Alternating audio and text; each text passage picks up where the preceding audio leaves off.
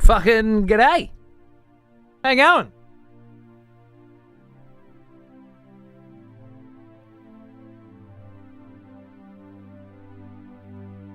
I'm ready. I'm here. I'm hip. I'm with it. Woo! Back in the fucking saddle, huh? What an interesting week I've had, let me tell you. Good morning, good morning. G'day, g'day. Look, listen to you go, Zephyr. What a legend. And good on your barkeep. Get into the vinyls, mate. It's the best collector. Best feeling collectible, I think, the video games industry has ever had to offer. I mean, everyone loves a steelbook and a statue. But nothing brings you back to those fucking memories of playing sweet-ass fucking video games like a vinyl does, let me tell you. Oh, I think that's good.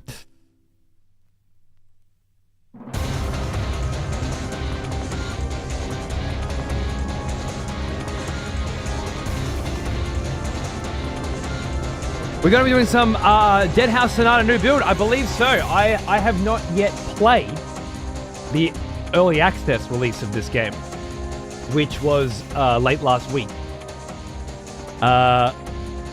So we'll be checking out the official early access launch. See what's different.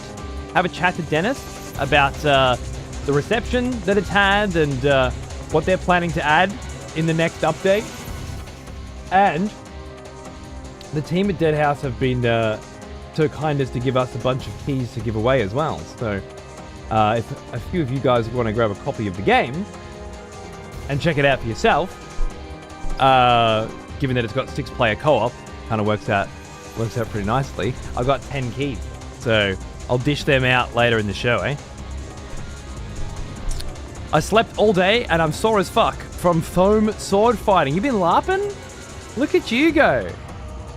I've still only really ever done one little LARP on a pirate ship at a PAX. Never had a chance to get into it properly. It always seemed fun.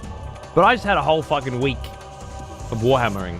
Not quite as much as I had planned because Arthur got really sick on Friday and we were in the hospital all day Saturday and 3 days of fever, which broke last night finally, and we all just slept for fucking 10 hours, which is great. Even when he woke up this morning at like 7, I just put him on top of me and he fell back asleep and we just both slept like that for another fucking 2 hours. But it's been a hell of a weekend, which ate into my my Warhammer time a bit. But he's better now, and I did get plenty of Warhammer throughout the week, so I'm feeling pretty good. I'm feeling pretty chuffed. Having my mate Mark come down was fucking amazing. And he left. He came having never really played any Warhammer at all, other than like a little skirmish with me years ago, and left having bought fucking $100 worth of dice and a whole fucking set of fucking Gretchen goblins and well, I'd like to think we've planted a seed that will soon grow. Mushroom seed, perhaps a spore, that will soon grow into an entire orc army with which to play Warhammer with in the future. Jam, what's going on, baby? How you doing, mate? Are we gonna play some co at some point? I'm free from today on. If you want to get some in this week, I'm down. Essentially, I did. And let me tell you, I still got it, brother. I am as good at dealing drugs today as I have ever been. Absolutely. Let's do it. Let's do it, mate. It's been too long since we had a hang. Host seems like a great opportunity to. Dawn of War Definitive Edition got a patch a couple weeks ago as well. More balance and stuff. It'll be fun to play some of that. Picking up a good mix of stuff at the moment. I have a few game soundtracks purchased. Loving it. Good on you, mate. Good on you. Beautiful. Dyack showing... Yeah, Dennis, apparently... Dennis hit me up to say that some people in his Discord wanted us to get together again and have a candid discussion about the implementation of microtransactions. Specifically requesting that we do it. Which is good, because I felt like I pushed maybe a little too hard with my, totalitarian one perspective view on the microtransaction implementation in video games last time. You know what I'm like, dog with a fucking bone. Sometimes I bite too hard. Sounds ominous. It's difficult for me to have a proper conversation about the implementation of microtransaction currencies in a fucking early access game, or in any game in general, because I do have such a no holds barred, no toleration policy for that kind of shit. I fucking hate it, and I'll never buy any of it, and I'll never let my kids buy any of it, and I'll never participate in it in any way at all. But if they're of the impression that I'm the right person to have that discussion, then we're gonna have it. Hello, how you going? Is that mail for me?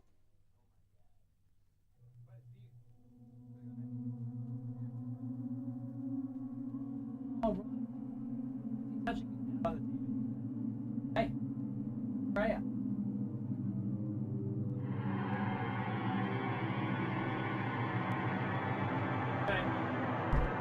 The camera battery. I hope this is a camera battery. I haven't had good luck buying camera batteries in the past. I always somehow end up getting the wrong battery. Even though I could swear I checked that I got the right one. This will allow us better Warhammer 40k camera action, I think. I even watched some Warhammer 40k on Saturday night. Once I'd gotten baby down for a bit. Conscripted new voters for the next execution. Wonderful. Thank you, Zeph, once again. Throwing out some delicious gift subs today. Very nice of you. Cheers. I wish I had the funds to buy cool shit like this. What's this? Warhammer related, so it gets a click. Ah! Ah! Ah! Oh, wait. You can't see anything. Why can't you see anything? That's good.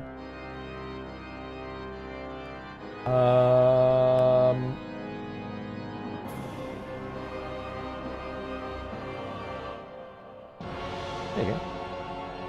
Because the computer fucking died on me and I had to disconnect every USB connection and restart it. I think it's a power draw issue or something. Maybe the power supply's finally gone. This PC is like fucking 11 years old or something. It's a workhorse. Bitch needs to be put out to pasture, but I'm just too attached. Also, PC parts are a little pricey. Look at that shit, yeah. So is this a Howl's Moving Castle? But instead of a castle, it's a battle tower? Fuck, great. Comes pre-painted? No, nothing ever comes pre-painted. What would be the point of getting it? You think this motherfucker wants it so that he can shoot people on the table with it? He doesn't even have enough money to buy it. And this is just one thing.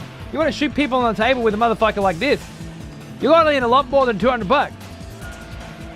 Of course it comes unpainted and unbuilt. You gotta build it, then you gotta paint it, and then maybe, just maybe, you get to play with it. I've only just arrived at the playing with it stage in my Warhammer journey. And let me tell you, good. Maybe you actually get to... You might even get to play and not even get to get it out, or it fucking disappears the second it gets on the field, you know?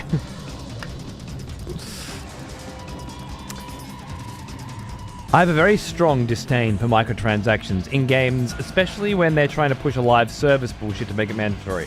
Yeah, I have similar feelings. That's a fucking Titan, is it? I haven't seen any Sigma stuff, really, other than my Nighthorns. But it looks pretty big. I didn't even know they had Titans in Sigma. I have seen the movie Mortal Engines, Quickshaft. It was below average, I felt. But, I didn't hate my time with it. Never actually got to use my my whirlwind. Yeah, you built it, painted, bought it, built it, painted it. Never got to build it. Yeah. I know, surprising Hugo Weaving fucking appearance, right? Love that. Is that final camera frozen as well? It fucking is.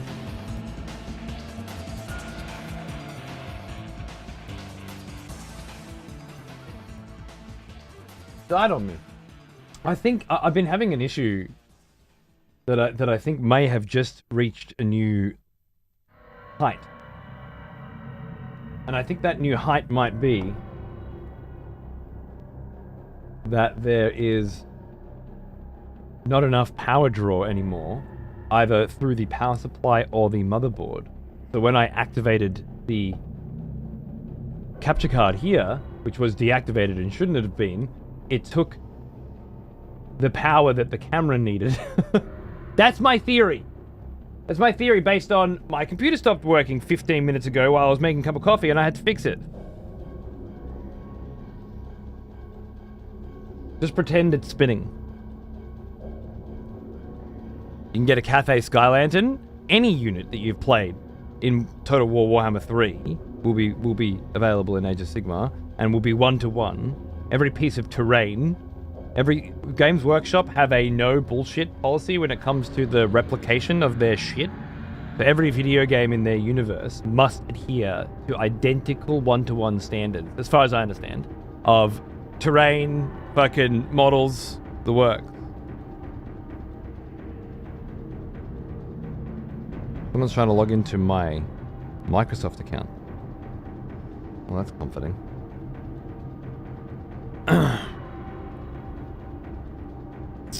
Nachos, what's going on, baby? Slack cunt. Glad the baby's okay. Thank you very much. Thank you very much. Yes, I know. I did say I was going to take some time off, and I did.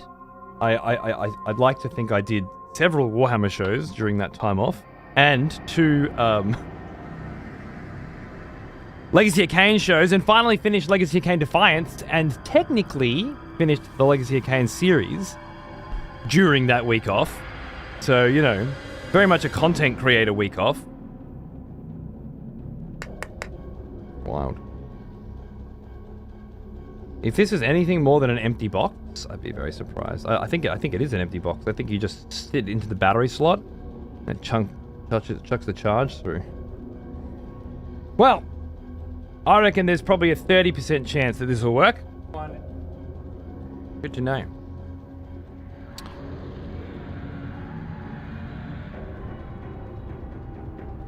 I especially hate pay-to-play. There are real-life vampires who will suck the money out of your bank account.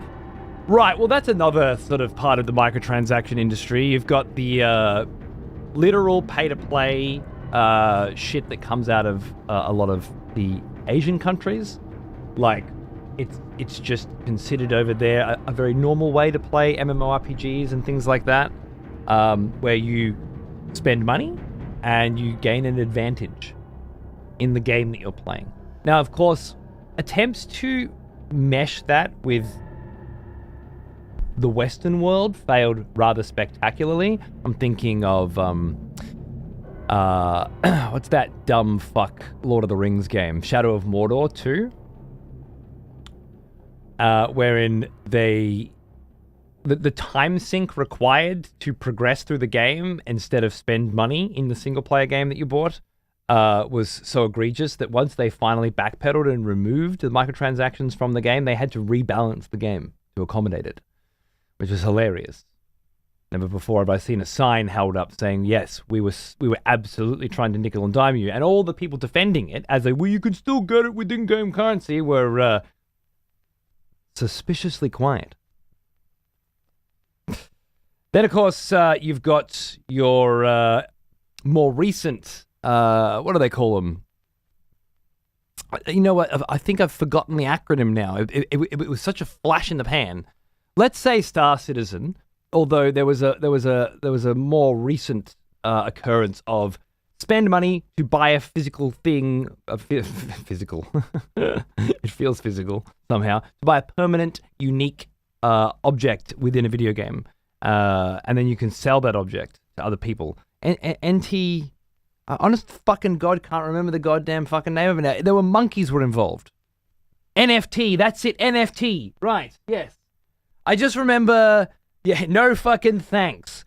That was a more recent pay-to-win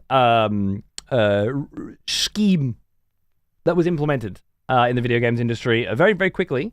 Disappeared. Only Star Citizen, to my knowledge, although there are now thousands of those games. And I know that because they send me emails asking me to fucking do sponsored gigs for them all the time. But the number one... I'm not fucking doing your shit.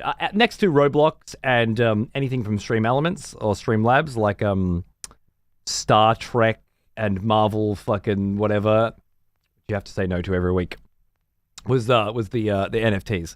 They were huge on it. But honestly, I don't ever really worry about those ones because they're all kind of dumb, and the only people that are gonna spend that kind of money are either really dumb people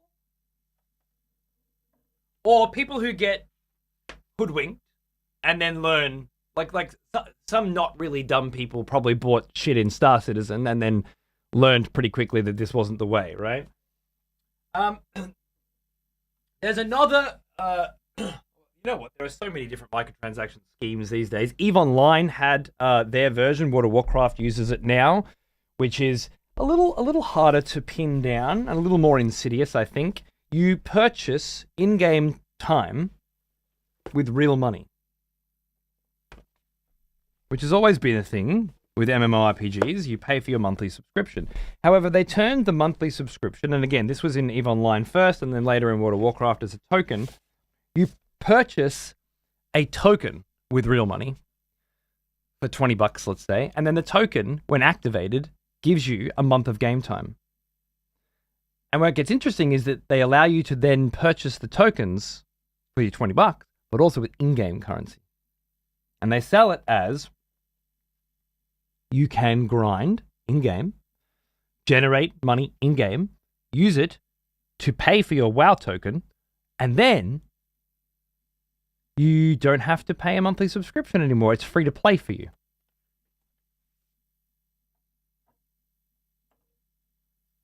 Which is, I mean, you know, interesting. It's called Plex. That's right.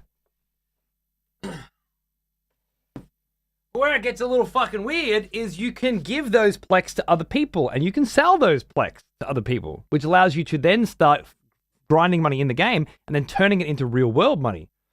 Grind 100 million fucking ISK and EVE, for example, and then you could pull out 100 US fucking bucks on that, right? By selling it to another player, something like that. And that created kind of a pay-to-win economy, wherein you could absolutely buy in-game currency.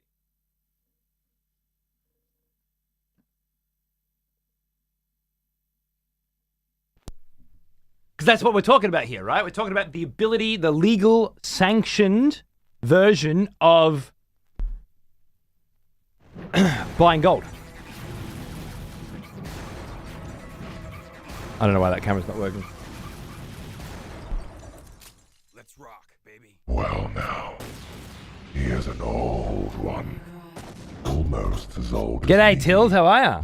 Good to see ya. What's going on? Thank you. The interesting thing with EVE specifically, unlike WoW, was that you can get killed in EVE and lose everything that you have on you at the time, right? In EVE, if your ship blows up, it's gone. You, as a pod, get reawakened. Actually, your pod will sit there in space, floating around your body. You get reawakened in a new body.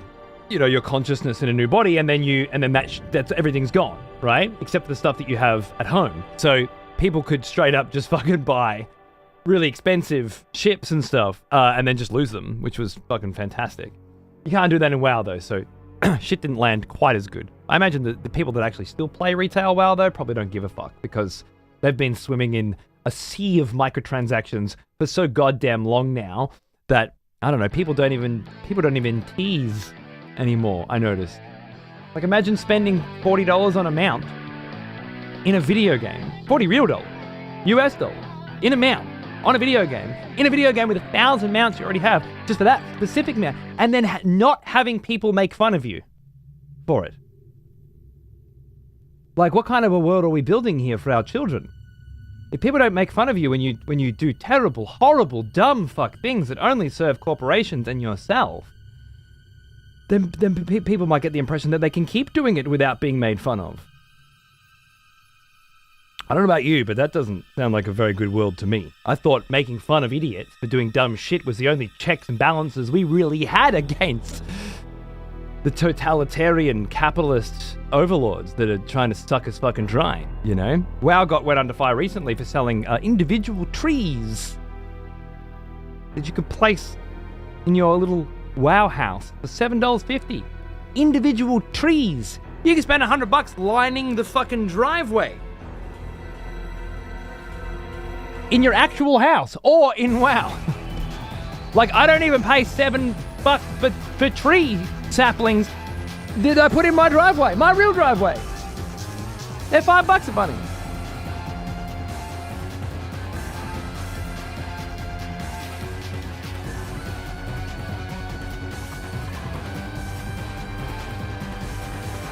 If you make fun of people in retail, you just get suspended anyway, and you can't /spit anymore. You really? They don't let you spit on people anymore either? Oh my god, that used to be the best way.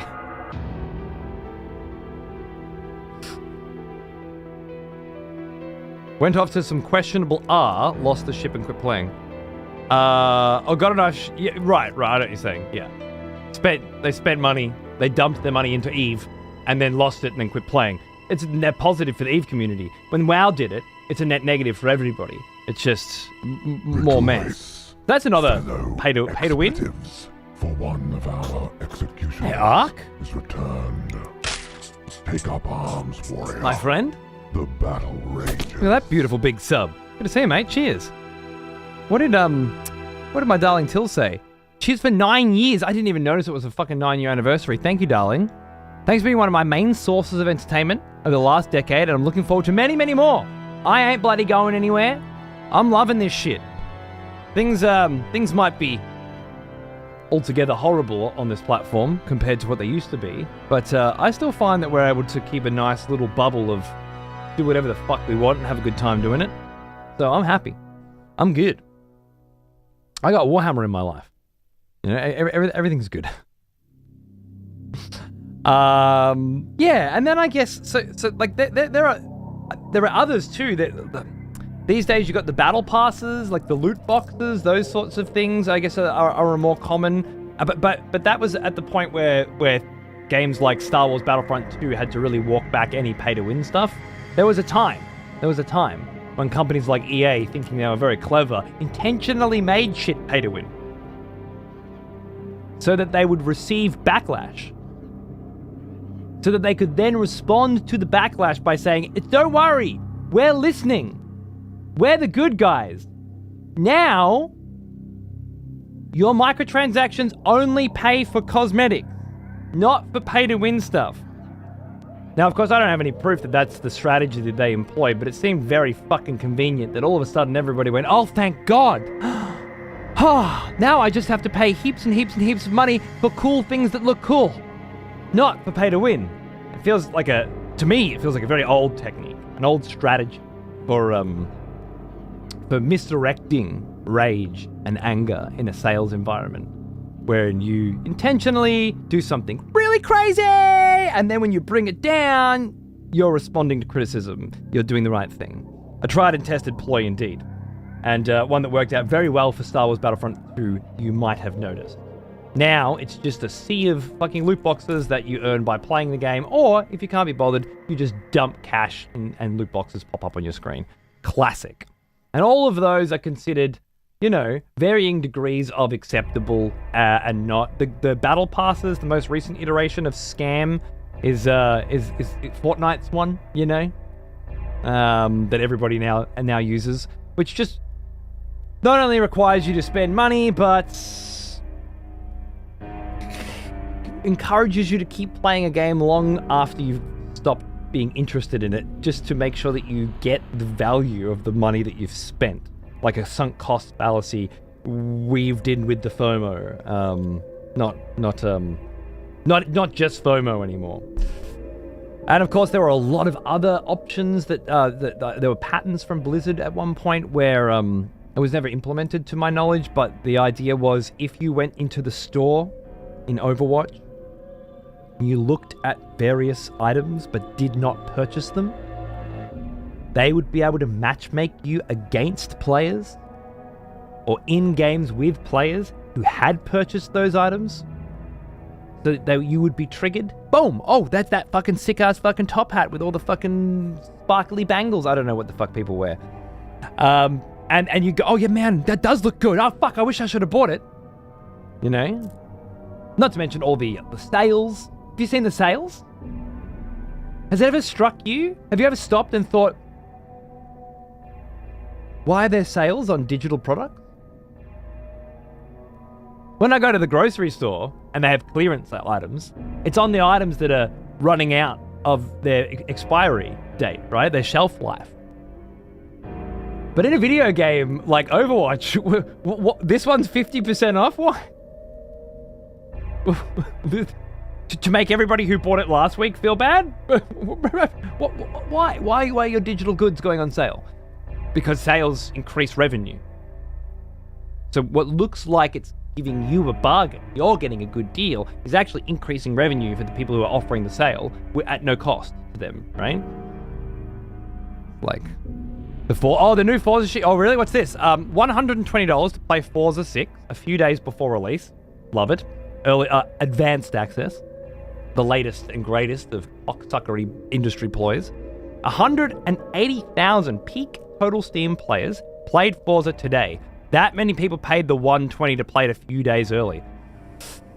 Yeah, how many of them do you think would admit to having paid it to play it early? And not, well, you got the season pass and all that other shit. And 120 USD is the normal price for video games now. What was it supposed to be 70? For us, it's what, 189? Oh, man. $189 in Australia to play it a few days early, huh?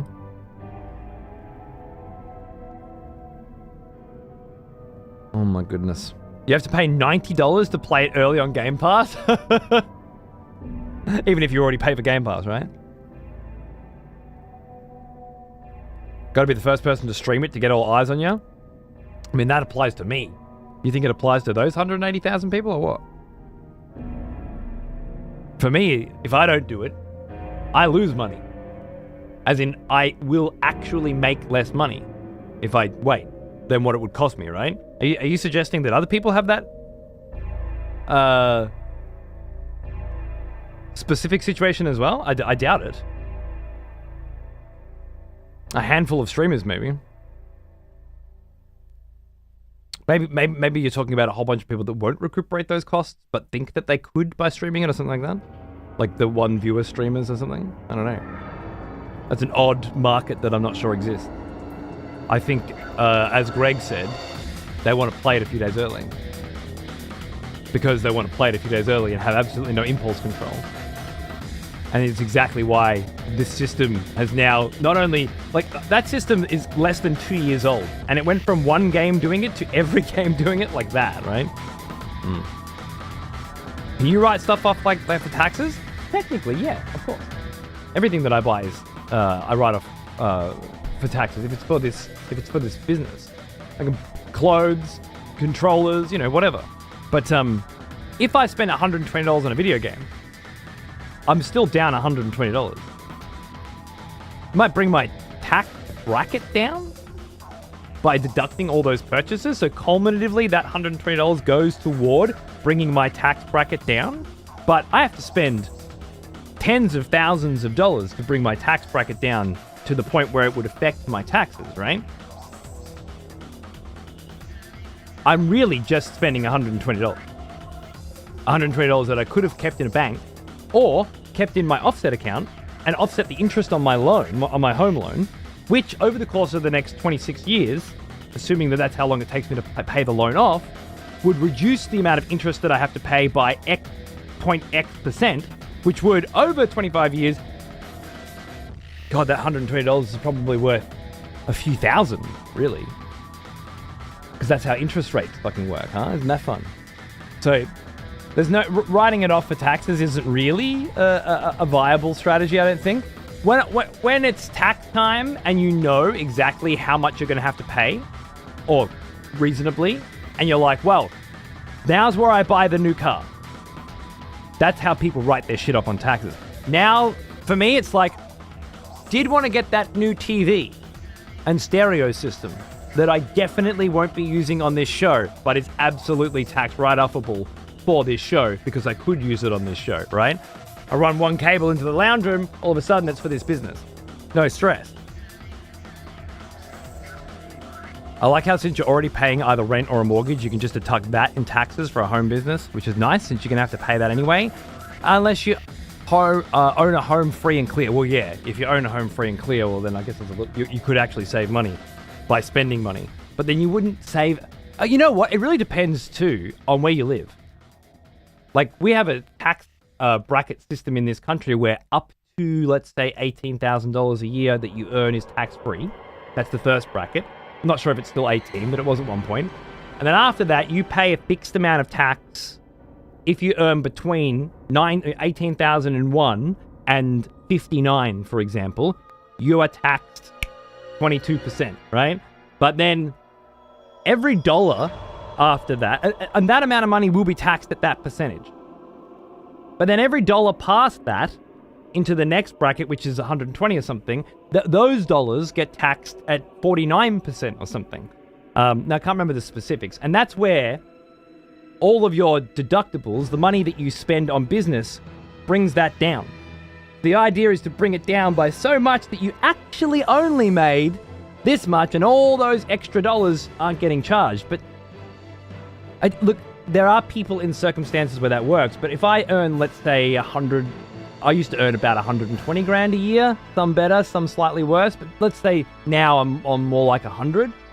I'd have to bring that down to by 50 grand. By half. before I started really saving money on it. So in my situation, so far as obviously I still have a lot of deductibles. All the vinyls are deductible, all the games I buy are deductible, etc. I'm still not specifically intentionally buying shit so that I can reduce my income. You ever heard of the Charity of Nachos Brohim? It's an awesome charity where guy gives you 95% of your donation back for the 5% which goes toward a good cause. Oh, I know that one. Yeah. So I give you 20 grand because that's what I need to bring my tax bracket down, and I donate it, so I don't have to pay tax on it. So it's a deductible, and then you give me most of that back, right? And then that's clever. That's clever. That'd be a really good way to cheat the system and the the tax-paying people out of their hard-earned money by abusing the fact that you have more of it.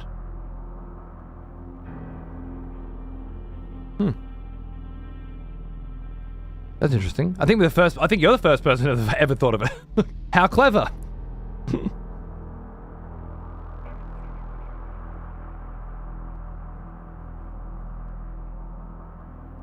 My video game streamer I've been doing well, you know what? My wife's my bookkeeper, and then she has an accountant that, you have to submit the books to once you're done. So I've learned everything I know through her.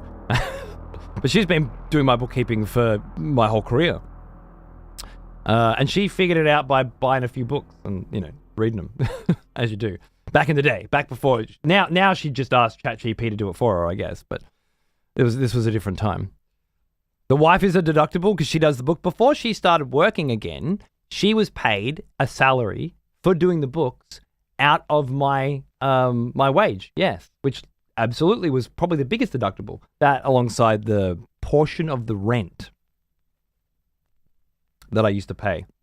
So a portion of the house when I used to rent was tax deductible. Funny story, it's not here. And I didn't know this one, which was great because that was a huge deductible. Obviously, if you say 50% of my rent plus my wife as a bookkeeper, all of a sudden now a lot of my fucking income is deductible. But today, since I bought a house 4 years ago, what I learned is, now I can't remember the specifics exactly, but if I were to deduct a portion from the home as a workspace, like I would with the rental, then when I sell this house, I would have to pay that back or some shit. Fuck, I can't actually remember now. Sorry, I may be misspeaking, but there was some significant reason which is lost on me. But because I own the home and would be working in the home, then that portion of the deductible tax would need to be paid back if I sell the house, but only if I sell the house. If I kept the house and retire in the house, then I wouldn't have to pay it back. Shall you claim all the work stuff from home, though? All the work stuff from home, though? What the fuck kind of sentence is that? What are you talking about? I can't pass that shit, man. Speak English. Or at least Australian. No, actually, don't speak Australian. That's what you're doing right now. It's just so... I mean, if you could read... I can't read what you say. I can't. It's too fucking jargony, man. Can you speak in the Kings, please, like the rest of it? Fucking Queenslanders, man. They think everybody speaks their fucking language. I'm sorry to tell you this, but you're a bogan cunt. Nobody knows what you're talking about except other bogan cunts. All right? Can you keep the house, buy another, rent that one out, rinse and repeat for deductibles? Well, yes. Obviously, that's how rich people stay rich in this country. But they're changing that. I think there's something's coming soon to fuck with negative gearing, to prevent people from using the additional homes that they loan as tax deductibles. I don't know if it'll actually happen, but the scuttlebutt in the policy market here in this country seems to be that you will no longer be able to claim additional homes as tax deductibles in this country. I don't know what the fuck that's going to do to the housing market. Yeah, a lot of cunts going to be selling a lot of fucking houses in a very short amount of time, methinks.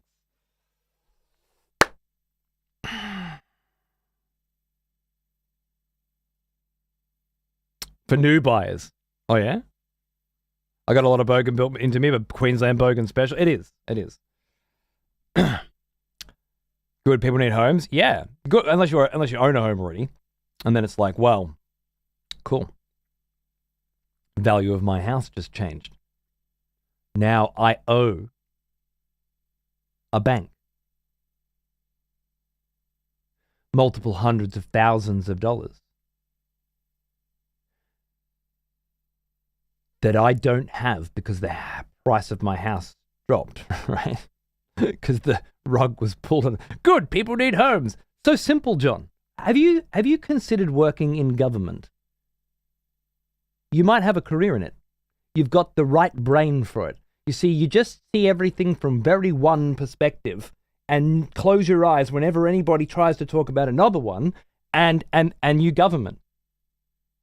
It's a very popular strategy. But if my house, which I bought for $600,000, $585, went down to 400, like it was, 7 years ago or 10 years ago, but I still owed more than that to the bank, and of course was being charged interest on that at, let's say, variable. Currently, I was on 3% when I bought this house fixed, and now I'm on 6.5 variable because it keeps going up. I would continue to have to pay interest on that loan. So let's say the 200,000 difference, give or take, which is not necessarily accurate because I happened to pay off a few $100,000 on my house like a fucking crazy motherfucker because I didn't want to get into exactly that situation. But normal motherfuckers who didn't have the means to be able to supercharge their fucking home loan over the course of 3 years by buying basically nothing else and paying everything they possibly could off the home loan probably would have put themselves in a situation where now they're a couple $100,000 in debt. But that couple $100,000 that they're in debt has a 6.5% interest charge on it, which is continuing to go up by 0.25 per fucking month at the moment. And who knows where it'll stop. Which means that $200,000 is actually, by the end of the 30-year loan that they still owe, is probably going to be more like 8, give or take. You got to do the math on these things, and trust me, it's a bit fucking hard. But my $600,000 home on the rate that I was on would be a $1.3 million payback by the time I'm done over the 30 years. But when you start working out this math, because 5%, 6% interest doesn't sound like a lot, but it is on large numbers over large periods of time and absolutely obscene amount of money. Now you're in a lot of debt for a long time, and all you did to accrue that debt was save up a shitload of money against all odds during an economic time where it's almost impossible to save, and most people are just living week to week. You saved up 20% of a home loan and used it to buy a house in the same way that your parents and their parents and their parents before them did. That's all you did, was do everything, you scrimp and save and survive long enough to actually get a fucking home. That's what could happen. What could happen. I doubt that it will, because people would go fucking crazy if they haven't already, but yeah. Best not to think about it. It's too depressing. Yeah.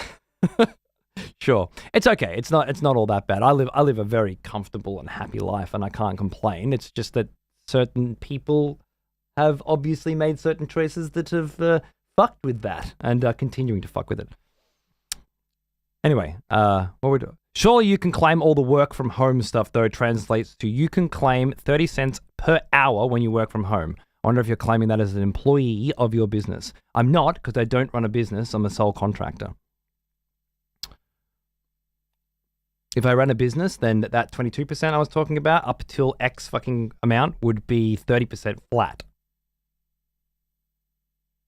And with the volatile industry that I work in, every accountant that I spoke to suggested that you stay sole trader until you're earning so much that you would pay less tax as a business, paying 30% flat, then you are likely to, in a year, at paying 22% on this much, and then 49% on this much, deduced by this much.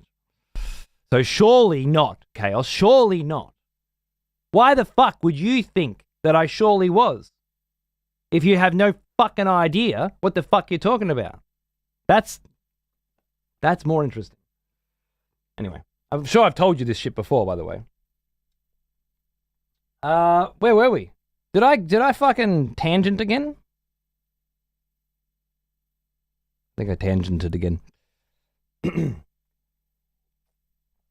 Poor Mr. Denis Dyack, probably just sitting there like, what the fuck is going on?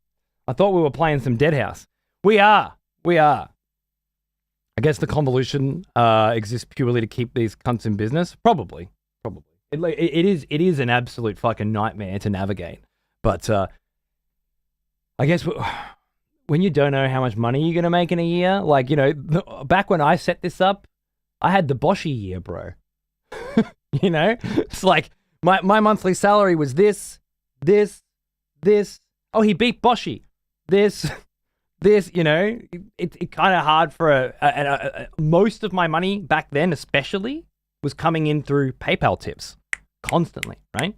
Which my wife loved because she did the bookkeeping. And every single individual tiny microtransaction payment that was sent to me via a tip had to go through. These days, it's all subs and gift subs, which are all, you know, put into one big fucking chunk, and the occasional tip. But oh my goodness, I'd like credit for causing that tangent. How could you do this to me, Tara? You know how easy I am to set off. That was like 12 years ago. Yeah. But we're on year 14 now. Year 14. So, you know, things have changed over the years. But we were talking about microtransactions, and we were talking about the different flavors of pay to win and cosmetic only microtransactions. And we were talking about the flavor of the current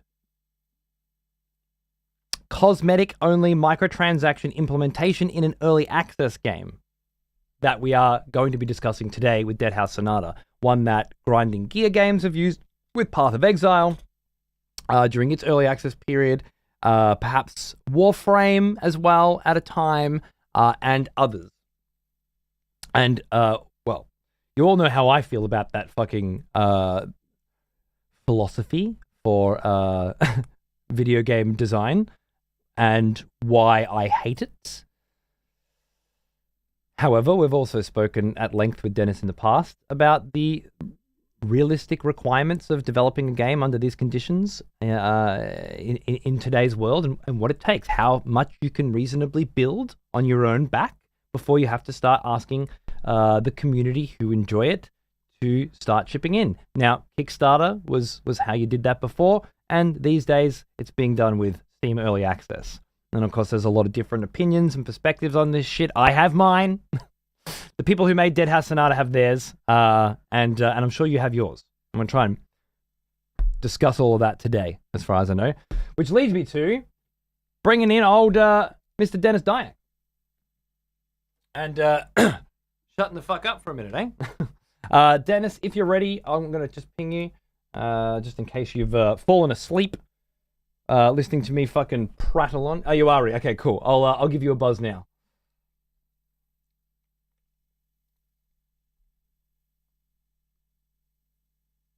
Can you hear me?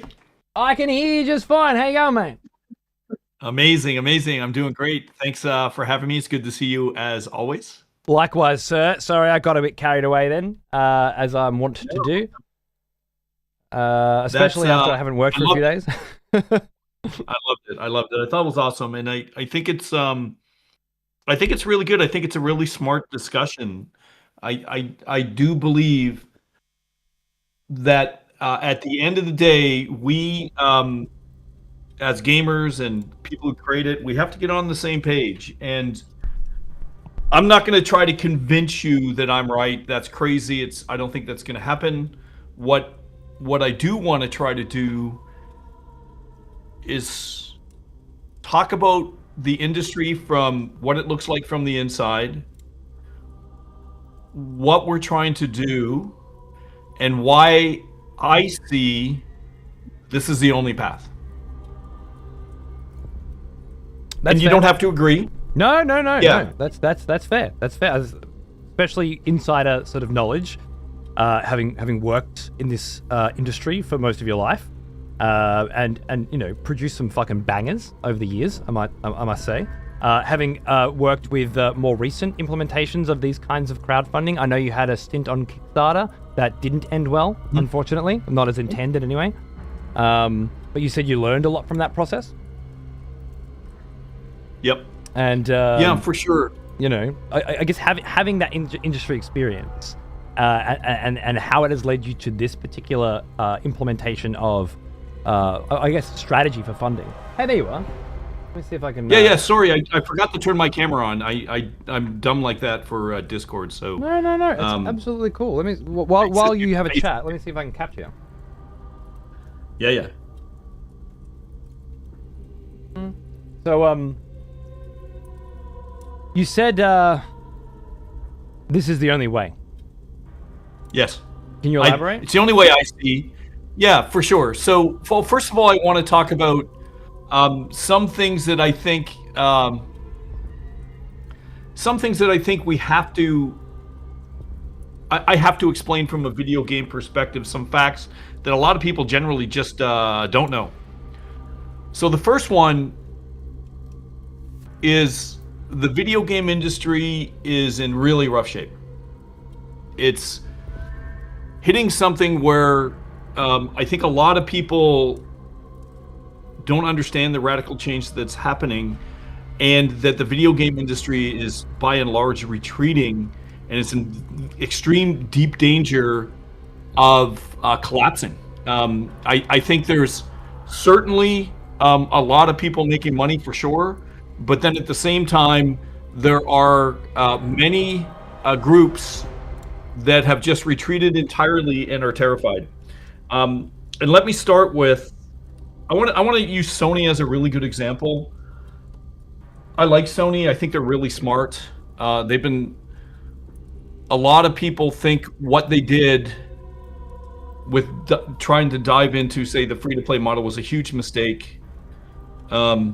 With Concord and shit? Or you mean the live service stuff? Oh, yeah. Yeah, with all their live service stuff. Mm-hmm. And I don't think that that's true. What I think happened is they picked really bad games. Okay. You know, and don't know how else to say it. Okay. So the quality of the live service implementation is only as good as the quality of the game that you attach it to. That's right. And I would say there's all kinds of business models in video games, and I am not going to disagree with anything you said about what I would call a plague of abuse on society from people who are using predatory monetary practices. That's awful. I'm not going to defend that. I know you're a gamer, so I know you live through the same shit that we live through as well. You're not sitting on your gilded throne looking down on everybody. You play the same games we do. You feel the same temptations to want and be a part of things as we do, and you likely have to resist those urges, knowing that giving into them isn't always the good for the industry. You know, even if you do want that cool fucking thing, maybe it's too expensive. Yeah, maybe $5 for this jacket's okay, but $40 is ridiculous. Blizzard, go fuck yourselves, right? Like, you feel the same shit we do. So I do appreciate your perspective on that. Oh yeah, there's been horrible abuses of it for sure. But let me explain some things that a lot of people don't realize. When you're making a game in industry, say a traditional video game, when you do a sequel, the chances of it being more successful than the previous product, if the first one was a hit, is low. By the time you get to the third one, it's lower. And by the time you get to the fifth or sixth one, there's like a handful of games that have been able to do that. Everything else is The Land Before Time died off. Learned that lesson when I was, when I was 5 years old. Yeah. Yeah, it's the same with Disney films, is my point, and Don Bluth films by extension. Initially the IP success, it is a guaranteed thing. If you have a huge IP, the second time you sell it, you don't have to really work so hard. You will sell on name alone, but that ship fucking sails away very quickly. That's right. Especially if the quality is shithouse, and oftentimes it is. Yeah, and so if you're looking at all these, like say Sony as an example, or us, if you want to build something long term, that model is pretty doomed. No matter what you do, you've seen it play out in Hollywood, you've seen it play out in other medias, and so then you look at, well, what's the other alternative in the normal model that we see? Live service. And well, live service is one, but the other thing you could do in the premium space is say, well, let's all create original games every time. Oh, well, okay, sure. Good luck getting a publisher on board for that. Like, well, good luck even trying to do that at all. And ironically, for me, all of my games have pretty much. I haven't really done a sequel. I've tried a couple times, but at the end of the day, every game I've made has been completely different, and I actually excel at that. So few people do what I do.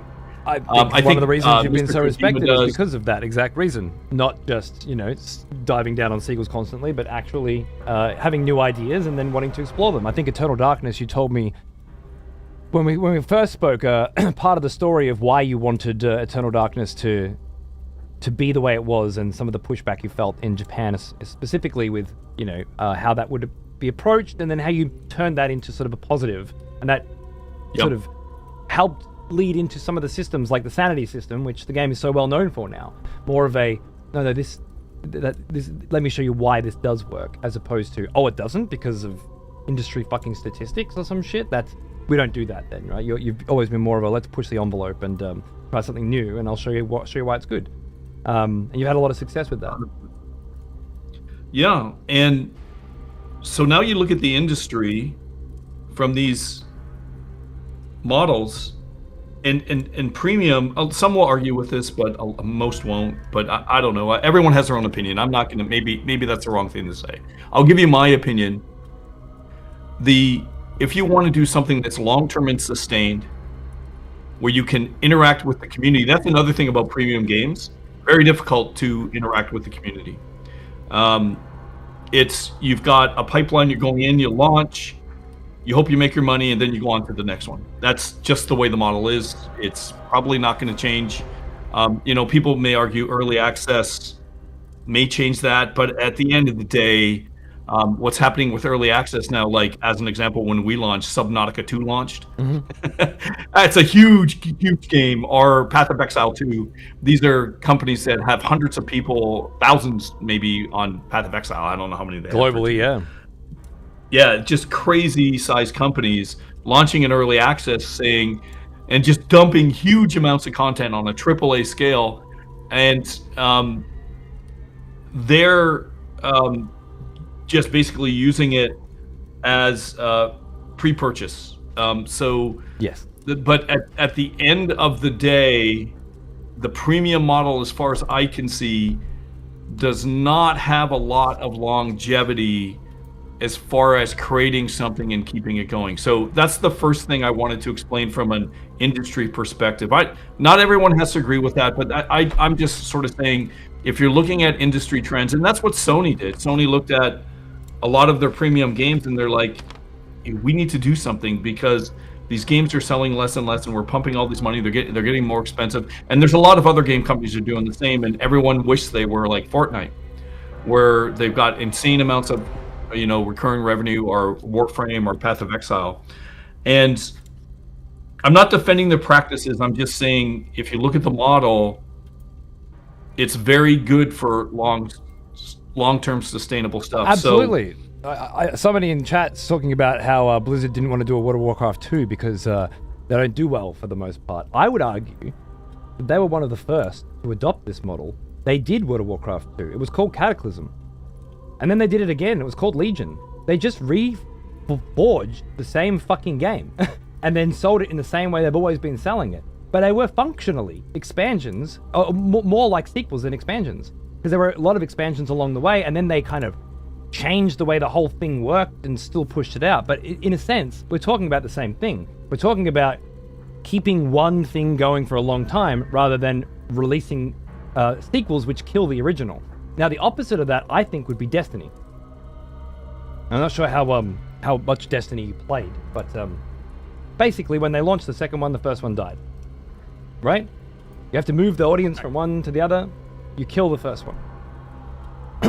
That's correct. Can you hear me? I just switched mics. Can you hear me me with this? No, it's shit out. Which mic did you Okay. Did you switch from the webcam mic or? Yeah.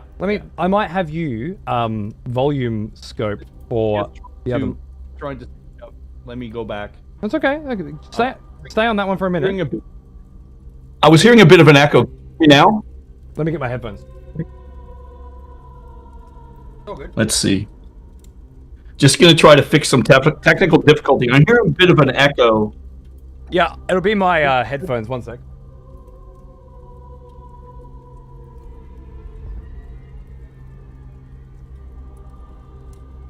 Test.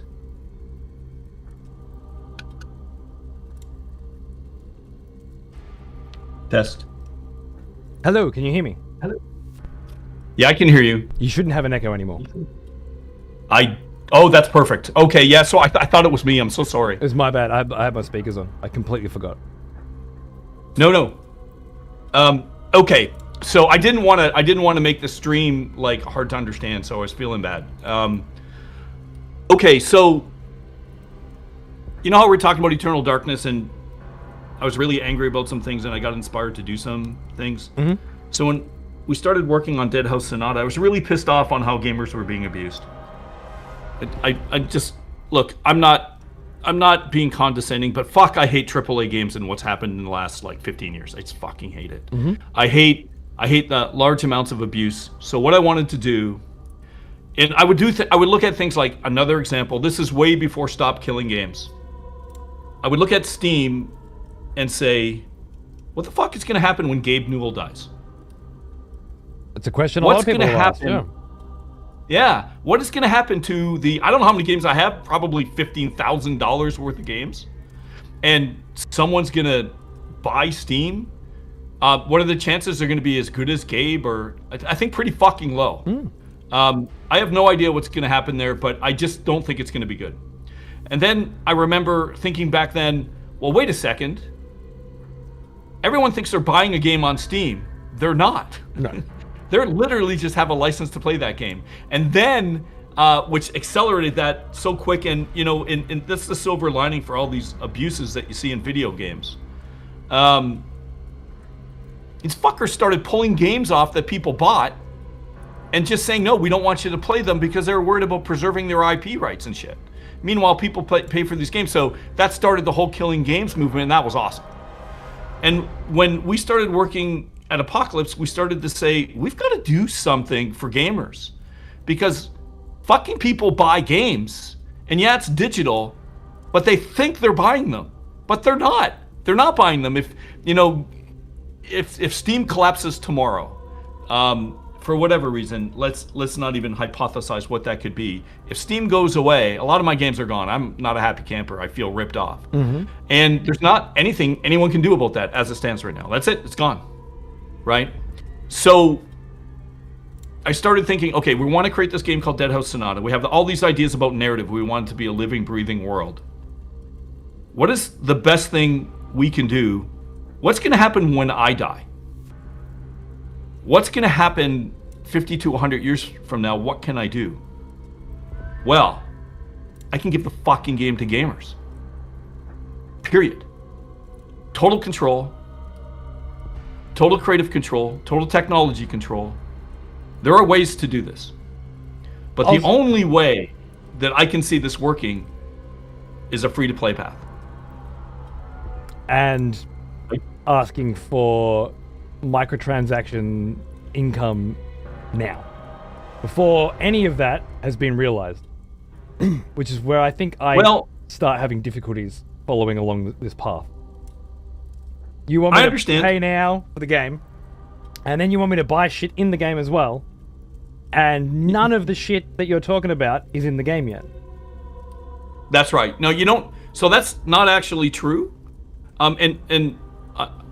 Then I'll be devil's advocate for you today, all right? Yeah, absolutely, 100%. So we're doing what I would call a ethical monetary policy, where all of the content that you get, anything that's mandatory to play, any expansions, whatever, you never have to pay. Period. Cool. And so in early access, it's like $20. It's not a lot, and we're just trying to, you know, obviously, like everyone else that does free-to-play early access, we're trying to generate some revenue. But at the end of the day, the free-to-play model is pay if you want, but you don't have to pay. You don't have to buy anything if you don't want to. There's going to be all kinds of cool shit. You'll be able to enjoy everything else, But we're doing some other things as well. We're creating content where we're saying to you, you'll be able to leave a history. You'll be able to do things and leave a mark. None of that requires microtransactions at any level. And I guess from that standpoint, now there are people that don't share the same views that you do, and will say, fuck, I want to buy that hat, or I want to buy this, I want to support the developers, or whatever it may be, or they have just tons of money, they just don't give a fuck, and they want to have... Those people ruin video games for me, and the ones that I'm in. They fundamentally change how it feels to earn and play in those worlds, which is where I have an issue with them, and I just want to make that clear. If they can get that shit without having to work for it, my experience is significantly altered. The argument they seem to make is that what they do doesn't affect me, but that's total bullshit. The games that I play, where everybody has a level playing field and everybody has to work the same amount to get what they want, you see people wearing things in those games, and you know they fucking had to do something for it, right? And it's a huge fucking part of the future of your game that I think is probably, in my opinion, the most appealing. The most appealing part of the whole game. I love the evolving narrative. I love the never expiring world. I love giving it to the players. But more than that, I love the idea that all the drops, the gameplay mechanics fundamentally are based around an astral clock, and that there are, as you said yourself, thousands of data points, which is to say thousands of different ways in which you can earn unique gear and loot in the game by figuring out when and why and how things happen. That's the exciting part of the game for me. The microtransactions interfere with that. Now, I'm not saying that that my perspectives are right and theirs is wrong or whatever. I'm just saying that they do interfere with each other. There is an issue there. Them being able to buy shit fucks with my ability to be able to earn shit. It changes the feel of the world. And that's a perspective you're definitely going to hear from other people as well, because people have I fucking hate microtransactions, I hate free-to-play games perspective, and it's going to come out a lot. So, oh, trust me, we've heard it already, man. I'm sure you have. I am not. I am not. Just to be clear, I'm not going to argue with you on those things. I think that's a fair perspective, and but let me try to explain a few more things. Please. I mean to interrupt you. I can't find my fucking pen, by the way, so I can't write down thoughts. So I'm just going to have to spurt them out as they happen. And total conversation, 100%, no problem. I think this is a good conversation for a lot of people to think about. And for what we want to do, if after I'm done, and I'll say to you, okay, this is what I want to do. Like, let's think about, well, what's a path that we could take still to achieve those goals? But let me explain a few more things first. Go for it. There's never been a game that I know so far, and it could be there, but I don't think so, where by playing the game you're generating value that goes beyond statistics in weapons and pickups, like +5 armor and shit or whatever for your loot, right? It hasn't happened. That's the problem. So it's cosmetic. That's the value that you've been selling. It's cosmetic. It's that my fucking shit looks like my werewolf is covered in blood because I got it during a blood moon, right? That you're saying. No, I get it. No, but I'm saying to you, but the loot that you pick up, let's forget about the cosmetics for a second. Even in the game, so say there's no cosmetics. But the loot is cosmetic. They are intrinsic. Loot has been cosmetic since fucking day one in video games, right? You pick up a fucking sword, you see your character holding that sword, bam. Correct. I'm not disagreeing. I'm agreeing with you. Okay. So, however, that's been the end of it, correct? So that cosmetic thing, they're going to make it look physically cool or whatever, and it's going to have +10 fire instead of +1 steel damage or whatever. Sure. Right? That's the difference of you grinding. So let's take the traditional cosmetic idea out and just say that's been, as far as I know, World of Warcraft, Path of Exile, Diablo, they're all the same. Right? It's all about statistics, loot, and look, right? It's got a cosmetic element, it's got a gameplay element, and that's all there is, correct? And more recently, the cosmetic element can be changed for a fee to look different, so that you can have the stats you want with the look you want. That's the more recent implementation that I fucking hate, but the world has spoken. It's called transmogs and people love it. It's in. So For sure. People love it. So and game companies love it too because they can monetize. Absolutely. The greatest trick the devil ever fucking pulled, shit, let me tell you. I love the quote. See, that's why I'm definitely not going to try to say I don't want to argue with you on. I can only try to share it with my perspective because look, and I appreciate you doing so candidly. All right, I'm a kind of a wall when it comes to this, so you beating yourself against it is appreciated. But we're doing it because people want to hear both sides of this perspective before they make a 100%. Decision. So let's let 100%. So. Within Deadhaus, and we've got a long way to go, okay? We're super small fucking team. We're saying what we want to do with the Celestial Clock, with your history, all the things you're doing. We want to take a new element. You can call it memory, you can call it experience, but we want to put it in to the system so you leave an imprint on the game. So I've always, when I meet people, like, dude, I remember the first time I came on your stream, I was super nervous. I was like, I don't know if this is going to go well. Fuck, I have no idea. That was like one of the best streams I've ever been on. I'll never forget that now for the rest of my life. I just enjoyed it so much. I was like, I've never done a 5-hour stream before. That was fucking awesome. I loved it too, man. That's why we've done fucking 5 of them now. It was great. You always be very honest with your perspective. And that's all I really give a fuck about. Genuinity, you know? That's all you can be, right? It's memories. It's positive memories. When we take photos of our families, when we do things that are so memorable. I could tell you what I loved about EverQuest so long ago, where I played 10 years of EVE Online. You were talking about EVE Online earlier, and the concept I've got memories of those games. I was there. Go ahead. Quotation. I was there. I was there when this statue fell. I was there when this battle took place. I was there when that boss died. That's the memory you're talking about, right? Because that's you were right. there, you remember it, which means that the world now has a living timeline, a procession of events that took place over real years that people have real memories of. That's the persistent world, and it's absolutely the hardest video game genre to crack into, apparently, and also the coolest. I love a lot of different genres of video games, but none have ever made me feel as as an MMO has. Like those are the ones where I was making bad decisions in my real life because I needed to make better ones in my video games. You know, I don't want to call it addictive because all games are addictive in that way, but meaningful memories that compete with real world memories.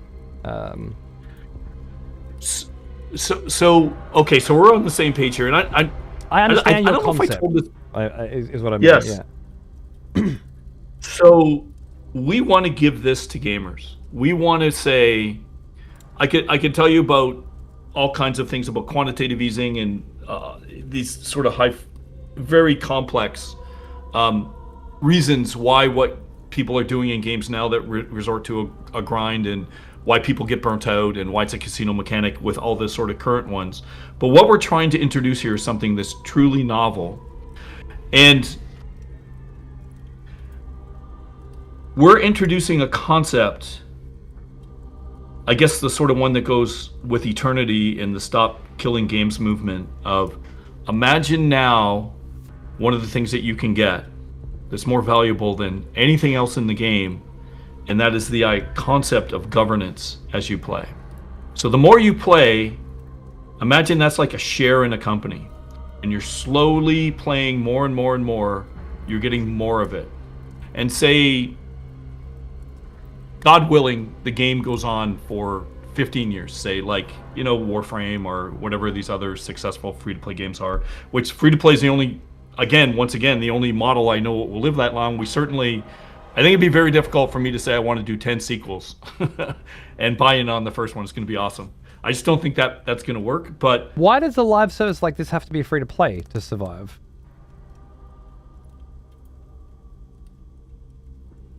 Why? Because otherwise you'll be making sequels. And if you're making sequels, because people only pay for it once, if it's going to survive for 10 years, you're not going to continue. The way that premium games work is they sell like 90%, or maybe 90 to 80% of their total sales usually within the first year. Definitely, which is why within Path of Exile 2 went with this wonderful new pay for early access for a free-to-play game scenario. I don't remember that being done before. Certainly not at scale like they have, but it was successful. Totally.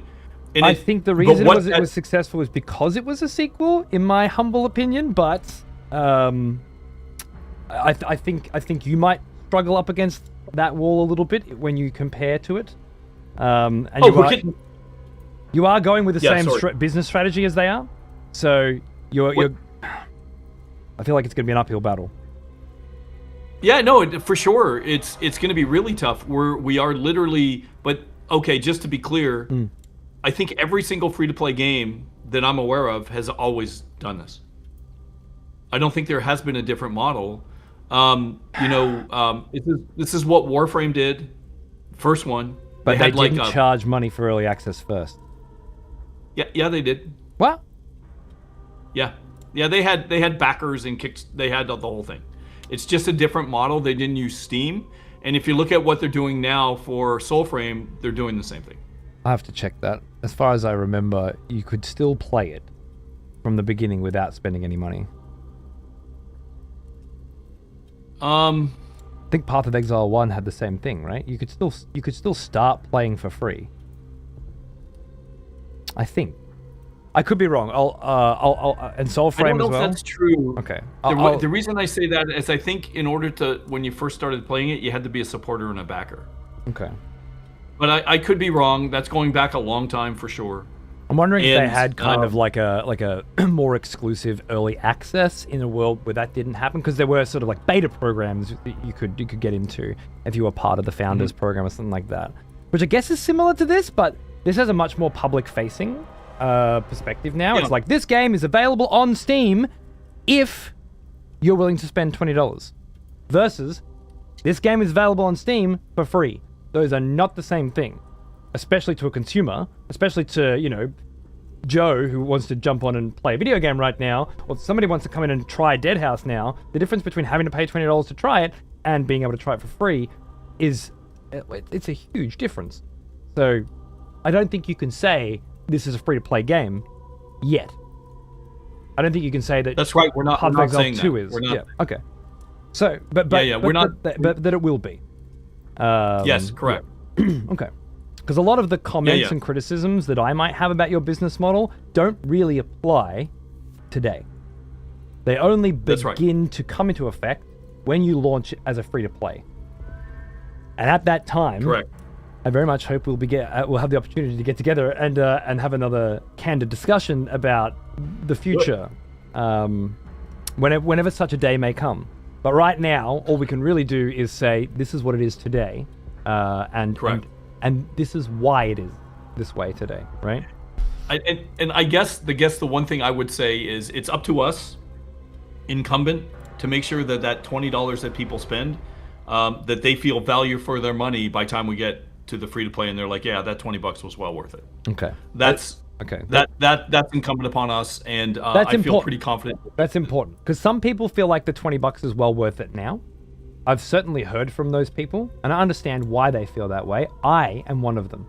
I'm not going to buy any fucking microtransactions. I'm not interested in that shit. But $20 to buy into an idea that I get to watch grow, whether or not I influence it and input it with feedback and Discord discussions, what early access truly is all about is getting it on the ground floor and watching something grow or being a part of it grow. And I absolutely am willing to spend $20 to do that. I don't do it for many games. This one grabbed me in particular with promises of the future, not with what there is currently. I do enjoy what is there currently, and I think you've got a good gameplay loop. I think grinding out the few scenarios that are there to equip a bunch of cool different abilities and then implement those abilities using the tarot system is all really fun, and I've been able to play it for a lot longer than I thought I would. And I think some people have felt that way as well. But I also wouldn't begrudge anybody that said, you know what? I hope by the time you get to early access, I want to spend $20 as well. I won't need to at that point, but I hope that the people who get to that point look back and say that was $20 well spent. Because really what I got was the chance to get in early, make my mark at the beginning, and perhaps even encourage and change the way that that the game develops throughout that period.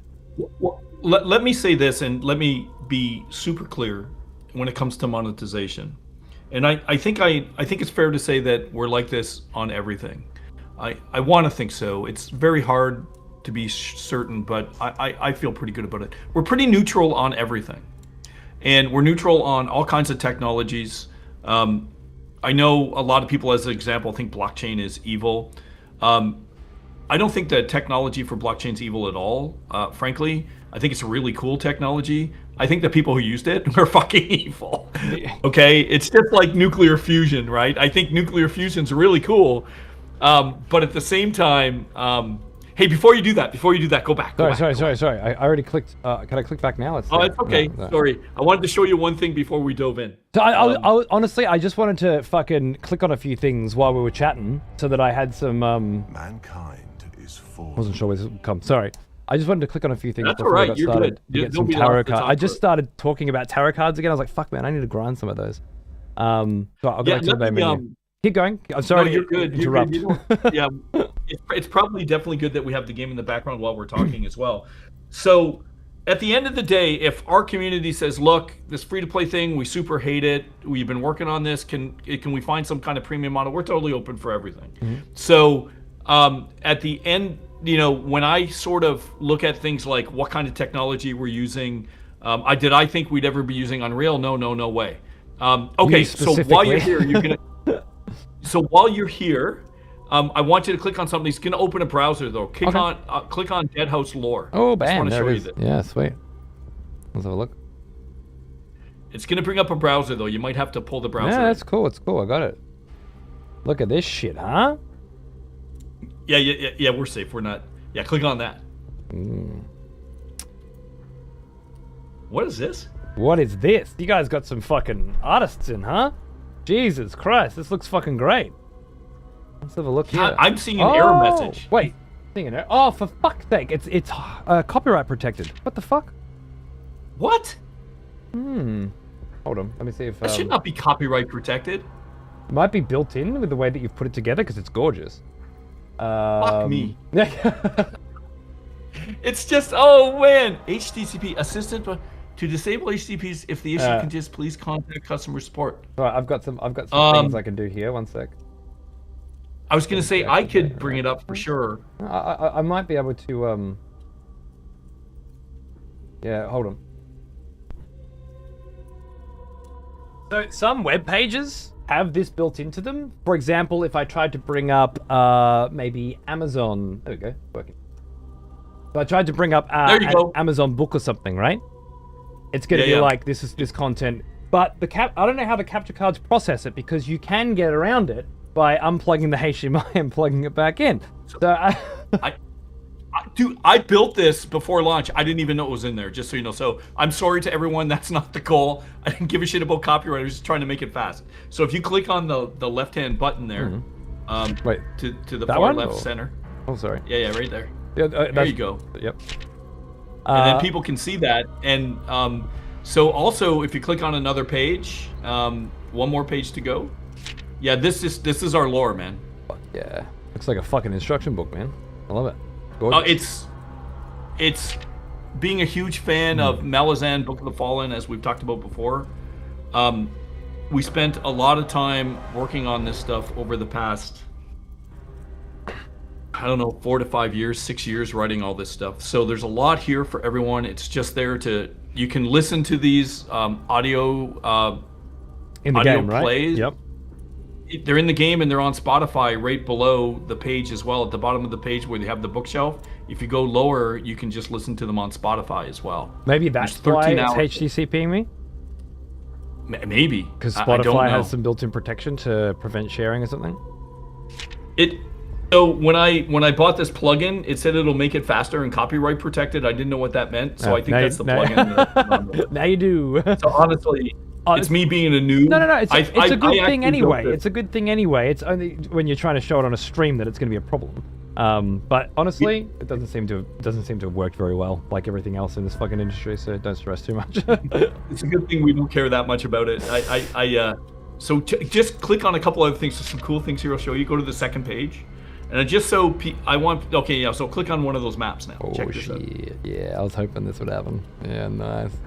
Malorum. Oh, it's got a little okay. So there's definitely a lot of work gone into this shit, man.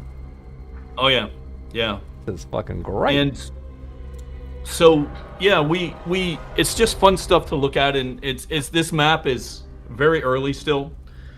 It's gorgeous. And people are going to be able to explore it. This so imagine increases the interest in spending $20 on a fucking early access game that feels like an alpha. I haven't played it since last time, but it still feels like an alpha, right? Which a lot of the pushback is absolutely going to be around that idea, particularly because there are microtransactions in it as well. That certainly sweetens the shit cake that is that offering a little bit, in my opinion. But when you see shit like this, you see actual quality. Like a lot of fucking work poured in over a lot of years into building up something that's lasting. I think that's the big sell here, is that there is this isn't just a few assets thrown into an Unreal Engine. There's a lot of depth here from people with a lot of industry experience, and a real proper game here. But you're trying to fund it, so yeah, we're doing our best, and we're really trying to provide value for money. Is the only way I can say it. And we want to create something that people care about. We care about it ourselves. And so we put this lore page up, I guess on launch. And so there's a lot here. The people who are, there's a bug there. My apologies. Right. No, it's fine. It's fine. And the third book, there's all kinds of stuff in here. Yeah, as this goes on, the third book is over 200 pages, man. That's how big it is. That one's insane. And it completes the Grand Inquisitor cycle. So it's got a very early beginning, starts off really small, and then by the time you get to the end of this, it is very, very detailed. Yeah, you can see how there is my... there's one reason never to use Roman numerals when you're using page numbers. That was look at that. It went from cool to completely illegible. I love it. CXXVIII. Yeah, that chapter was fucking sick, bro. Yeah. So the next ones we're gonna work on a fourth season soon, and we have professional voice actors do all this stuff, and yeah, dude, it's massive, right? And yeah, so here you can see. That's the that there is a watcher, and gorgeous. That's, I need to actually read some of it to get a good feel for the writing. But having played your other works, I imagine the writing is going to be pretty fucking good. I'm very happy with what we've done so far. I think it's very consistent. Dare I say, maybe a little better than our previous work. We put a lot of thought into it. I don't know, it's going to be in the eye of the beholder, and I think that hopefully people will like it. Like the Watcher there is from the House Imperium house, which is essentially the House of Angels. And there's 8 other houses. We start exploring them in this series to give people a good background on what we're building. And there's all that's one of the future forms of vampires, sort of a zombie dragon, undead dragon kind of thing. It's gonna be super cool. Now we're talking. You remember we were talking about the bat in the werebat and the sort of werewolf. Yeah. Gonna be one of those forms. It's gonna be another. We know your version of a power fantasy fox. We've seen it before. I can't imagine just how much further you want to take it. It's whoever's drawing these needs a raise. Well, I think that's why they're trying to fund it, so they get one. Yeah, it's let me, here's the thing, let's talk about funding for an independent company. There isn't any. And I thought when I first started the company, I thought we'd take a traditional publishing model, or we'd find an investor, one or the other. But there's been so many crashes, COVID, industry crashes, and Fucking economy. Yeah, it's just shit. It's shit, right? It's been so bad. So we're self-funding this. I'm essentially funding it, frankly. We got a little bit of investment a long time ago, but that's long gone. And the bottom line is we're hoping that people like what they see. We hope they think it's worth $20. And time will tell, I guess. We launched the same day as Subnautica 2, so that was kind of a black hole and sucked the oxygen out of the room. But that we hope shit over happens time every fucking day in the industry now, though. You got to try to find a spot on the calendar where some big fucking fish isn't landing. Good luck. Not to mention, you guys have more of an uphill battle than most, because you're trying to compete really with these really large AAA experiences, when the only independent successes on Steam these days are much smaller scale models usually. Yeah. What was that? Vampire Survivors is obviously a story of success out of shit. Yeah. And I don't really want to talk about it. I know why it was successful. However, they released another game. Vampire. Got it. Fucking was it Crawlers? Is that the one? Vampire Crawlers? Yeah, Vampire Crawler. Right. That's right. Yep, that's Yeah. And like the games like this are successful because they can build them really fucking quickly. They can get them going really quickly, and they can get some cash back on them really quickly, and then they can use it to start funding the next project really quickly. Now, the cunt who made this first one has 60-odd games behind him, right? Most of them gambling games. And obviously, working at a company that makes gambling games, was making enough money that he could fund the first one. Vampire Survivors, I'm sure, made up the large portion of the funding for Crawlers. And Crawlers will likely make up the large portion of the funding for whatever the fuck happens next, right? That's the business model that works for small, independent, self-funded developers, companies on Steam.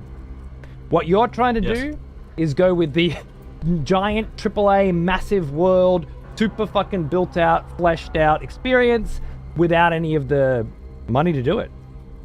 So you got to rely on the early access process to generate those funds, right? We're certainly trying, and it's kind of like with it's kind of like with some of our really early titles. The bottom line is we're trying to do as much as we can. We have a vision, and hopefully people will see it. And it is interesting because we're getting criticized for things that are really tough for us, right? Like people will say, well, the animations are clunky. I'm the animator. And I'm not a professional animator. I wish we had enough money to hire one, and we would. And if we do well enough, we'll bring on those animators. And, a lot of people don't know this. Warframe, those guys were really close to us. They're about an hour and a half away in London, Ontario. I'm in Ontario, Canada. And, when they launched Warframe, they did not do well at first. And there was a while where it was pretty like, I don't know if these guys are going to make it. And they did make it. And then they've gone from, I think at the time when they launched Warframe, I think they were like 30 or 40 people, 35 people. They were really small. And then it hit. And now I don't know how many they are. They're bought by Tencent now. They're pretty large. They're 500 or 600 people. And I hope you guys make it there, because when people look back on what was there years before, they'll look at shit like this and go, fuck. Look at this huge, rich depth, this history. I just doubt too many motherfuckers are going to give a shit about it now. When they've been asked to spend $20 on what is currently available in the game. And to that end, I ask you now, what's next in the immediate future for Deadhaus Sonata? What's the next patch going to have in it? Oh, for sure. So, out of the gate, we're doing some optimizations. We put in a bunch of new stuff. The game's running really slow. Had a lot of complaints from people. This is way too slow. So we sort of had... Just to catch me up, for the early access release of the game, since I last played it, you added a lot more shit, and that shit has slowed the game down? Yeah. Okay. What sort of shit are we talking about here? Oh, you'll see all the effects in the game. So yeah, if you join, I'll walk you through it, and then Alright. we can play some co-op afterwards and stuff. Yeah, just go ahead and play, and I think you're gonna jump. Yeah, you're probably gonna jump right into Where we were last time, or back at the beginning? It's basically the tutorial. So I don't know if you remember, we talked about what did we learn from sort of the Steam Next Fest and stuff. Well, no one really understood the tarot card system. They certainly didn't understand the celestial clock. So we thought we would make a tutorial to sort of walk people through it. Right. And I think you started to see the early versions of that last time we talked. I did. So I did, and I had a couple of points of feedback, specifically regarding. If you're going to cross water, do so by leaps and bounds, or as a cloud careful. of mist. That's gonna But hurt. don't tread through it lest your legs melt off. Will they melt off? Yep. Nice. You might die. You're gonna die. That's what happens when I do. So we're gonna put obviously more. They're gonna make it Steam. Steam's gonna come off to obviously Sure. say like you're gonna die. Don't stay in the water and stuff. But vampires don't do well in running water. So like at that point where that voice was coming up, in the bottom center of the screen, press space to jump. That's what needs to be there. Because you can't just have the audio telling you what to do. Your prey approaches. Fair enough. And just so you know, just Show me what maybe it's you just me. I can't must. hear the audio, but at the same time, I think that's because I'm on Discord, right? So I think everyone else can hear it. They can hear it, yeah. If you want to, I can share it with you so you can hear it as well. No. Are you No, sure? it's probably better that you don't. Yeah. Okay. Yeah. Because you'll get it in real time if I share it with you Focus as on well. Your call. prey. Track It may echo, and there's a delay, and just I have to played this pause a the million stream. times. Okay. It's up to you. I Yeah, can make it no work if you want. It won't take long. But if this is working, that's okay. This is good. This is good. I just wanted to make. I was more worried about the audience than myself. So you've got one more guy to kill before this gate opens. Right. And I think these gates weren't here last time. They were weren't. more like They weren't. mechanical gates. So, so the first thing we're gonna do now is we're gonna drop an optimization pass to make it faster. We need to do that. We had a lot of complaints, people saying, "Hey, I've got a really powerful machine, and it's running really slow." So frame we're rate gonna is it optimize that right away. And then we've actually, how's your frame rate? Is it okay? Let's see. Yeah, 45, 40 on a 4090. It's certainly not optimized. But Yeah, I wouldn't it's- expect we're it gonna to fix be, that. but that's fine. We got a lot of shit for early access. People were saying this is not optimized. It's just So a common we're thing, like okay. the demo, not optimized. So you spend 3 months optimizing it, you get it to a good state. Sick. Early access, not optimized. What the fuck happened? Why do we? I know what happened, because I know what video game dev looks like. But if you don't, it just seems like you're taking 1 step forward, 2 step back, which is, well, Yeah. You have acquired. the Well, we're gonna common drop- concern there is why These release it into towers early grant you access if it's not great ready? powers. You may use this one because to you reach don't greater know. heights. You don't know it's not ready. How the fuck can you not so- know? Blur. The world So slows this plays to really my good sight on so my that machine rain and all of our hangs dev like machines. silver Wait, what do you say really and good? What curtains FPS are you winds getting? across the sky like burning vines. So I'm getting like way over 60. Oops.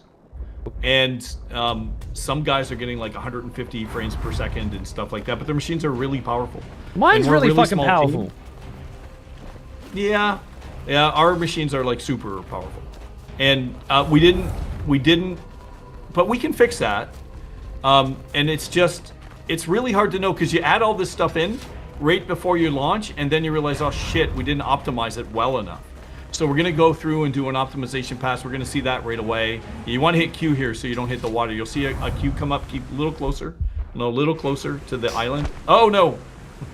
I just want to show you what the people who you sold this game to are going to be doing. All right, this is what they're going to be getting. No. Okay. So here's one of the funniest things we put in this tutorial to help people understand the systems, and then we were told by a lot of people that no one can get through the tutorial. So we heard. I ourselves fucking more than we told you told. this last time. You did, and we put tutorials in the tutorials. Though you'll see it here. It's hilarious. This is part of the launch. This is what happens. So when you see this stuff, you'll see tutorials inside the tutorials coming up.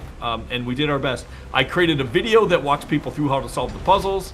People were still getting stuck and saying, "We don't get this. I don't understand this celestial clock shit." You see when you see that queue come up, when you look at that island, you want to hit it. It's Right there. it's that it comes up at the wrong place first in front of you. Yeah. Where it's not supposed to. It's so hard to get these little visual cues right, which is why I said write it on the fucking screen so you don't have to. But if you're adamant about not having it say press Q to dash on the screen and press space to jump, then this will also We work. have that. We have that in some places, and we're going to add more in. Okay. So when you get here, you'll see your comments were taken into account. See this? Oh yeah. We're walking everyone through it now. Yes. Press to equip the minor arcana. Beautiful. Oh, there you go, lovely. Fuck yeah. Tab to equip, tab to unequip. That's perfect. Thank you. Excellent. And so we did even more than this.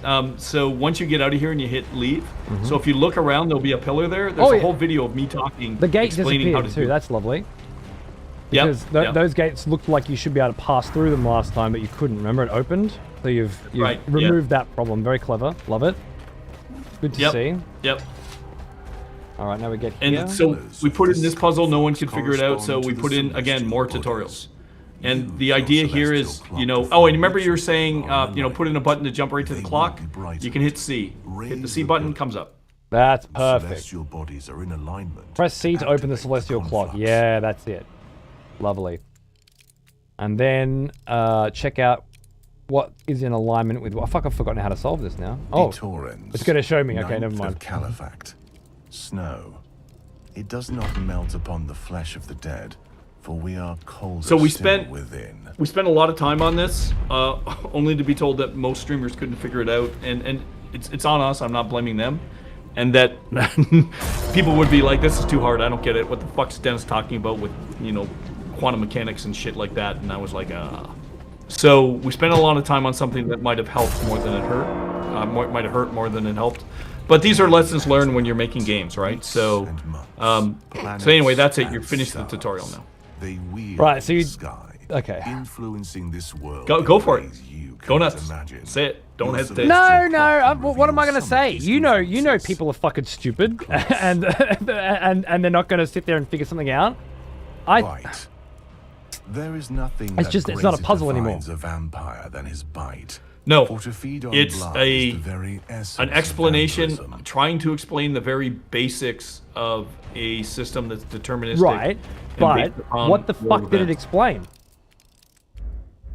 You know what it explained, don't you? Press G when you approach the obelisk. That's what it explained. Before, it explained how a celestial clock works with alignment, because you had to figure it out in order to understand it. Now, it explained press G. That's what it explained. But of course, if people get stuck on it and don't figure it out, well, then it didn't explain anything either. So I feel like you've gone way too far in one direction. And I hope that's a quick fix temporarily, so that my moron fucking compatriots in this terrible content creation industry can succeed in progressing. And I hope that you'll come back at some point and rework the presentation of this so that even idiots can figure it out. Because there is a way, and it's not highlight the obelisk. There is a way. It's just probably going to take a lot more time.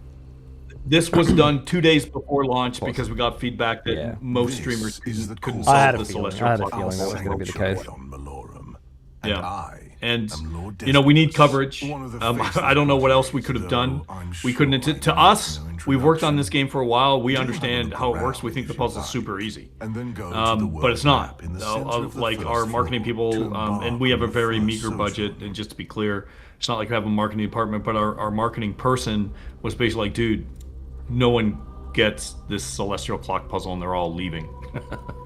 And we got to get them to cover it, and they don't want to do this on stream because they don't want to look bad in front of the people they're streaming with, right? Well, yeah, So- that's another part of this ridiculous fucking industry I've found myself a part of. De Torres, 9th of Califax. But Mort- I know those same people will solve puzzles on their stream that are hard if the value is there, right? And it's really hard to get that value. Like if it's a fucking Resident Evil puzzle, then it's funny that they couldn't solve it. But when it's an early access alpha fucking puzzle, it's like, well, I'm not the problem.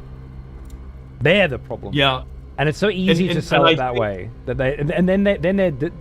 they're protected, right, from looking like a fucking moron because it's not their fault. But with Resident Evil, they can't they look like a moron, so they have to sit there and figure it out because it's Resident Evil, right? Well, yeah, and I think there's a whole perspective. I guess perspective is the wrong word. There is a bunch of peer pressure if the game is successful that they better figure out how to solve the puzzle because everyone else can. Yeah, exactly. Whereas, That's right. when you're a game in early access like us and you present a puzzle like that so soon, like a lot of people just want to take it out now. We spent all this time putting it in, and everyone's like, "Take it out." The whole just let fucking them play. games industry has been heading toward, like, God of War is my favorite example because it was a puzzle-focused action game for so many years, and then they just realized at some point people don't like being called dumb. So take the parts out that make them feel dumb, and they're more likely to keep playing it. Now, of course, back in the day, you didn't have to do that. Because on the fucking Atari, if you felt dumb, well, you got angry, turned it off, and then come back tomorrow. Because what else were you going to fucking do? Not play Atari? Of course you're going to play it, you know? You had to keep playing. Yeah. Now, obviously, I grew up in that world, so I like games that test me critically. But not everybody does. And with 5 billion... I've got kids. They ain't going to fucking sit there not being able to solve a puzzle. They're either going to Google it, or they're going to give up and play something else because they have a billion other choices and they don't want to sit there and not figure things out. I have to force it. I have to make them, you know? So, like, I understand the idea. I just feel like there has to be a middle ground where, like, this puzzle isn't designed to make you feel like an idiot who can't solve puzzles. It's designed to teach you how the effect that the astral clock has on the world. All right? That's what its function is. So there has to be a way in which it can both teach you how the clock works and give you that lovely little, I'm a good boy, I solved the puzzle, snack in my mouth, pat on the head that everybody likes. If you can somehow find that, like, both, then we're onto something. But right now, it's teaching you that G interacts with objects. And that's functionally a failure of what it is trying to be, right? I think so, and I don't disagree with that. I strongly agree with it. The real question, and we had long discussions about this. We're gonna have more discussions about it in the future, I'm sure. If you want to do something that's truly novel and original, like say this loot system and the celestial clock and all the things we were talking about earlier, I'm sure we'll over time be able to create a better tutorial. That's the best we could do at the time in 2 days before launch, when we thought we were helping, we're hearing that no one can get through it. You better fix it faster. This is why I keep coming back to, why did you drop the early access now instead of once you tightened these things up? Like, I feel like we live in a world of you get one chance to make a good first impression. I feel like you know that. So yeah, what was the thought process? We have to? Well, we thought it was okay. We had no idea that people wouldn't be able to get through the celestial puzzle at all. And like we literally tried to create something that we thought would help, and it didn't. And what we quickly learned is that people who were enjoying the game before didn't understand the celestial clock at all. Maybe it's better just to let them play for a long time till eventually they figure it out. Maybe months, who knows? But putting it there is too early of a stopper, so we had to fix it and pull it out. That's fair. It doesn't actually influence the game in any significant way at the moment anyway, even though later it will probably be the most influential part of the experience. In that, like, everything you do is tied to what's happening on this clock. So maybe for now it's not a big deal, but later on, it's just, for me, it's my most favoritist part, you know, of this beautiful game. I've seen things like you showing me the weather fucking changing and shit in real time, and all these cool things that a person who's just coming in for the first time, especially one who just spent $20, hasn't seen. And they're not going to be as forgiving and encouraging as I am. So, nor would you expect them to be. Sure.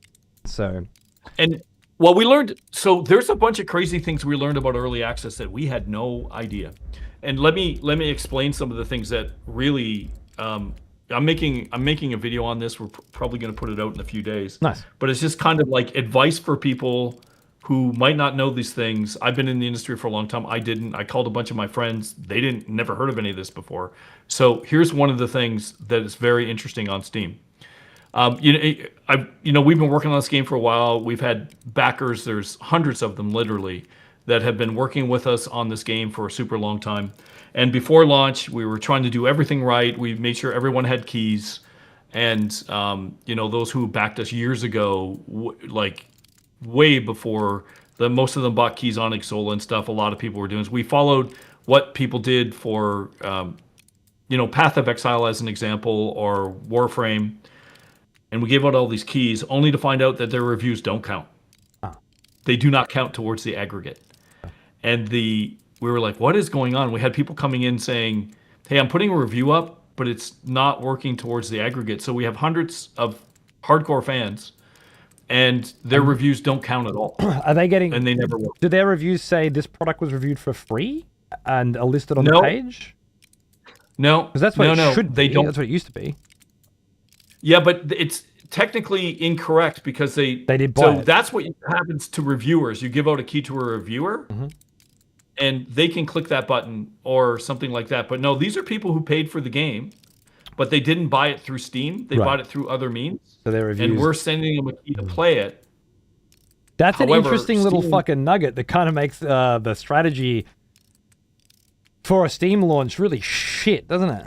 If you've done it this way anyway. Really fucking shit for us, I'll tell you that, because it demoralized our community. Yeah. These guys that have been, like, you got Varric, I think, who's still in here, or you have all these hardcore, you've got Meta who's in here, hardcore people that know the game inside and out, like it, have contributed to it. Their review doesn't mean shit compared to someone who doesn't understand the Celestial Clock, or maybe doesn't like me because I said something like 20 years ago or something. Who knows what? Yeah, right? Absolutely. The reviews are a fucking farce on Steam anyway, but they're also one of the most reliable metrics that people use to purchase products, myself included, even though I hate them, because it's usually just some fuckhead saying, you need to add this to the game, you need to change this, like they're using it as their personal one-to-one communications device with developers, not a review. When the forums are there, I hate it, but I do also find myself victim, like, when a new game comes out, what are the Steam reviews? If it's very negative, I'm like,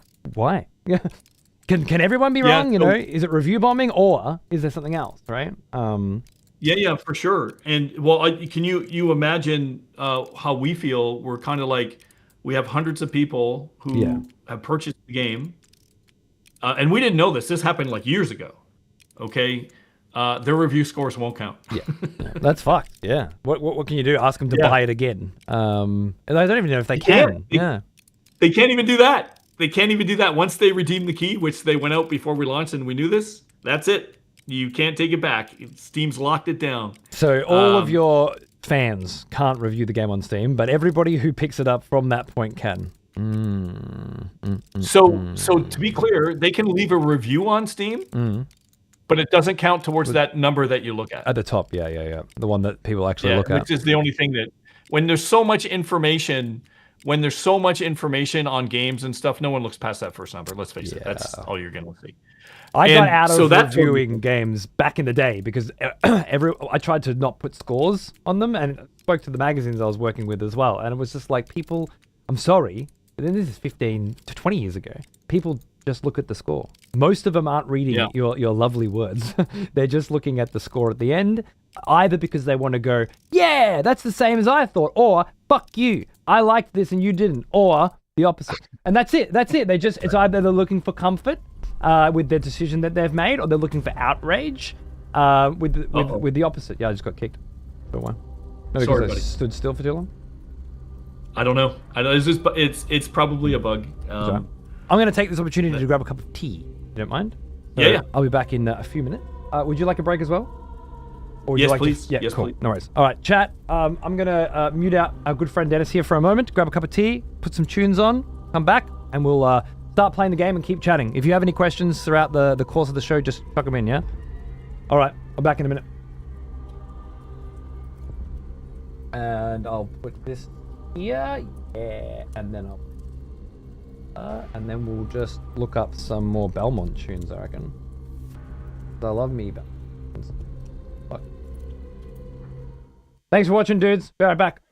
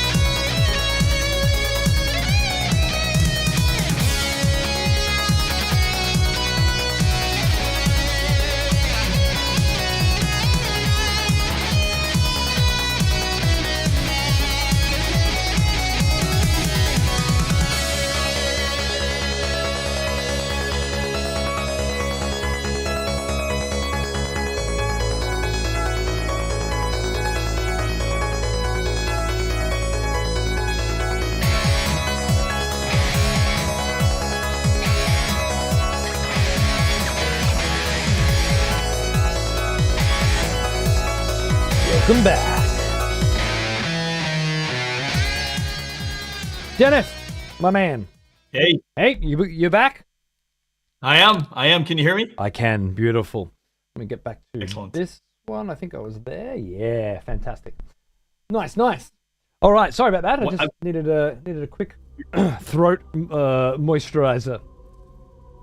I can ramble on too much. Oh, hey, you got it. Hey, I did. Oh my goodness, it's gorgeous. Amazing. I almost forgot, and I wanted to show these. You got the 3 of them? Yeah, I've got all 3. Oh, yeah, they're next on my list. I'm telling. I keep buying Warhammer shit, but like a core rulebook for $109. But just let me tell you, I'm coming for those fucking Memories of Light. That's still my favorite. I think, still my favorite. I think it's my favorite in the series, but there is another one, and I know you're moving towards it. Dust of Dreams. Holy is that shit! That's 8, 9, or fucking 10? good. It's 9. Okay. Number 9. Okay. Because I know when we first met, I'm pretty sure I was on book 7. Which I still am, but I'm like at the end now. And oh my god, it's the last few nights. I've had a very sick baby, so I've been reading in the hospital and reading bits here and there.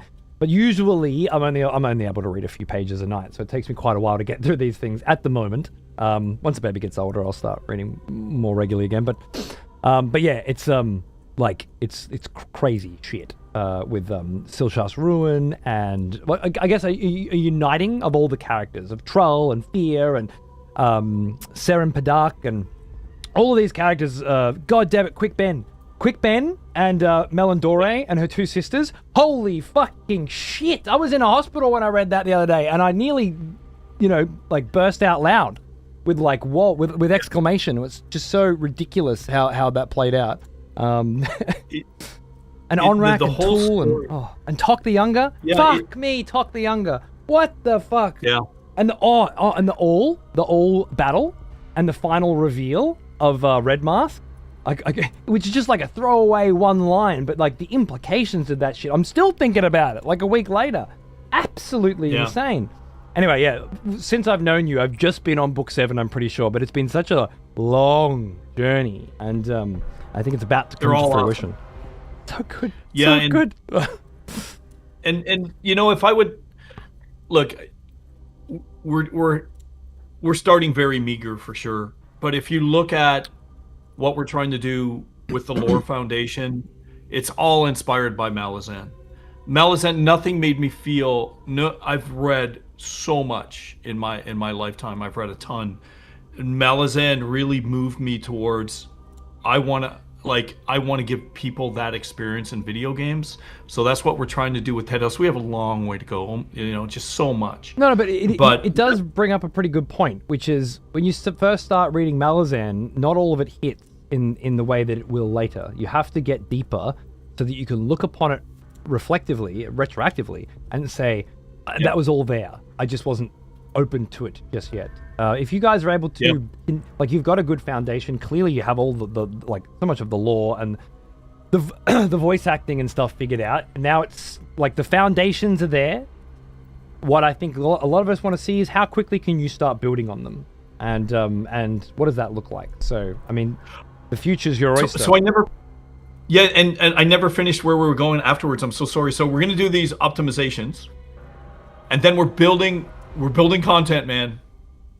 We're building new areas, bringing in new enemies, more tarot cards, forms. The shit that the punters want to see, the meat and veg. Eventually, they'll look back on all that other shit that was already there and say, "How fucking cool was that?" I just don't think many of them are going to be able to appreciate it right now. We're early. We're early for sure, and we're a true definition of early access. We're not coming in with 80 hours of gameplay and 25 bosses. I said that the first day. This is actual early access, and you can't compare. The early access banner just has so much breadth these days. But this is the I don't do this for many games. I only do it for the occasional one that I do genuinely feel like I can be a part of it and grow with it. Yeah. Because you can't do it with too many games and expect to be able to have some focus. So you're certainly looking at a niche audience here, but that. Yeah. For now, anyway. Yeah, no, I totally agree with that. And the we go even further. I think we talked about this before. The whole definition of what indie is.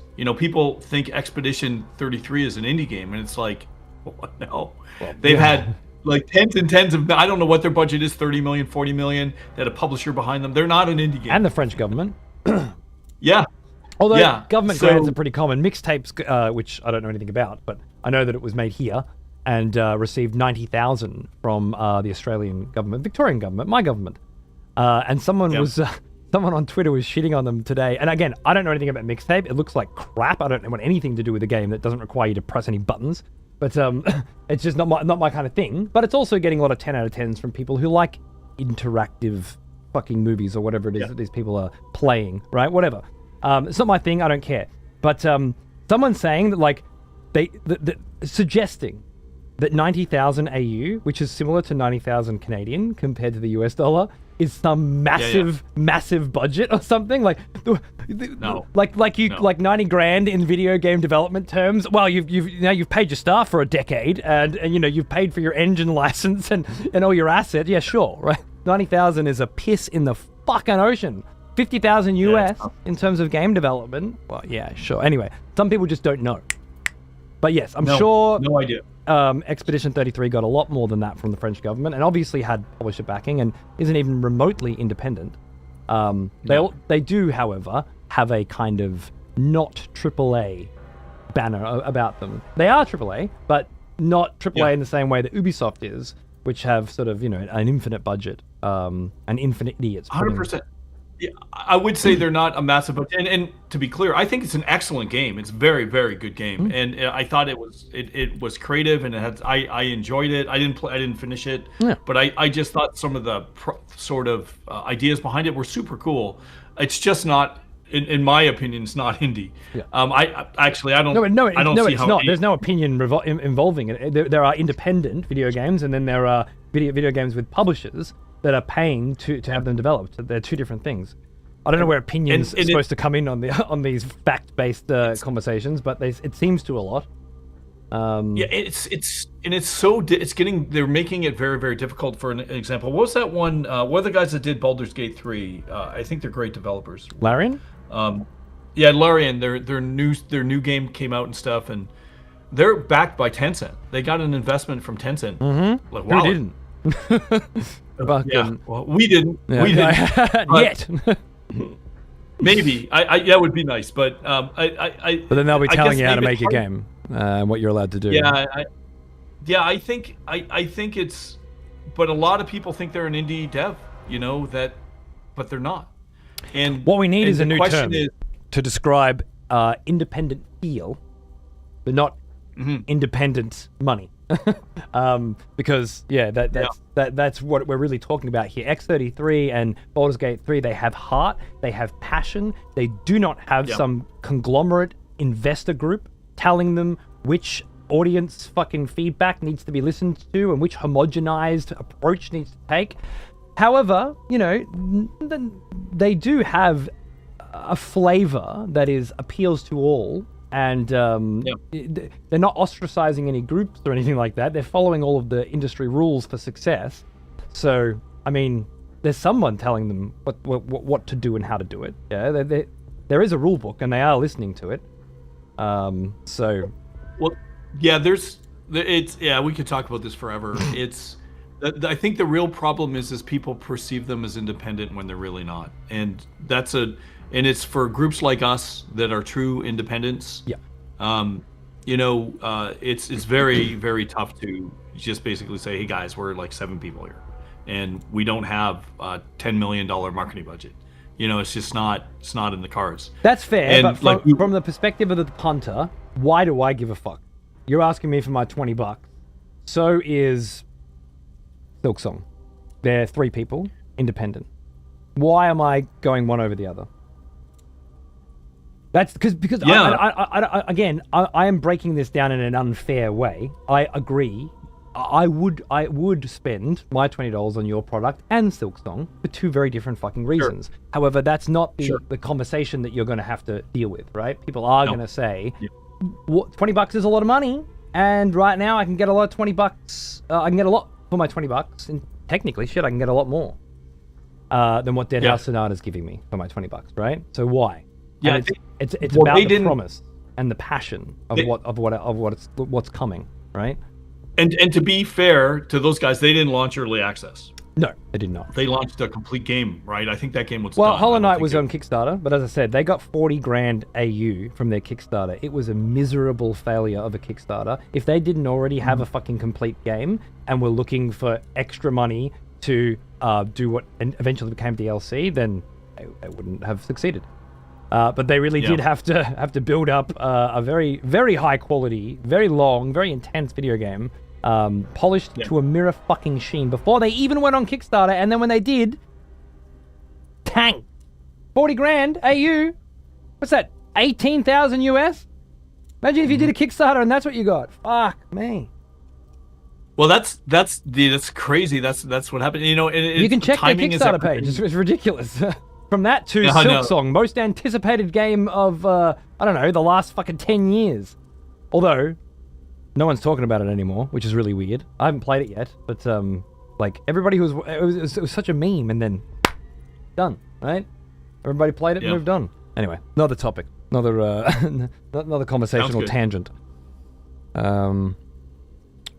Let's jump in, and then we'll keep. And then we'll keep talking. I want to see what you've added since the early access began, and then I want to give 10 copies of this away to the dudes in the chat that have been hanging out.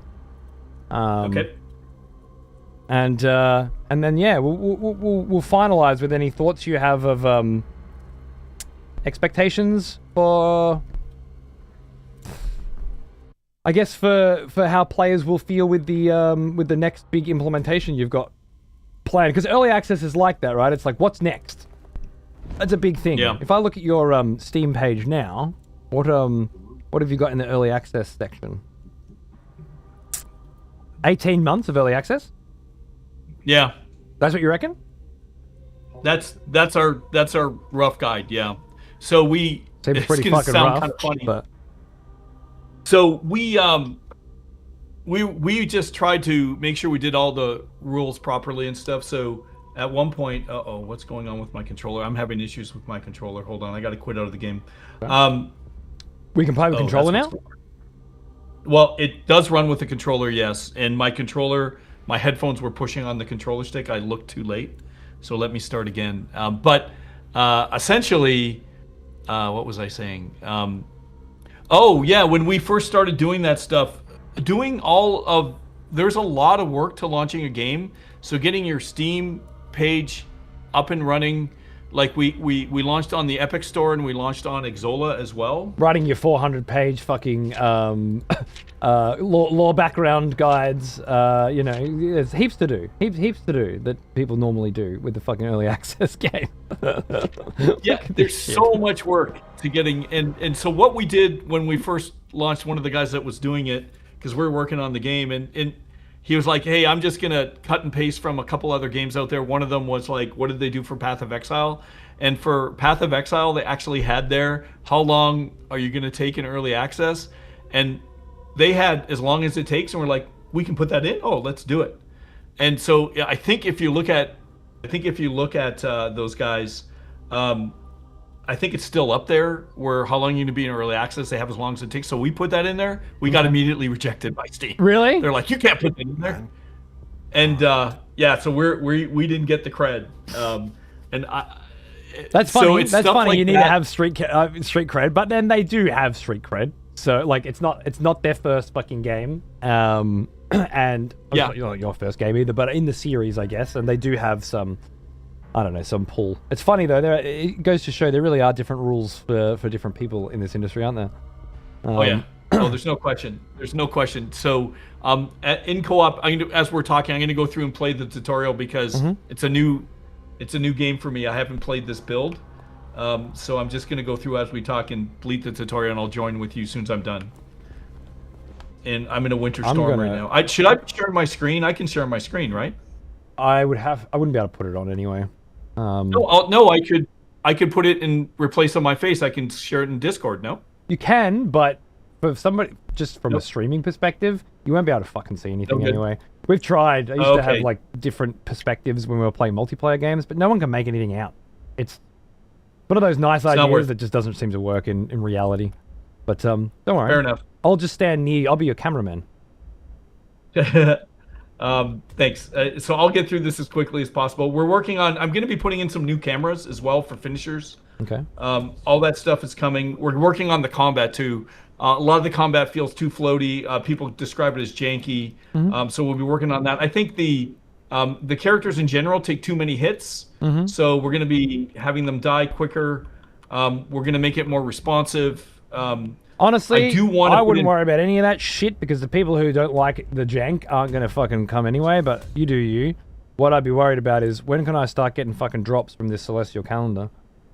Because that... So we're going to be doing that too, working that stuff out. I think the changes that we're going to make for the gameplay are going to be light, and the amount of content we're going to be putting in is going to be pretty heavy. We're going to be having new areas, new tarot cards, new forms, a lot of new areas. And that's another thing too. Winter is what the world is in right now. For our first, that was bad timing. Winter is the most intensive for. optimization wise? Yeah, fuck me, man. We I didn't even think about it, but there's all the snow on the ground. You leave footprints, all that kind of shit, and fucking snowstorms, and of course, All that Unreal summertime shit, is huh? a lot easier to render. All that Yeah. lovely Unreal stuff. Detouring. Yeah, yeah. Controller seems to work Yeah, great. It's well, we got shit on for the controller too because Really? it's not complete. Okay. We say that on Steam that the controller's not complete, but you can't navigate all the menus with it and stuff. Right. So, Oh, okay, Yeah, yeah. it's- So if I want to do like tarot and stuff, then I need to use the... Yeah, that's fair. got to use the mouse. So yeah, we got really hammered for that. Even though we say the controller support's only partial. As I said, So, I think fixing out, like ironing this shit out before early access would have been the right call in my opinion. So you don't have to face all this pointless negativity. It's because it's just going to get fixed later and then be nothing. But you can't change a person's first initial perspective. But You cannot. I truly agree. it's what's done is done now. You're going to have to Yeah. fix that stuff up as quickly as you can, I guess, and hope that people are like, you know what? Look how far they've come. Because that's another angle, right? Look how far we've come in such a short period of time. God, the updates are good. Look at No Man's Sky launched like shit. But because of consistent, Oh yeah. free, good quality updates, has become an industry darling. So it can be done. I agree, and that's got to be our path right now. You know, we have a meager start, and we got a lot of shit for a lot of the problems that you're talking about. You're absolutely right. A lot of people say you should have waited, and maybe that's true. But all I can say as a developer, believe it or not, is you can be blind to this stuff. It's really hard to tell. It truly is. That's the one part that I don't fucking get from you. Like that's the only thing that you've ever said to me that rings false. I don't see. Really? Yeah. I don't know how Oh, you man. couldn't know. Like how some of this shit feels, especially as a gamer. I mean, I understand like too close to the pot kind of, but you've had hundreds of other people playing through this game at multiple different phases. Well, are they not giving you good feedback? So no, it's the answer. What the fuck? The answer is yes. They're not giving us good feedback. And let me. How can I?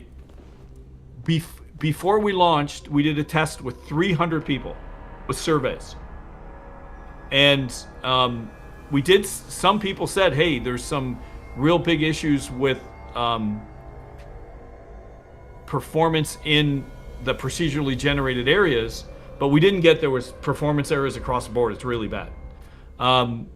Optimization, sure, but that's going to be different for every single person that does it, because they got different PCs. But when it comes to feedback, like how do I get through that puzzle? You know, you must have had everyone just saying, "Oh, the puzzle's great and we love it and it's really easy," right?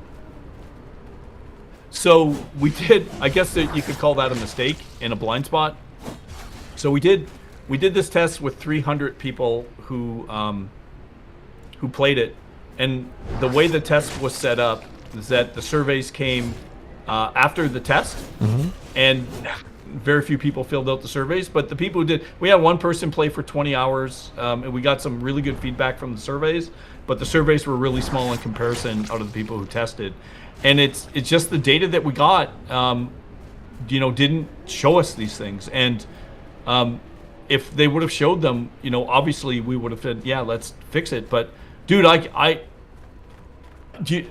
would have done everything I could to fix these problems.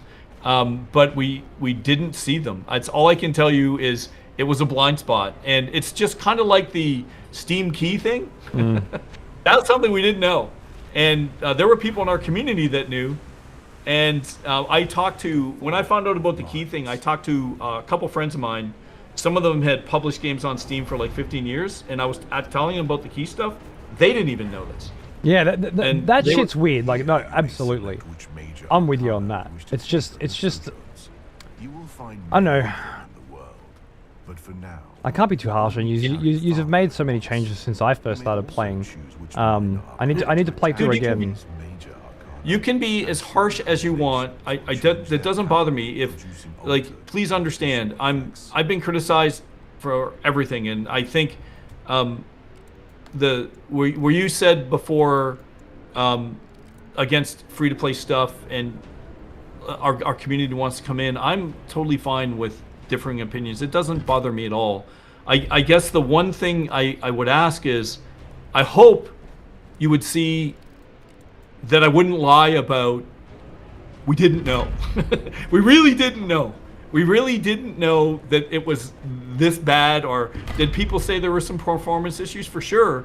But when you have had people that with from the demo though, right? You've had that before. That's not. We fixed it. Yeah, exactly. We improved the frame rate. Absolutely, you received good feedback on that the whole time. Then you added new shit, and it seems to have plummeted it again. And that's just part of. Yeah. That's the evil cycle. That's fine. Like, add more stuff. Yeah. And we didn't think that the stuff we added hurt it that much, but it did. So now we've got to deal with that, and we've got to do an optimization pass, which is coming.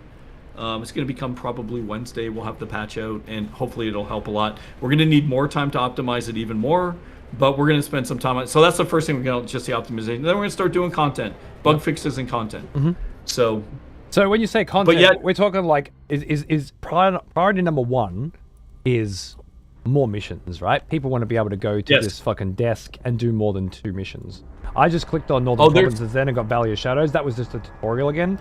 So now I'm going to click on Charnel Vale. I know this one pretty well, but if you just bought this game... Oh, hold on. Yeah, let me join you. You want to come with me? Okay, cool.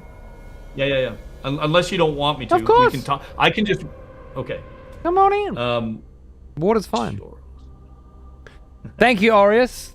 We do open and honest pretty well, I think, because I'm a don't pull any punches kind of motherfucker, and Dennis has been in this industry for longer than I've been alive, so, I think the combination is pretty fun. Hopefully you guys, will feel good about that. If you have any questions, please throw in. I'm just trying to get a good feel about how the early access launch has hit, the reasons why certain decisions were made, and most importantly, where we're going from here. Because again, a lot of the value of this $20 is coming soon, and that's not going to be enough of a sell for a lot of people. But for the kinds of people that want to watch a thing build and grow, I didn't know about the books for a start. That's a huge fucking value add for me. Yeah, let's do that. This will bring both of us in, right? Yep. Yeah, cool. I want to see what it would take from you guys. Like, what do you guys want to see before you say this has enough to throw my cash in? Amid the snowfall, so one thing I want to say that's definitely different than the demo is there's more than 2 levels. There's 4 or 5 extra plus what we call celestial gates that open up. Really? Oh yeah. There's a lot more real estate. Let's fucking go. Yeah. Is this the last time I'm ever going to have my tarot cards fucking deleted? Yeah. Yes, I think so.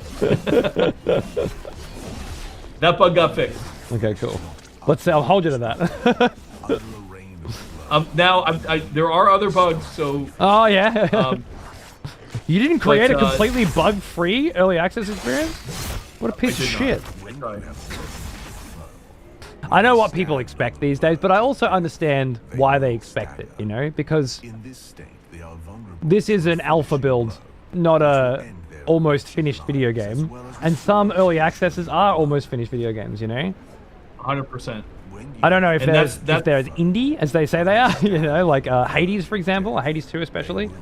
Yeah. I'm not sure how indie Supergiant games are. Is it Supergiant? Yeah, I think it is. Supermassive is someone else. Alright, what did I get? A font of putrescence? I know where that is now. I'm gonna forget that one. Yep. I think I left you, sorry. I had to get my font. No, you're good. Okay, aiming that with the mouse is going to take some practice. With the control is going to take a bit of practice.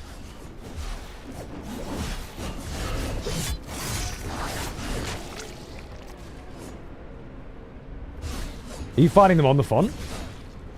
Yeah. Brilliant. And eventually, so with font of putrescence, you level it up, and it will not only, when you kill people, they'll create more puddles, but then eventually they turn into skeletons and fight for you, so you have this not army just of green skeletons either, right? Specifically poisoned, fucked up putrescent Nurgle skeletons. That's right. Not to be confused with the many other kinds of skeletons. This is all that shit that you're not going to know about if you bail on this concept too early. Yep. But I know it's there because I've played several different iterations of this game now. We're going to be introducing undead armies soon, so you have to fight them. And imagine, I have to discuss this particular part, so maybe I should be careful, but we want to put different types of blood in. So if you try to suck blood from like undead, it's black blood and does direct damage to you, that kind of stuff. Yeah, Blood Omen shit. The more Blood Omen homages, the better, I think. Because we love our Blood Omen. What, by the way, I forgot to ask, we've been talking about so many things, we jumped into the microtransaction stuff right away. What did you think? You finished the Legacy of Kain series, what did you think? Well, first of all, I did not know it ended on another cliffhanger, and that people had been waiting for so long for the next part of the story. Wow. Yeah. Did you ever finish Defiance? I did not, but I've talked to people, and you know, I've seen what happened, and I think Amy Hennig left before that game was finished. I don't know all the details and stuff. She got poached for Uncharted, right? I don't know. I don't know the details. I know that they were working on another one. It was like the remastered edition that I just played actually let you play some of it, which was interesting.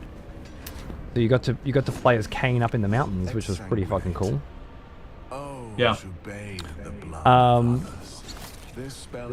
But yeah, look, all in all, again, I can't think of a better example of somebody taking over somebody else's property, somebody else's game, somebody else's thing, and having so many different like people and iterations and directions and perspectives. Like Blood Omen 2, it was a completely different director that went off to do great things and had a clearly had a unique idea of what they wanted the game to be, you know, like so many different cooks in this one very old kitchen.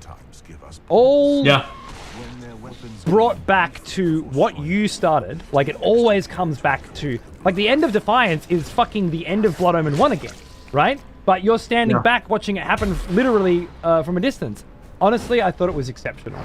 Absolutely exceptional. And I don't expect you to be able to fully appreciate the gravity of that process because of the personal and emotional connection you must have to a series that you created. But as an onlooker who just got into it this year and have seen the whole fucking thing unfold, let me tell you, never seen another video game series go through that process and come out that high quality before. Ever. What I would say, I can give you my perspective. It's probably very different than what most people think. So here's the Celestial Gate. These open depending on certain planetary alignments and stuff. So these are areas that weren't in before. However, We're going to be adding stuff to make this stuff more clear. So these will be opening them up at different areas. There'll be special things in here. It's going to be super cool. At the moment, you can get do they in here open now. based on any celestial clock activity? Yes, that's when they open exactly. So So what's if I missing from open- here that we're going to... Yeah. Go ahead. No, I was going to say, if I press C, am I able to deduce when this fucking You will thing's be gonna able to, open? so- I will be able to. Okay. I'm trying to sort the will be's from the what's in nows, because again, if I'm like, what's the value add here? If I'm looking at it from what do I get today? So that's an important little detail for me. But Yeah. So these work right now. Mm-hmm. So they will open up during certain times of the celestial clock. What's missing from the interface is the symbols that are going to be surrounding the gate, so you know. So, yeah, So okay. it'll say like full moon, or this planet is in alignment, this month, this weather condition, whatever we put there. We're going to add that. But they open and work now. But I can't wait to see it, and then I can't wait to see the next patch where you walk up and press G, and it just fucking tells you what time it's going to open, because too many fucking idiots correct. couldn't figure it out. I look forward to that too. Thank you. It's going to be great. So back to the Legacy of Kain thing. Different perspective than I think what you would expect. So that, in my opinion, these games and your description of how good they were, I think is in my mind a testament to how good the world building was in the original game. Agreed. Because they could use this foundation to continue to create great things.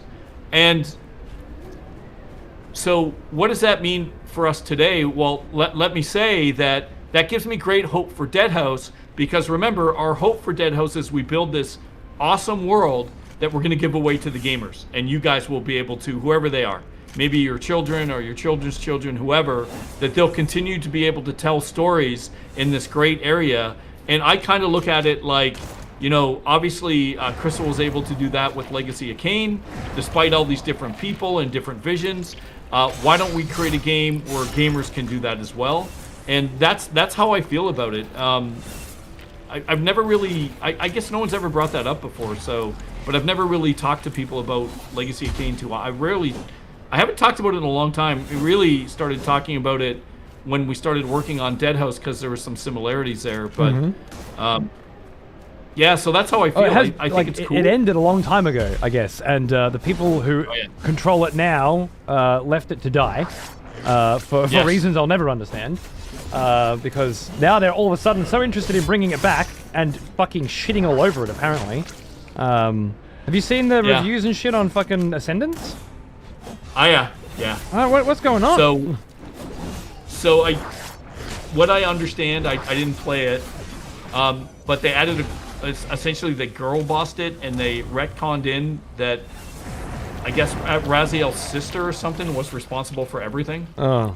Kind of plot line. Okay. It did not go over well with the community, and I think it's funny because it's a series of so many retcons, and like some people are just okay with some of the retcons, and then other times it's like, yeah, well, this one's not as good as I'd like it to be, but what can I do about it, But it's funny that it's a retcon that people are most concerned about in that regard. Because fuck it, there's some retcons. The community hated it. The community definitely hated it. And we were disappointed. We were hoping it would do well, but yeah, there's a lot of problems there for sure. I get to play it next. I'm not doing it this Friday like I planned. I'm actually doing, interestingly enough, a Nosgoth community night. Really? Yeah, so it turns out there's this fucking multiplayer game called Nosgoth, right? I'm sure you've heard about. And this time on Friday, if you're around, please come join. We're going to get as many people from the community together as possible, and using the instructions to get this thing active, which I'm going to go over tonight. After we get together today, we'll be able to play it together.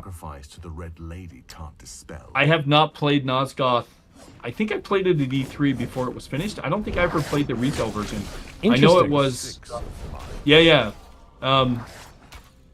Well, if you want to see, if for some reason you're free on Friday and you want to come play some video games, there'll be a bunch of us getting together to have a crack. Yeah, maybe. And the winner is going to be getting a copy of the Soul Reaver Remastered set on Switch or PS5 with the steelbook and that soundtrack and everything. Cool. Well, I would love to join. I certainly don't need to be or participate in the prizes. I think that's better for. You hear what he's saying there? He's saying he's going to beat your asses. So. Yeah, that sounds fun. Maybe. So that's Thursday for me. Yeah. So I think it's possible. Time, yeah. Just if you're around. Let me. Yeah, that's all right. That's all right. Any of you guys in chat, of course, are always welcome. There's a community. There's a Discord group in my Discord for like instructions for how to set it up, and one of the guys who is doing a Blood Omen remake in his free time, I don't know if you remember him, Celestial, he uploaded it to better servers so that we can download it quicker and shit like that. So there's Cool. Which remake is he doing? He's not. There's one that was a remake of Blood Omen that was awesome. I forget what it was called. Was it all 3D Unity stuff? It looked 3D, yeah. It was like quasi 3D. 2.5 3D. Okay. 2.5D, I guess. This guy's been sending through a lot of screenshots on my Discord lately. He's put a lot of work into it. I don't know if it'll ever come to anything because, you know, cool screenshots of 3D assets and playable video games are not the same thing, but... No, they're not. Making games very hard. Yes. But he seems to be very interested in bringing this reality to life, and good on him. That kind of passion is. Oh no! They're getting the fucking statue. Yeah, that's right. The statue has been sealed. Hey, nice! You have a. I tried to warn you. We failed. It actually lets you know that we failed. That's fantastic. Yeah, we put that in. Bravo. That's what I like to see. Yeah, there's all kinds of things in this build. There's catacombs beyond this, but we can't get in there now. I don't think. At least I don't think so. Well, because we failed. Yes. Yeah. So last build, it didn't tell you we failed, but you could get in. Yeah. Now it's working, and we want to have the other condition to fix the failures not in yet, but that's coming. Please but put right now, one of those portal visuals on this that disappears when you win. It's coming. It's coming. Yes. Yeah. 100%. I figured or you know have the doors closed. Sure, even better. I was just thinking super easy. There's a portal there that disappears when you win. So we get to start this mission again now, right? Yeah, so we can either go back to the hub. The best ways to do is go back to the hub and just come straight here. Or we might want to kill... we should probably more of those kill... sickle cunts, right? Yeah, there's only 3 of them. Did you kill any of them? I got one in the center in the village. 2 more to go. You want to look right? I'll look left. Go ahead. Did we find them? For sure. Are they in fixed positions? I think they're random. Okay, I thought so. The one thing that I'm happy about with multiplayer, I know it's super early. It's actually pretty stable. Like, don't forget, you're in Australia and I'm in Canada. Yeah. And, like, the lag's fucking great. Yeah, and it can get up to 6 players and it doesn't change. Yeah, that's awesome. That's unheard of, really. I wonder if that'll scale well with more players connecting to your servers. So we're running on AWS servers, and theoretically, there's no limit. Okay. When I was talking to our tech guys, he's like, whoa, don't say that too often. So I'm going to pull that back and say we can probably get up to about 60 people before it starts to slow down. Okay. So 60 people, like, so what's that? 10 different games at max amount? No, all in the same area. Wait, I thought you could have wait, isn't it six people in a party, right? Yeah, but we limited it to 6 arbitrarily. Oh, really? Yeah. Well, that's fucking okay. That's interesting. So, what about like total people connected to an area? I found one at the beginning. Oh, you no found limit. it too. No limit? No. Well, I'm very interested to see. No, because we're on AWS, and could we scale this to an MMO? We could. We're way too small. We don't have the infrastructure or the money, but the technology itself and getting it all going on AWS, yeah, we could do that.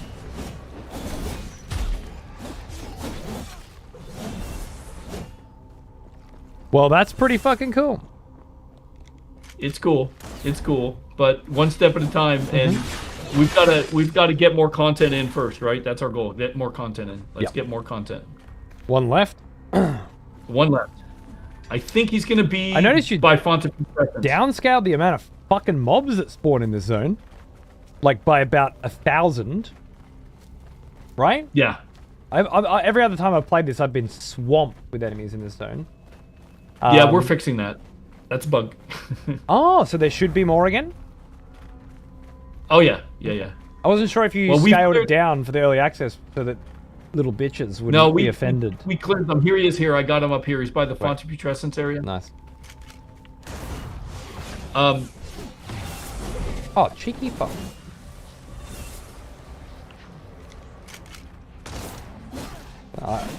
Apparently I cast both of my skills at once, which put them both on cooldown, which is shithouse. Why did I do that? I think it's a D-pad. The last of the there we go. blades has been dealt with. Who knows? Maybe the tree will Go ahead and grab it. something. Grab What's it. that? Michael, you should get it. A treasure chest? Yeah, it's a. I think that's a weapon. You got a new weapon. So if we go back to the hub, here I'll grab this. If we go back to the hub, you'll be able to equip it. Fuck yeah, it's an axe. And then we can. Yeah. That's for completing so the quest, right? Yeah, let's go back to the hub. Okay. Yeah. Let's go. So say hit escape and say return to hub. Return to hub. Game menu. Yeah, under game menu. Return to hub. Nice. Left. There you go. Yeah, and say return to hub. Yep.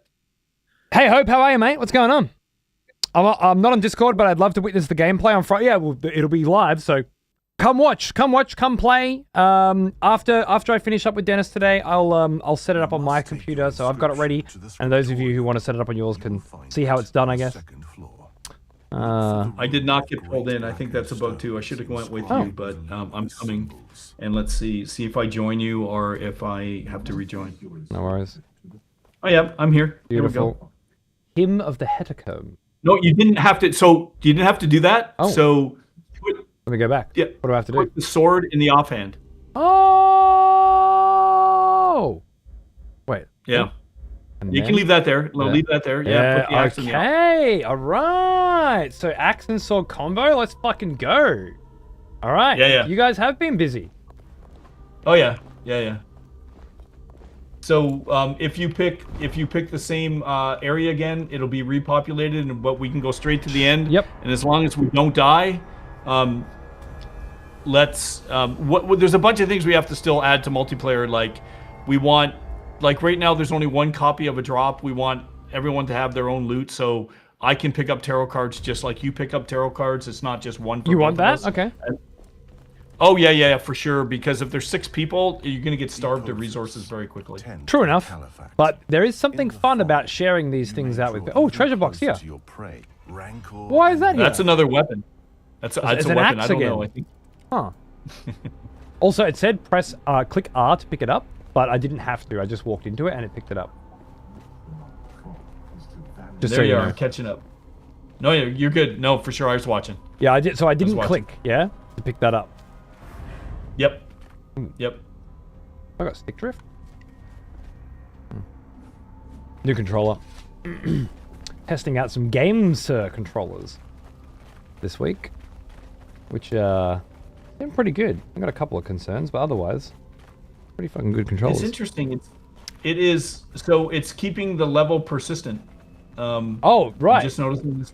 Yeah, so everything's dead. So everything's cleared out. Yeah. Let's see if the. So let me see if the tarot cards are there. Okay. Let's see if the the event triggers, because if it doesn't, we're fucked. Yeah. Well, we'd have to quit and just start again, but I'll leave it up to you if you want to do that. Quit what? The game and come back. Oh, the game? And then- You think that's why it's doing it?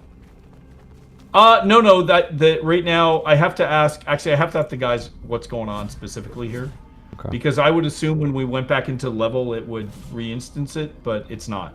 It's really strange. Yeah, which is a problem So I if think- you can't progress and the event doesn't respawn, right? Let me return Yeah. to So. hub, Yeah. and then return to main menu. Yeah. Return to main menu. That should do it. I'll try it again. Actually, so I'm gonna quit out, and then I'm just gonna gonna join again, see what that does. Right. Question for Dennis. Have you considered reserving particular item slots, weapon, cape, example, for only in-game achievement progress and ensuring you can never buy a microtransaction transmog for particular slots? Yes. So, yeah, like, for sure. you can buy chests and legs, but you can never buy a cape, for example, is what I think Orius is saying. So the slot itself. Maybe I said yes too quick. We want things that are definitely that you can only get through progression and you just can't buy. Let me join. I think he means the slots themselves, as in like, certain. I have heard of that in some games. I know what you're saying, but I don't know if it would work here. Maybe you know what? Trying to extrapolate what Meta's saying as well. You can buy cosmetics for your cape, for your armor, for your legs, for your gloves, right? But you could never buy a cosmetic for your werewolf or your bat. They had to be earned in game, for example. So technically doing that's super easy. That's a design question. Would we want to do it? Yes. And if the community wanted stuff like that, that's easy to do. Okay. Why not? So if that was desirable, yes, we could. And we're open to anything, essentially. Well, there you go. Chuck it in the feedback section if you're into it. Yep, for sure.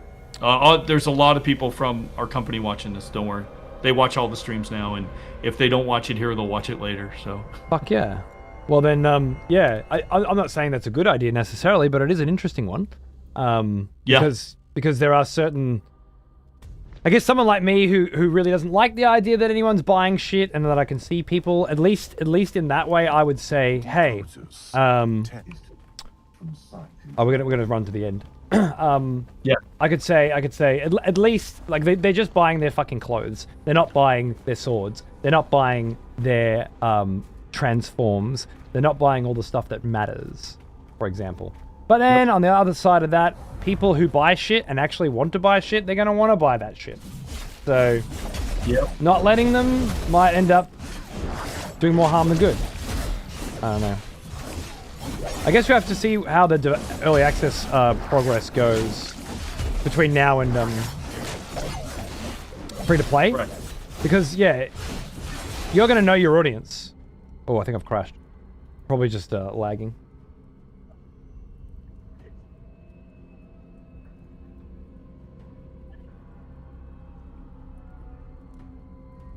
Maybe Helms. Yeah, I wouldn't give a fuck about Helms personally. It'd have to be something good. There we go. Speaking of lag, did you get that lag spike too? I did not. Just me? Nope. Okay. Yeah. I got one last time we played as well. It just like freezes for 10 seconds, maybe? Oh, that could be a shader compiler thing. Okay. Not actual lag. All right. That's an issue with the engine that we have to set it up properly so it doesn't do that. Okay. It's basically, you're getting an effect that you've never seen before, so it compiles the shader on the fly and it'll slow your system down. Interesting. Deadhaus seeing as it's EA, can we now stream it? You fucking certainly can. Yeah, 100%. Yeah. I'm gonna go up there and get a. Hold on one sec.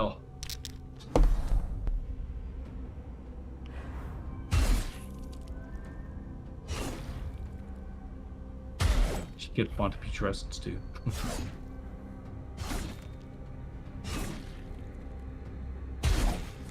Exsanguinate. Oh, to bathe in the blood of others. This spell is especially useful in the face of multiple combatants, but beware those with tainted blood.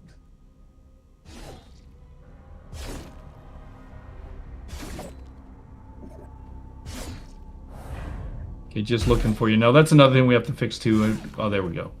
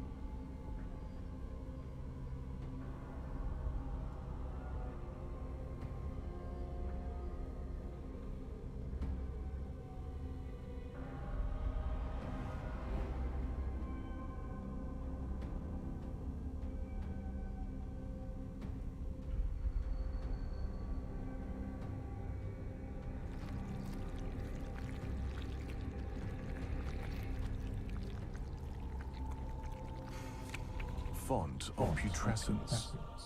Should this magic touch an enemy, rot and decay will slowly eat at their flesh, eventually leaving only a pool of blood and tissue behind.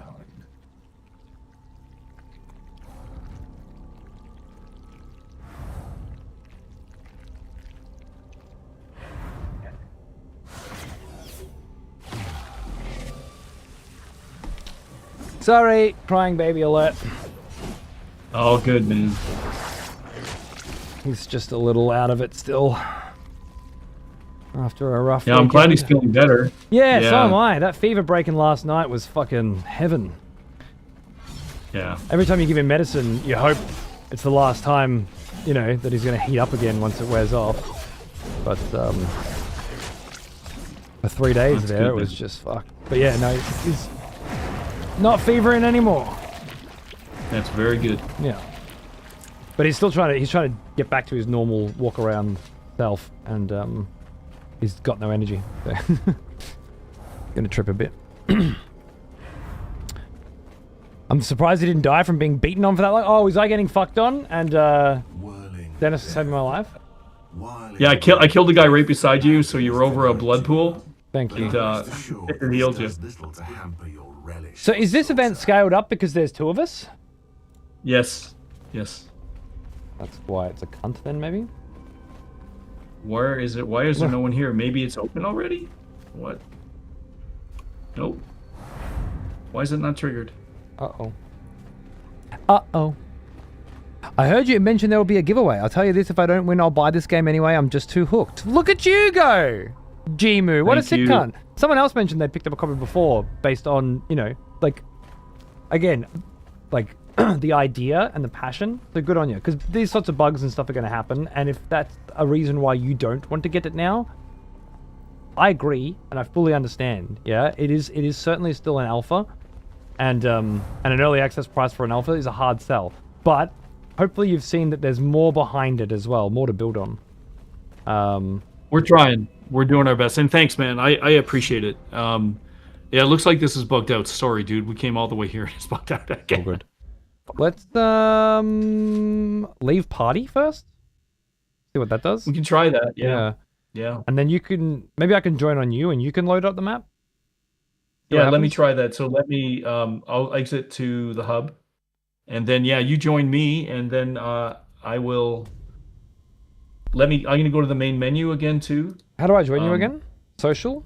So you go on let's see. Let me go through it in my head. You join you hit socials. There's a social button. Yeah, look for me. It's gonna say Dyack on the left hand side there. Yep, I see it. There it is. That's me. Beautiful. And so you can click on that and Gotcha. hit join friend. Fuck yeah. That's it. I'll definitely buy it too. And It it looks worked. really good. Well, good on you. It's again, it does. I think it's very early, personally, in terms of what's there. But honestly, I haven't even seen what's there because they added more fucking levels for the early access. Normally, I need to go in about 50 minutes to pick up the other one, but I think my wife said she might be able to handle that today. So if we may end up being able to go a little longer. Oops, I did. Okay. No, that's all right. You did. Cool. Totally up to you. No, that'd be good. I'd like to see more, and I want to set up that Nosgoth thing afterwards as well. But let's Sounds good. see. Why is this stuck on my screen? Shit. What's going on? Oh, I had the map. Oh, you went open. into the map. Yeah. Went into the map. No, that's a known interface bug. So I'm just gonna return to the hub. Hopefully you'll return with me. If not, hit return to hub. Or you're gonna have to leave and come back in. Sorry, man. I'll just leave the I don't party. know if And, that'll fix. that's my fault. I just instinctively opened the map to pick a level. No. Fucking idiot. Oh, you're back. I'm back. Nice. here. But I have it still Yeah, on my you're here. screen. I'm gonna go main menu. Oh fuck yeah! It's Alright. still it's broken. Right. Social. Join friend. This stuff all works really smoothly, so it's not a big problem. A lot smoother than a lot of fucking beta games with multiplayer, to be honest with you. No, it's still It's stuck hard on to my get screen. this shit working. Actually, it's terrifying. I gotta quit the game. It's still up. Yeah.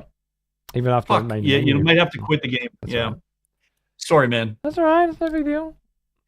Oh. only I've never seen that bug before. Well, I knew about it, but I hadn't seen it. And these are things we definitely need to fix. So there's a long way to go for sure. I don't think it's as big a deal as you think it is. I think the people who are going to complain about that shit aren't your customers during early access. Hopefully you'll get them in at the free-to-play point. So I wouldn't worry too much. Right now, in my opinion, what's the next gameplay feature for the people who are enjoying this game? What the fuck? What's going to excite them? Because fixing all these little contrivances, these little annoyances, the people who are on board, they're not that annoyed by them, in my opinion. I hope you're right, but we're going to be adding a lot of content. We do have to optimize it. We're going to do an optimization pass, and we do have. It's not announced yet, but we're starting a charity as well next week, and all the proceeds are going to go to this charity for children. Nice. So we're doing that. Yeah. And that starts on Thursday, so that's why I was kind of hesitating on Thursday. I'm probably going to have to be around for the launch to make sure everything goes smooth. Yeah, fair. That's cool. I was just saying, if you're around and you want to play some fucking Nosgoth for a giggle, then we'll be doing some games. But if not, that's I cool. definitely want to. It's just whether I'll be able to. Dude, I would hang out like every week if you wanted me to, till you got sick of me, and you'll be like, fuck that Canadian guy. I know He's you're a pissing me busy off. cunt, so it's all good. We just wanted to make sure that we do some Nosgoth as part of this like series playthrough. Do a little bit of everything. Yeah, you should 100%. I think it's good to have an opinion on that stuff, and anything to delay Ascendance is good with me. Yeah, it's pretty. I didn't play it myself, but I don't know. It's unfortunate. I really wish it would have done well. Well, it might have did meant not. that there's a chance of them continuing the story, but I think that was their means to continue it. I think the idea was to bring back relevance for the actual series. It's been so long. with all the remasters, last time- yeah, they did good Yeah, work with the remasters. I just releasing a I thought piece of so. shit fucking video game as well doesn't seem to have been the right call. And I mean, maybe they didn't know it was a piece of shit. Because apparently game developers aren't aware when things aren't fucking going the way that they want. Not what you think, and I can only say to you, would we have done something differently if we would have known about the performance things? Fuck, for sure, 100%. But we literally didn't know, and I wish I would have. I wish I would have been able to do that. It is actually harder than you think. Shit! Oh fuck! I was just trying to get them to go You're for on me the one thing instead of after game, the. but we trained all those guys. I'm fighting them over here. Oh, good. As long as they're not hitting the fucking thingy, right? Statue. Yeah. Always kill the priest first. I Yeah, just I'm gotta working get on out it. of this. Working on it, letting my I'm getting bomb cooldowns rush. finish. Another thing we're gonna fix soon. All good.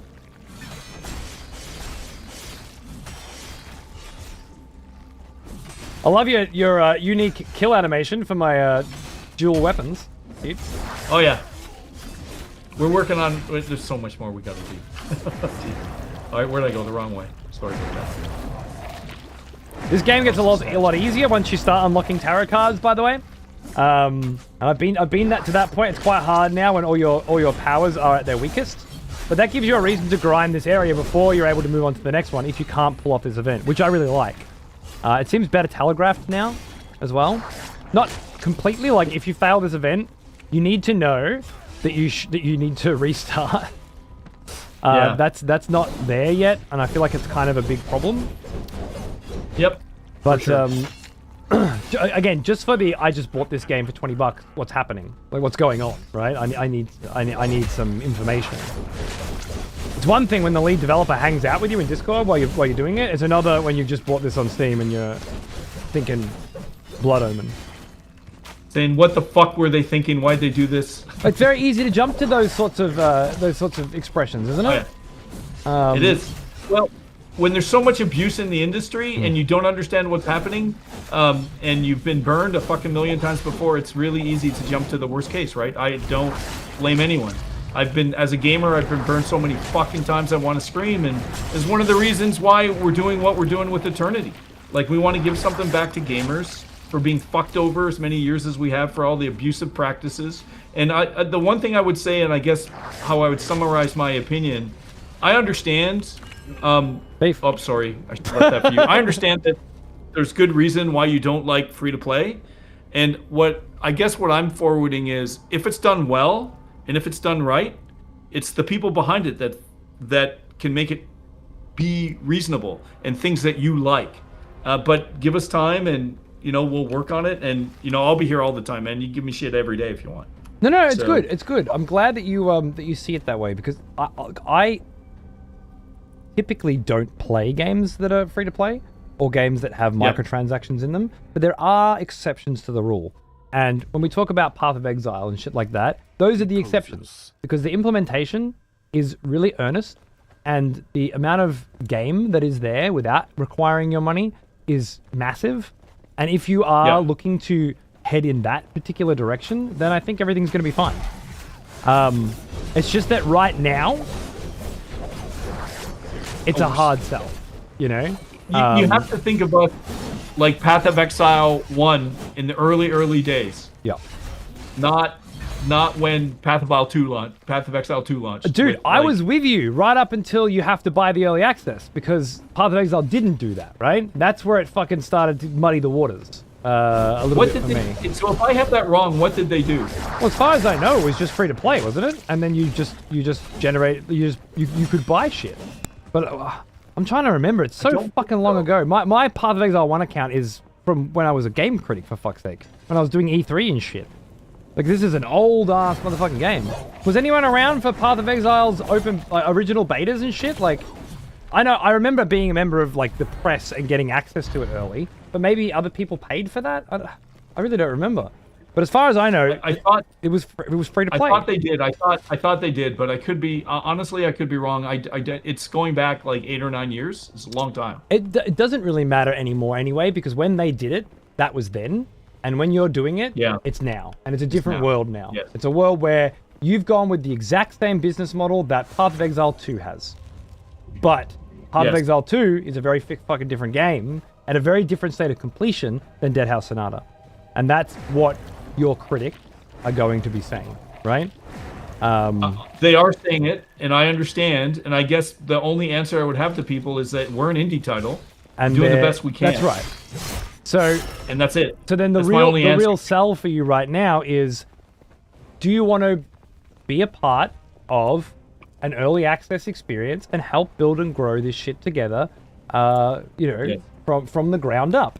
And what are the benefits to that? Well, in a game that's not going offline, that means that there is a persistent history. And the earlier you get in on that shit, the more of an impact you can have on it. Now, that does start to sound a little like fucking Star Citizen shit. The earlier you get in and buy your $10,000 ship, the better you're going to be able to fly it around when the game comes out. And they have don't they have like $50,000 packs? Fuck me. They do. Like, what the fuck? But like, what they don't seem to understand, well, I guess they do, which is why it never launched, is when it launches in 1.0 or whatever you call it, right? It's like, who the fuck wants to play in a world filled with cunts who have been playing for 15 years and already own everything? Like, I want to start a game where everything is a blank slate, right? What you've got going for you here is that people who start playing this game a year from now, 2 years from now, will feel like they're playing on a blank slate because they don't know the history. Yes. But the people who were there will. And then that next layer of people will begin to be creating their own history. And then, of course, we have the Malazan layers of civilization concept starting to come together, right? I'm so glad you know Malazan. It makes it so much easier. And then we'll be introducing other houses. Oh, I can't wait to see the fucking other houses come in. That's crazy shit. Something's exciting. happening with this controller today. I don't know what's going on. I'm getting like my right analog stick is looking by itself. I think it's just. I don't think that's us. I don't think so. It might be the controller. Settings. I went into controls and I changed the look sensitivity. Maybe that's what did it. Maybe it's a dead zone issue. Don't know. Let me check.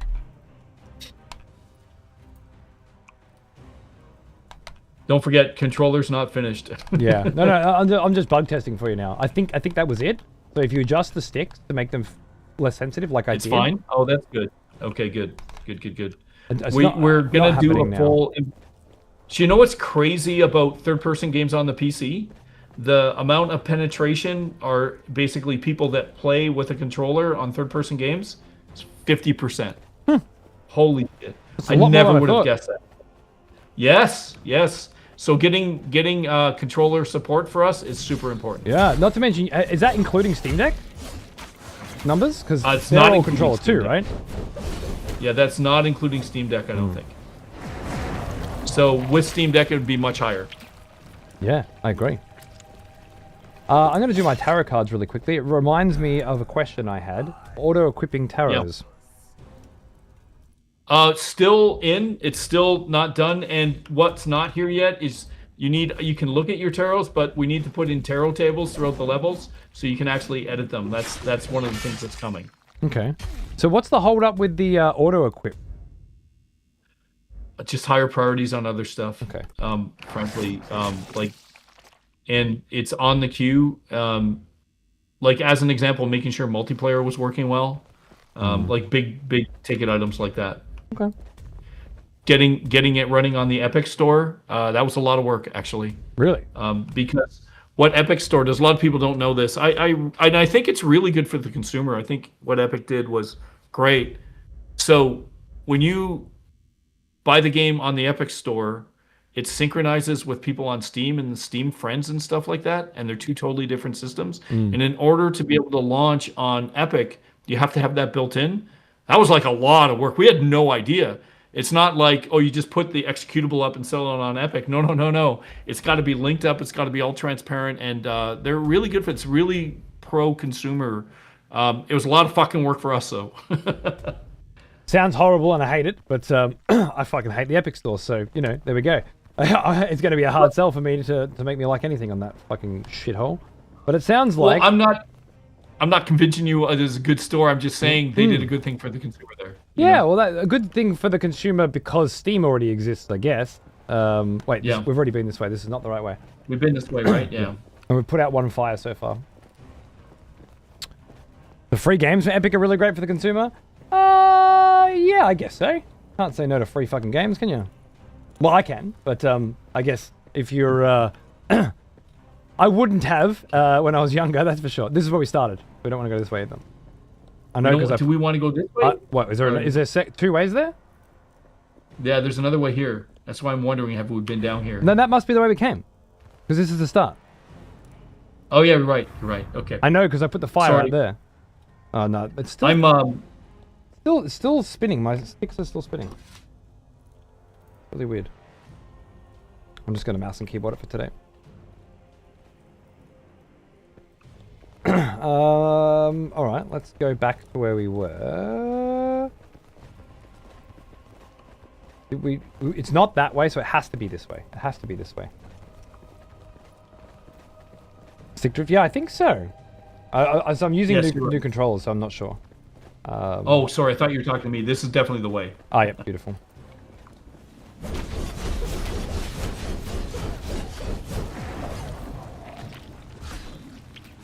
It was very nice playing with the controller, though. Looking forward to that. I'll figure out what's going on with those sticks another time. But yeah, That's another thing we're doing longer term is we're gonna make the Steam machine the sort of default hardware target. So trying to get a controller or Steam machine is like really hard right now. yeah. I couldn't get a controller. I had to reserve one.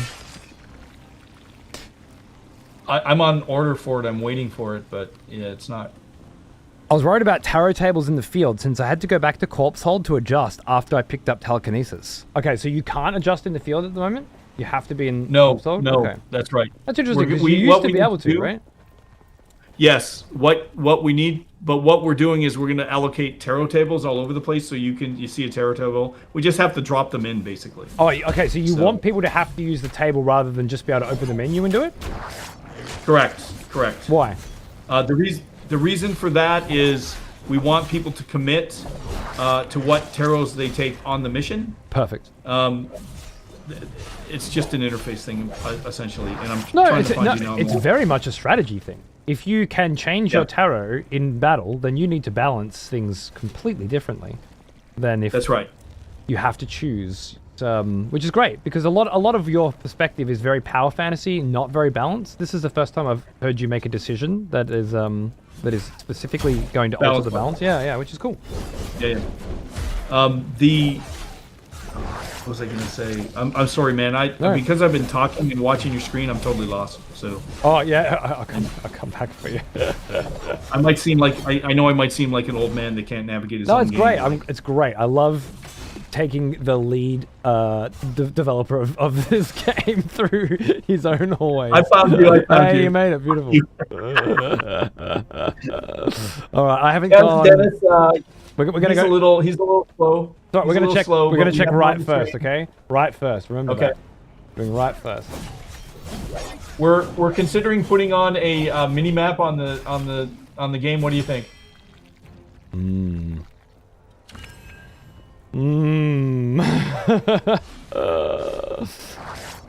Who would it hurt? Is the question I always come back to, because basing everything on my own subjective viewpoint doesn't seem to be working very, very well. Who would it hurt? I don't think anyone would hate that there's a mini-map. I think for a lot of idiots, you know what? Idiots may be too harsh this time. Let's say a lot of people that may be older, that may be lead developers, that may get... Just joshing! Just kidding! You're good, man. You can do it. No, I think a mini-map's probably fine, to be honest with you. Top right corner of the screen's empty anyway. As long as it's not a fucking GPS, you know? My suggestion would be, if you're going to do a mini-map, do it old school, do it cool, make it vibey, you know? Whether that means Legend of Zelda, or even something like a Blood Omen kind of look and feeling, kind of like a real map or something, you know what I mean? But just don't do an industry standard, follow the fucking green line, turn off your brain shit, because I don't think appealing to the turn off your brain audience is going to get you where you want. And contrary-wise, I think it will piss off the people who like using their brains and find that you must know the feeling these days of a brand or an IP dumbing itself down to attract a new customer base, while forgetting that you were the one that's been with them the whole time, right? I'm looking at you, Dungeons & Dragons and Warhammer 40k. Every single edition that comes out is just about making it more approachable and more accessible, and those things can be good, don't get me wrong. Approachability and accessibility are very important. But at what cost, right? If things just get simpler and easier... I know people want simpler and easier, like a lot of people, like... There's one article I was reading the other day about AI. And LLMs and, you know, looking things up. When you take away the part of your brain that gets used when you have to search and find answers, when you have to critically think, and have something else do it for you, that part of the brain doesn't get exercised anymore. The implications of that 20 years from now are going to be pretty massive for you, right? I don't expect people that have ChatGPT on their phones to understand that or to think about those sorts of things. But it will absolutely have an impact on the way that their brains work in years to come. Similarly, 100%. You got an audience of people here that are reading through the fucking law book you made, right? I don't think they're the same kinds of people that want to be Grand Theft Auto'd through every dungeon. You know, so which is essentially follow the green line until you get to the next cutscene. So my advice would be, if you're going to do a mini-map, make it vibey. Make it old school and cool and useful and helpful, but not giving away the goose as well. Yeah, that would be my suggestion. I would be cool with that. Thank you. As a happy middle ground. Chat thoughts?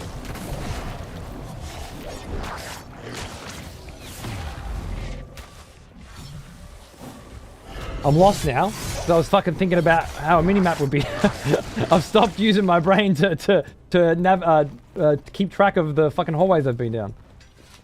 Dude, it's so bad. I was so lost for a while you were fighting. You didn't notice, but I You're was sitting like there thinking, running fuck, I could use a minimap right now, aren't you?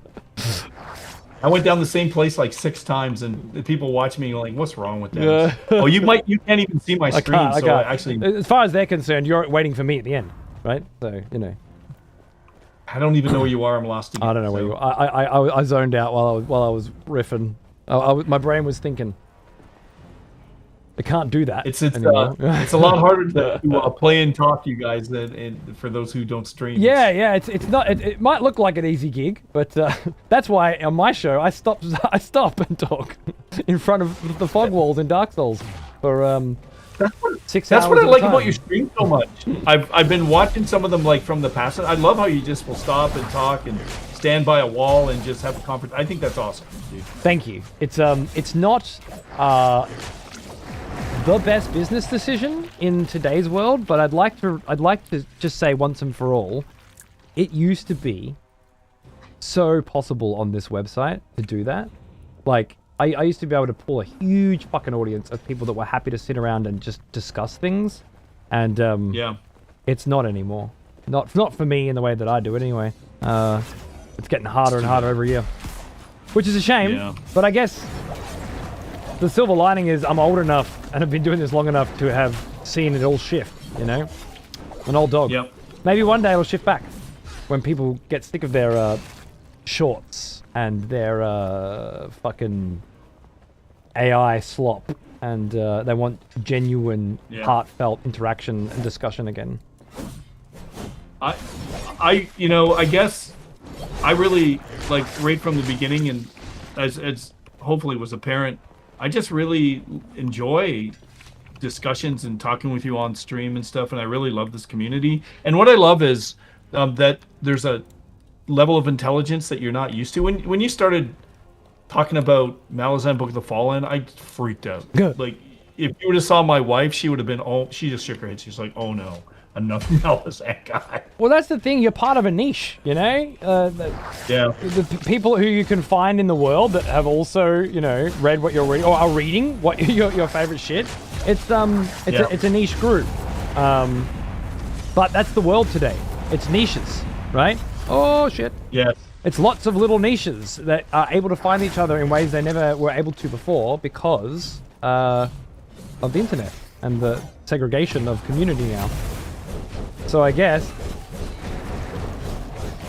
got to find more people like you that are going to be playing a game that you've made and go, holy fucking shit, this reminds me of Malazan. and be excited by that, right? 100%. And we want to make that world, and then we want to give it to gamers. We just want to give it away. Are we good to go? Yeah, we're good to go. I love the noble, we're going to give it away, the nobility of it. But, I don't know. I want to see it before I believe it. Oh, for sure. You should be skeptical. What happened? I thought I loaded and it didn't load.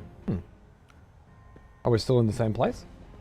Yeah. Oh, session failed to join. Internal error. Could not connect to multiplayer? Okay. So we're just going to go back to the hub. Okay. And see if the hub will reset. And well, I'll see if I can pick the next level. I should be able to. Okay. Hey, why? That's me. I'm the target demographic. Yeah, well, this is what I mean when I say, like, cleaning up so many of these little problems. I don't think the target demographic is going to care about that anywhere near as much as they're going to care about more layers of depth and complexity to the game world. I just hope you guys don't allocate... For example, you said to me earlier, and I'm not going to call you out on it or anything, I'm just bringing it up, that you focused on multiplayer over the implementation of tarot cards in a meaningful and thoughtful way. Which is to say, right now, if you buy this game, you won't even have a fucking clue that there are tarot cards. All you're doing is picking up random shit on the ground, getting through the groove. You have no idea how it's influencing or impacting your build in any way. And you may never, unless you specifically notice it or look into it, right? Yeah. I don't understand how that's as important as multiplayer, given that the amount of people who buy this game who use multiplayer is going to be orders of magnitude lower than the amount of people who buy this game and use the tarot system. Every fucking person's going to use the tarot system. How many of them are going to play multiplayer? A lot of them theoretically. So I had to reboot my game. That's right. And so it's a hard call what you're gonna create, and but if you look at every action RPG and you take Path of Exile as an example, you could play multiplayer right out of the gate, right? And so we wanted people to be able to play multiplayer right out of the gate. I'm glad you can. That's great. But what I'm saying is, if that was a higher priority than the implementation of the entire fucking system for combat in a game that has absolutely nothing other than combat right now, then I don't know if that was the right priority. At least, it's certainly not the priority I would have chosen. And again, you guys do what the fuck you want to do. If I was on your dev team, I feel like I would have been arguing strongly against that decision. And I wonder why it went that way. Well, it went that way. So what we did, so there were huge arguments about it, and feel free to join my game again. Yeah. There were huge arguments, and in the end, we asked the people who just in general, what did they think more important? Was it multiplayer? Was it this? And multiplayer won out. And that's the answer. Is it the right answer? No, you asked the wrong fucking people. Idiots. Kidding. Maybe. Everyone who's not me is an idiot. No, maybe. Look, we make mistakes, right? We've made mistakes, and I know that that's the case, and all we can. Oh fuck. Oh shit. I think we might be stuck, man. This could be totally broken. I think this might be one of the Meta would know, or Meta. Is this a known bug and we can't get by it? Just looking. It's gonna take seconds for it to. Yeah, we're not talking about one or the other per se, Avalon. It's more like the priority. It's all about priorities. I just feel like being able to like pick up a tarot card and go straight away, have the game bring you in on the process that is now you equip this and then you can upgrade it. It feels like an afterthought that you have to discover on your own here. And now apparently you have to be back at Corpse Hold at a fucking bench before you can even do it. And I didn't even know that. But like this screen right here is fucking awesome. This is super interesting shit. This screen here where you click upgrade and you start going, wait a second, what? Opponents hit by the initial projectile are rooted? I can add root to this ability? What the fuck? This is, and again, I'm only speaking subjectively, I'm only speaking from my perspective, but this is exciting, interesting shit. And apparently, this is at the bottom of the fucking priority list. You know what I mean? Not at the bottom. To the point where it didn't make it in to the list of mandatory shit that must be included in the game before you launch an early access. And that is baffling to me. So much of I would say more than half of the game that's currently available is on this screen right now, and it's fucking buried behind a bunch of menus and is so obtuse to activate and understand that I imagine most people won't even get to it. And again, I'm only thinking of the punters that just bought the game and are booting it up for the first time. I don't know if they ever even see it. And if we had, well, put it this way, we had a bunch of reviews of people who played the game for like 0.5 of an hour, like not even, and that's, some of them were like a half an hour. There's no way you're getting through any of this stuff in a half an hour. And I would have made sure that in the first half an hour, this system, this one and the Celestial Clock, which you tried to do with the tutorial, and I give you fucking credit for that. And apparently you walked that back because of probably very good feedback. Well, you turned it into a press G fucking tutorial, which I don't know what you're teaching comes with that, but we basically what happened is, like, I'm just going to be totally transparent with this. We're basically told if streamers don't get through this, they're not going to stream it. And we want people to stream it. We want to, our goal is... Well, of course you do, but fuck them. You can't make video games based on what streamers want. They're a bunch of fucking idiots. Have you seen the people that watch their fucking shows? They just spam pictures in chat all day, every day. That's all they do. They just scream loudly at each other in emote form. That's you can't target that fucking audience with a complex game that has a fucking book of lore attached to it that you're trying to build on from Malazan Book of the Fallen. These aren't the same audiences. These people are playing Vampire Survivors and think it's good. They think that dumbing down video games to the most fucking like literal dopamine injection fucking hit, which of course Vampire Survivors, it's fun, I get it, it's lol. But you've really reduced a video game down to the point where a rat could play it and would kill itself playing it so long as you kept feeding it cheese, right? That's what you've done. You can't target those people with this game. They're not going to figure it out. No, I understand. But so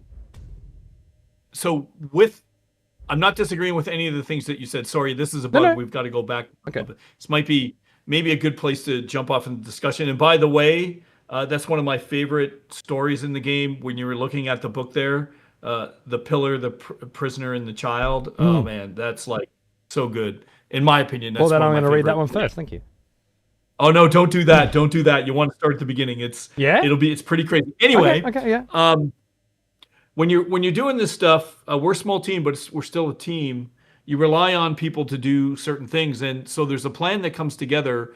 And when you be like, why did you launch? It takes about, I would say, about a month and a half to sort of plan things out, and you just pull the trigger. And you're like, you have to queue things up. You can't just approach streamers and say, hey, stream my game, we're launching today. They won't. It just doesn't work that. We certainly don't have that clout. Could Path of Exile do it? Fuck, for sure. No, if you want to get a streamer to play a fucking game, you pay them. It's the only fucking way to do it. All right. We take sponsored deals to play video games. That's it.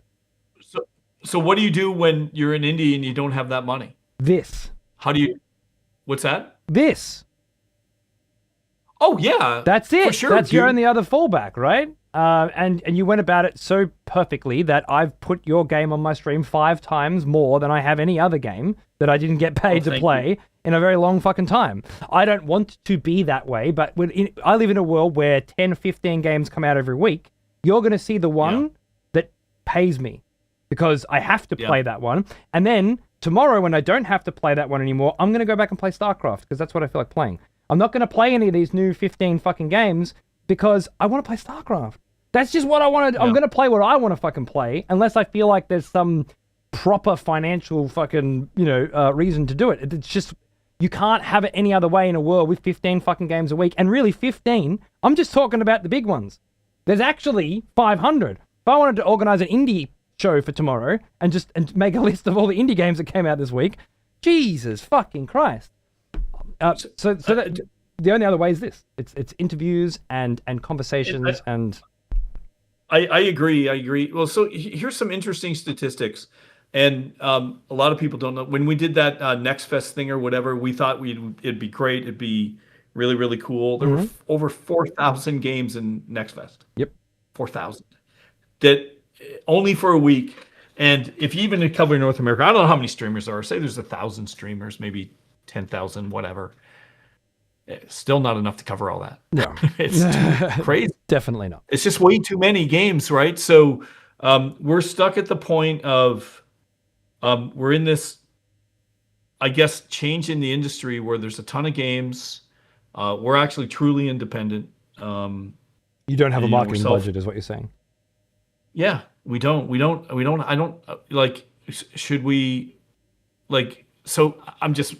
Say you connect with some streamer who is going to show like 2 million views. I don't know what it would be for that, but I would assume it would be, you're talking like 50, maybe 100 grand. I have no idea. Look, interestingly, it's not how they do it anymore. Most of the agencies I work with prefer smaller numbers with their viewers, tighter audiences, much likely to get a return on investment than the big guys. So they take smaller budgets and spread it out amongst a lot of smaller streamers with much smaller audiences than I used to have, for example, when I was doing, proper streaming shit, but more like the 100 to 300s, because you're likely to get more like 20 to 50 people that actually want to fucking play the game than you are with a stream of 10,000 who are just waiting for the sponsored segment to end before that streamer goes back to what they were doing beforehand, right?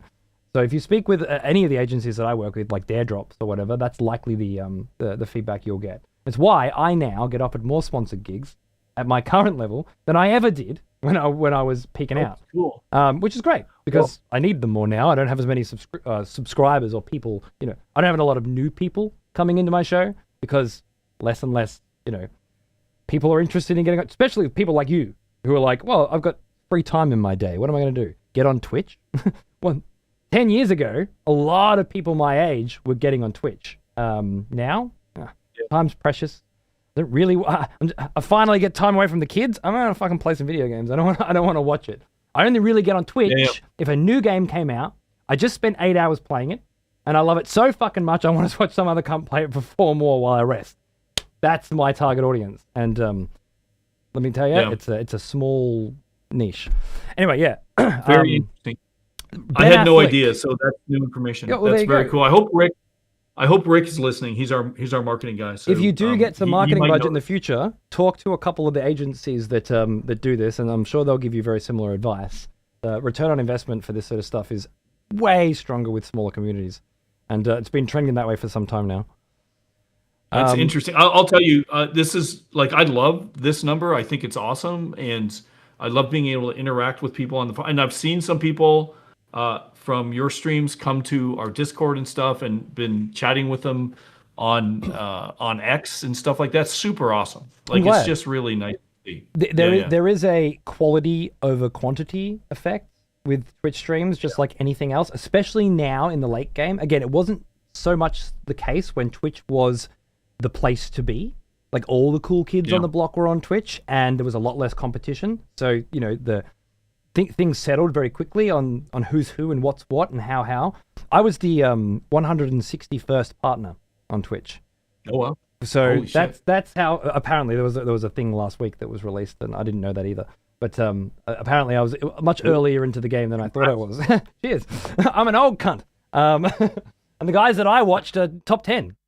Man vs. Game, the 5th. Day 9, the first streamer I ever watched. First streamer partnered. And that was StarCraft. Crazy shit. But yeah, things have changed so much now that it's very different. I watched an interview with Ben Affleck and Matt Damon. I think it was Matt Damon specifically talking about their new film on Netflix. They said today, $100 million to make a film, 50 is marketing. Yeah. So if you want to raise money to make your film, double what you need just for marketing. You think about that in terms of video games, in the position that you're in, what the fuck hope in hell do you have? Like, you can't afford that. So what do you do? Yeah. Obviously, Deadhaus Sonata is not going to have a banner on the front page of Steam. Someone else does right now. I don't know who it is, but right now, if I go there, someone else has paid good. Of course, it's Subnautica. Someone else has paid good money to have their picture on the top of Steam, and correct. And sometimes some people pay even more to have a much bigger picture, full Steam takeovers and shit. Remember that? Yes, yeah. That stuff. We inquired about that stuff, and we got a response back that's not possible to purchase, and I'm highly skeptical. I've certainly seen people purchase it. But again, it seems like there seems to be a club. Yeah, I've definitely seen page takeovers before. Yeah. No, for sure. It's tough. It's very hard, and all we can do is do the best we can, try to be as transparent as we can, show people stuff. Like, one of the things that I wanted to do is, so I put together that book. I used a publishing software for the first time, so all those pages and stuff. I actually used, what's the name of the software? Hold on. It's called, is it Affinity? I think it's Affinity. And it is. It's Affinity. And their competitor essentially against Adobe. It's free though. It's a free piece of software. Mm-hmm. I used to use Adobe all the time, like for Premiere, for creating YouTube videos and all that kind of stuff. But now I use DaVinci and Affinity. I love DaVinci is not quite free. Yeah, but they're great though, right? And it's what I use every day. I put that together. Fantastic. Yeah. And if you pay their fees, which aren't super high, then you get a lot more fucking features as well. So I'm glad that those things exist. Absolutely. It's been awesome. So yeah, that book that you saw, those first 3 books, I actually believe I did those. Did you? Yes, I created those. I did that. So this is my favorite. So it's my favorite chapter. But the pillar, I didn't do these 2. Yeah. These are older. And these are from the community? These are community written. Yeah, they're pretty cool, actually. Hey, Meta. I saw Meta in the chat before. I definitely know Faceless Mike. Yes. I actually know some of you motherfuckers now. Isn't that cool? Yeah. So some of you might not know, the community for this game has been around for quite a long time, building it up for a lot of years before they even had shit to show. From their perspective, the early access version of this game is probably pretty fucking extensive in that there's a lot of shit there for people that have been sitting around in the lore of this game for a long time. You came in kind of late. There you go. But I guess just building up on the promise of history. If you start to notice in places like this, that history is already there. There are people that came before you that laid down a lot of the groundwork and have been recognized for that in ways like this, and that's going to continue. So I'm buying into the early access of this game to start putting my mark on as early as possible, and I'm ignoring the fucking microtransaction bullshit like I have to do in a variety of other games available today. I play a Path of Exile every other month, watching absolute idiots run around with their stupid fucking the void fucking cloak and their wings as big as my screen and 16 fucking animals following around, and I just wish it was Warcraft and I could slash spit on every single one of them. But I can't anymore. Those days are over. But I can do that and still have a fucking good time with the game but by focusing on the parts of it that I am most interested in, and that's this shit. So I can't glaze this game any harder because of certain choices that have been made in the development cycle that don't align with my values. But I can very much focus on the stuff that I care about because it's who else is doing it? You know, where else is this happening? Especially the Celestial Clock, the tarot card system, and most importantly, this lovely tomb of knowledge to build on. And Denis has got a history with this shit. As we said before, if you play through the entire Legacy of Kain series, you'll see that it always, every time, comes straight back to where it started because of how good the foundations in the world building were back then at the beginning. And Deadhaus seems to be offering the same kind of experience. So anyway, that's my spiel on it. Do you have anything you want to say, Denis? No, I guess I would say for those looking at it right now, we're really early. There's a lot of rough edges for sure. I will promise one thing: we're gonna just work away at it and just make the game the best it can be. All input, and we're open to everything. We've got a vision, and we're trying to take this home. And we want to make a game that's different. We're trying new stuff. It's very hard, and we're up against. It's a high mountain to climb, but we're trying to climb it. So please help us out. We'd appreciate it.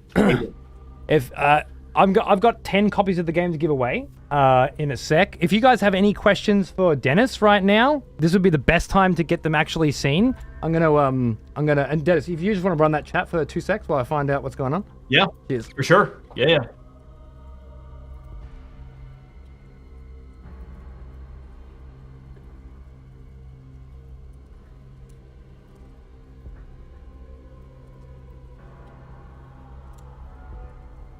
Yeah, for those who may not be aware, I was the original creator for Legacy of Kain. I created the idea, wrote the story, and we worked on that for about over 3 years, a long time on the PS1. So it's quite a fun game, So I'm just looking at Monkey, just monkey, I guess. So the question I have would be about voice packs. So would it be $25 for all the current lines, but what about future ones recorded? Are those also included?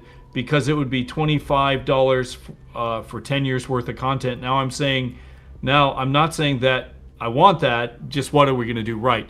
So we're going to, the voice packs are going to be broken up by region, but as we add more content, you're not going to they're going to be good for that region, and so you don't have to worry about constantly buying a new voice pack every month. But as we start increasing areas and other volumes, we will offer new packs, and we'll have to see how it goes. I don't know of anyone else that's ever done voice packs. We're not sure if the monetization level's at the right level. We're just going to work with the community to see what people think. If people are like, fuck you, Dennis, this is too much, then we'll adjust. Or if they say, oh, this is really good, or we'll just go from there.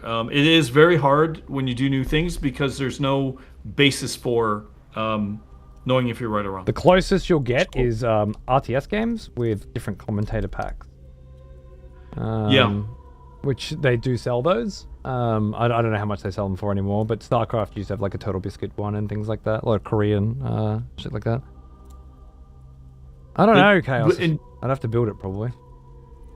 Sorry. The one thing that I think is a little different from us compared to those is the voice packs. There'd be different voices, but there's different content in these as well. There's different stories and it's different. It's not just saying the same thing a different way. It's totally different. Okay. It's kind of fun. It's kind of fun. So I'm just trying to set up a giveaway. I haven't done. Yeah. You're sharing your screen just. To make sure there's nothing they can see that will fucking get me in trouble anymore. Everyone's very serious about it these days. Don't stress. All right. I just wanted to give you a warning. Yeah, no worries. 10 winners. I've got one other giveaway here from the wonderful Mr. Dyack, which is $100 worth of in-game currency, and I'm going to give it away begrudgingly, and then I'm never going to talk about it again. Okay? I didn't. So I knew you were against microtransactions. Had I known how much you were against microtransactions, I would have asked you first. It's all right. It's all right. I'm not trying to. I'm not trying to get on your bad side. Just because I'm against it doesn't mean everybody else is. And we live in a world where we have to just be open and cool with the fact that people believe different things than you, feel different ways, and there's no fucking animosity because of that. I'm happy to give someone $100 worth of platinum, and then whoever wins it, I'll never speak to again. That's fine. That's the other bonus prize you get. I said this in another stream before, and I really fucking mean it. Whenever I get to Australia, man, and assuming you've got time, I want to have a beer and sit down and just chill. Maybe have a Warhammer. I told you, I live near the beach. I got a Warhammer set up in the garage. Come down, bring the missus. We'll have some drinks and some dinner. We'll play some Warhammer. It would be an honor to host. That would be so fun. That'd be so fun. And I bought this house down here in this place because it is a nice place to bring people. It's a nice place to. Nice. We don't enjoy as much of the area as we used to because we've been here for a while now. But when somebody comes down, you immediately want to go and enjoy it all again. And that's lovely. That's what I want. All right, so what do I got to do? Chat message to get in. Giveaway title: Deadhaus Sonata early access. Keys. Cool. You enter with a chat message. It's !Malazan. Just to make sure you can spell it. If you can't spell Malazan, you're not allowed to come in. All right, that's the deal. It's not subscriber only. There are no excluded usernames. So start the giveaway and we'll see what happens. Did it work? Wow. So it automates it? It's supposed to. Mel Zoomers, yep, you're not getting one. Sorry. Let's see. I don't know if I'm supposed to... usually something would happen when I click start giveaway.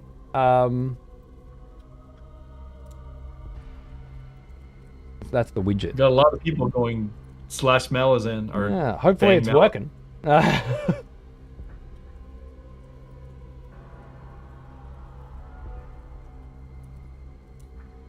You another peer if you... Yeah, how do I see... Go to giveaway? 23 live participants and counting. Lovely. There you go. Draw status is open. Prize spots 10. No excluded users. Latest entries. And I can pick the winners when I'm ready. Cool. All right. So I'll give you a minute to grab in. And then I'll do one more. giveaway with just one, which will be for the $100 worth of in-game currency and the lifetime hatred of excessive profanity. So, which is a double prize, really. I feel so bad. I'm just fucking around for fun, all right? I'm not going to be fucking spending any money on microtransactions because it is against who I am. Again, I play a lot of games these days where I have to be part of that world, and so long as the game's worth it, I don't mind. It's cool. So one of the things we want to do in the future, another future thing, you know that book you were looking at, those 3D books? We've had requests already to do a hardcover. I was going to say, so, I imagine that's on the cards, which is pretty fucking cool. Here's the website, by the way. I'll just chuck that in the chat for anybody who wants to bookmark that for a little read of themselves. I imagine once you start getting into these books, your interest in the world will rise. There are also audiobooks in here as well through Spotify. I think these are all available in the game as well, the audiobook stuff. Yes. Yep. Cool. They're all. So the audiobooks are the same as the 3D books, and the audio dramas are slightly different because we optimize it for sort of like a play. But so you can listen if you don't want to read. Fuck yeah. Oh, you got some cups and shit as well, huh? There you go. There's merch. Yeah. Nice. Yeah, we've got some stuff, and we I haven't looked at that in ages. So it's fun. It's funny because to me, this game just popped out of the ether 5 minutes ago, but to you, you've been working on it for a very long time. And you've come a long way, which I think is important to notice. People who are just coming into it now, probably won't notice that like how far you've come. Hopefully, between now and the next 18 months, when you definitely go into free-to-play launch, then you'll oh, there we go, nice. There's a creator program too. You'll definitely get to see. Oh, my face cam died. That's great. I know why. Hold on, 1 sec. And then I'll pull the giveaway winners, right? Man, you're going to some pages I haven't been in a long time. I just realized we have to update them.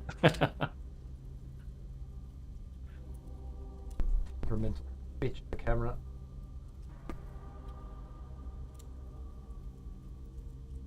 I crave the animosity from XP. Yeah, well, that's why I threw it in there as a sweetener, right? Perfect.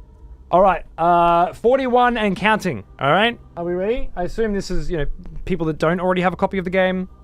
Thank you for not, fucking around. Oh, if you win one, you can just give it away. Whatever. I'm gonna pick them out now. Let's see if it works. You ready?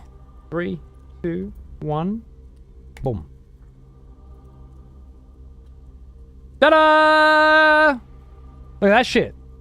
What if XP already hates you? Can you give that away? Nope, you have to keep that with you forever. Enjoy, G. Nice. All right, we've got 008, 8808, Smidler, The Odyssean, Alex Treaties, Zornafrax, Mecha Spyro, Bisbook, Sphex, Lowway, and Saphius. Saphius is my scribe. Look at that shit. Keeps a record of all the executions here on this channel. Which, once upon a time was many. We'll talk about that someday. Sorry, Chaos, you got fucked. All right, so I'm going to be sending a copy of this through to you guys individually. Hold on a second. And in the meantime, again, maybe Dennis can field a couple more questions. Then I'm going to give away the platinum. So just work with me here. If there's anything else you guys want to know, now's the time. Yeah, ask some questions. I'm watching the chat, everybody. Yes, congratulations, Fistbook. You won. That's awesome. GG. The glory days of executions. That's cool. I need to know what Warhammer army he plays. Well, I play. Depends on fantasy and 40k. So 40k, I play Necrons. I know it's probably a big shocker. I have 10,000 points in Necrons. I also I've got a Imperial Titan. I haven't built it yet. It's like huge. And for the New Worlds, I haven't really started playing it yet, and but I'm basically moving towards. I'm forgetting the name of it. I haven't played it. That's why I'm forgetting the name. But the kind of crazy vampires.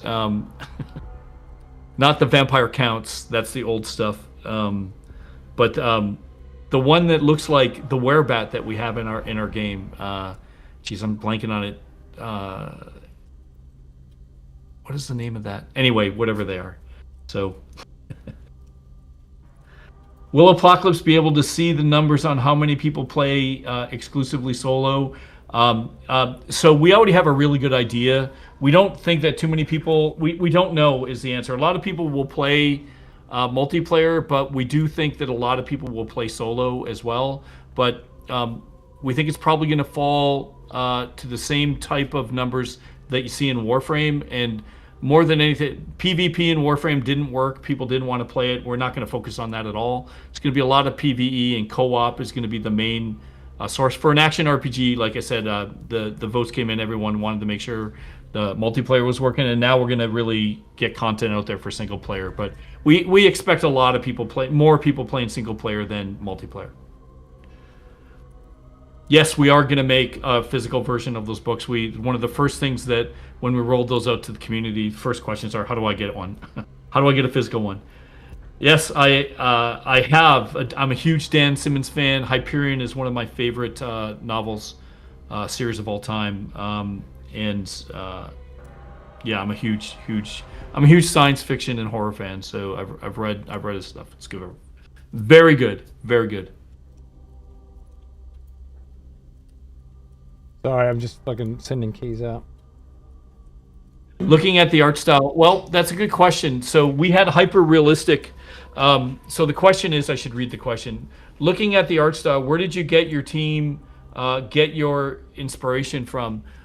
We got a little bit of it from Deadlock, I would say, but more than anything else, we wanted to hit a target where, I tried to say this before, I don't think I answered it well on stream. One of my favorite games of all time is Heroes of Might and Magic, and as we start introducing the other houses, we want to have sort of this unified thing where we can get all, like right now, a lot of people will think, hey, it's gothic, it's dark, it's horror, and it is.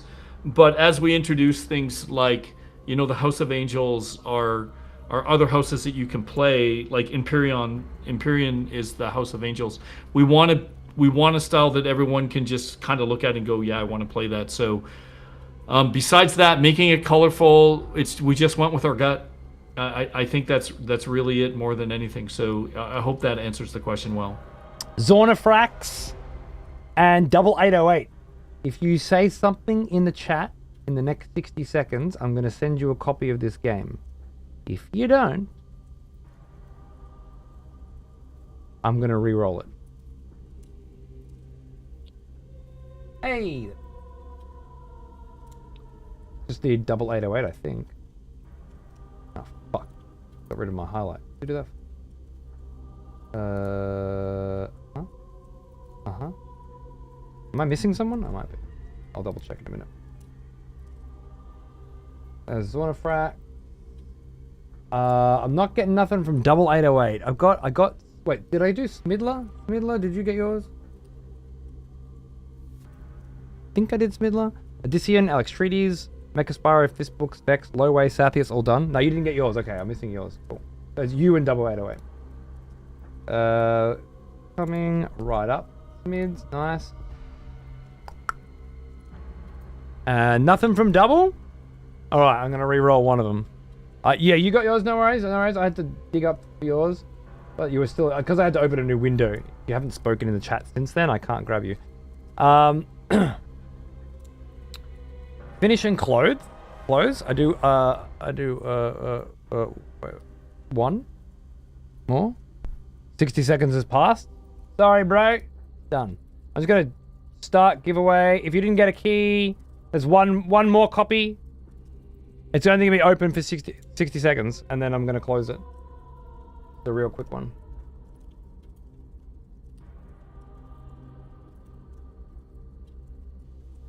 And then I'll do the... I follow. Sorry, go ahead. Sorry, no, and then I'll do the currency one for people who already have a copy of the game, which will be different. Sounds good. There's Double. Oh, did he say something?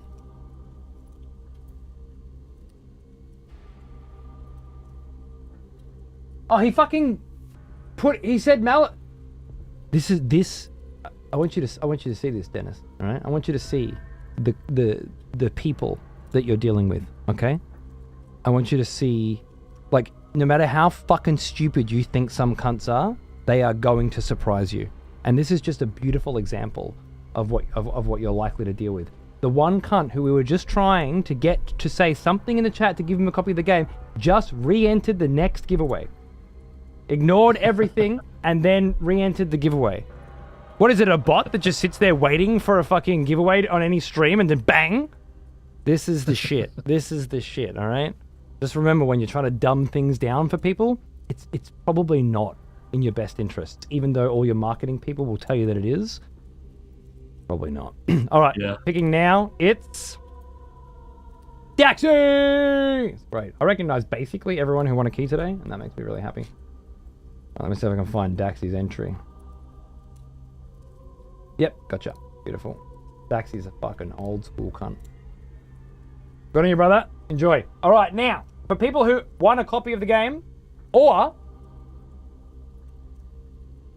already own the game and would like a chance to win $100 of in-game currency to buy all the lovely little cute fucking hats that you can fucking get, please type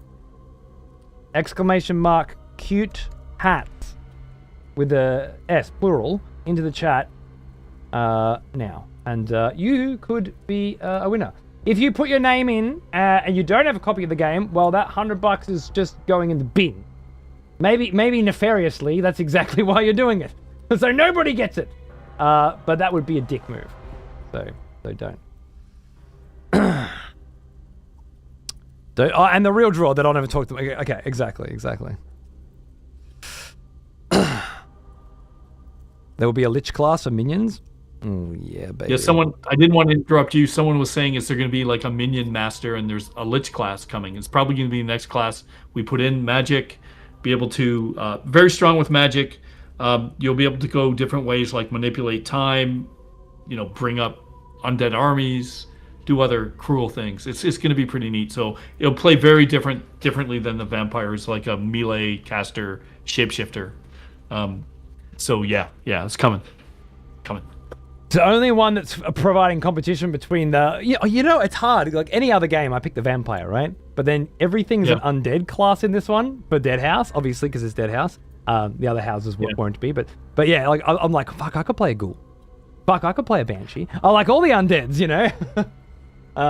It's a very interesting way of doing things. Normally, people would just... hold on, I gotta kill someone. 1 second. I can't even click on his fucking name. Something's up with that cunt. Did he definitely went in for this one as well? Yeah, fucking oath he did. Alright, hold on 1 second. Oh. This used to be a thing in this channel where you can execute somebody, but it's broken at the moment, so...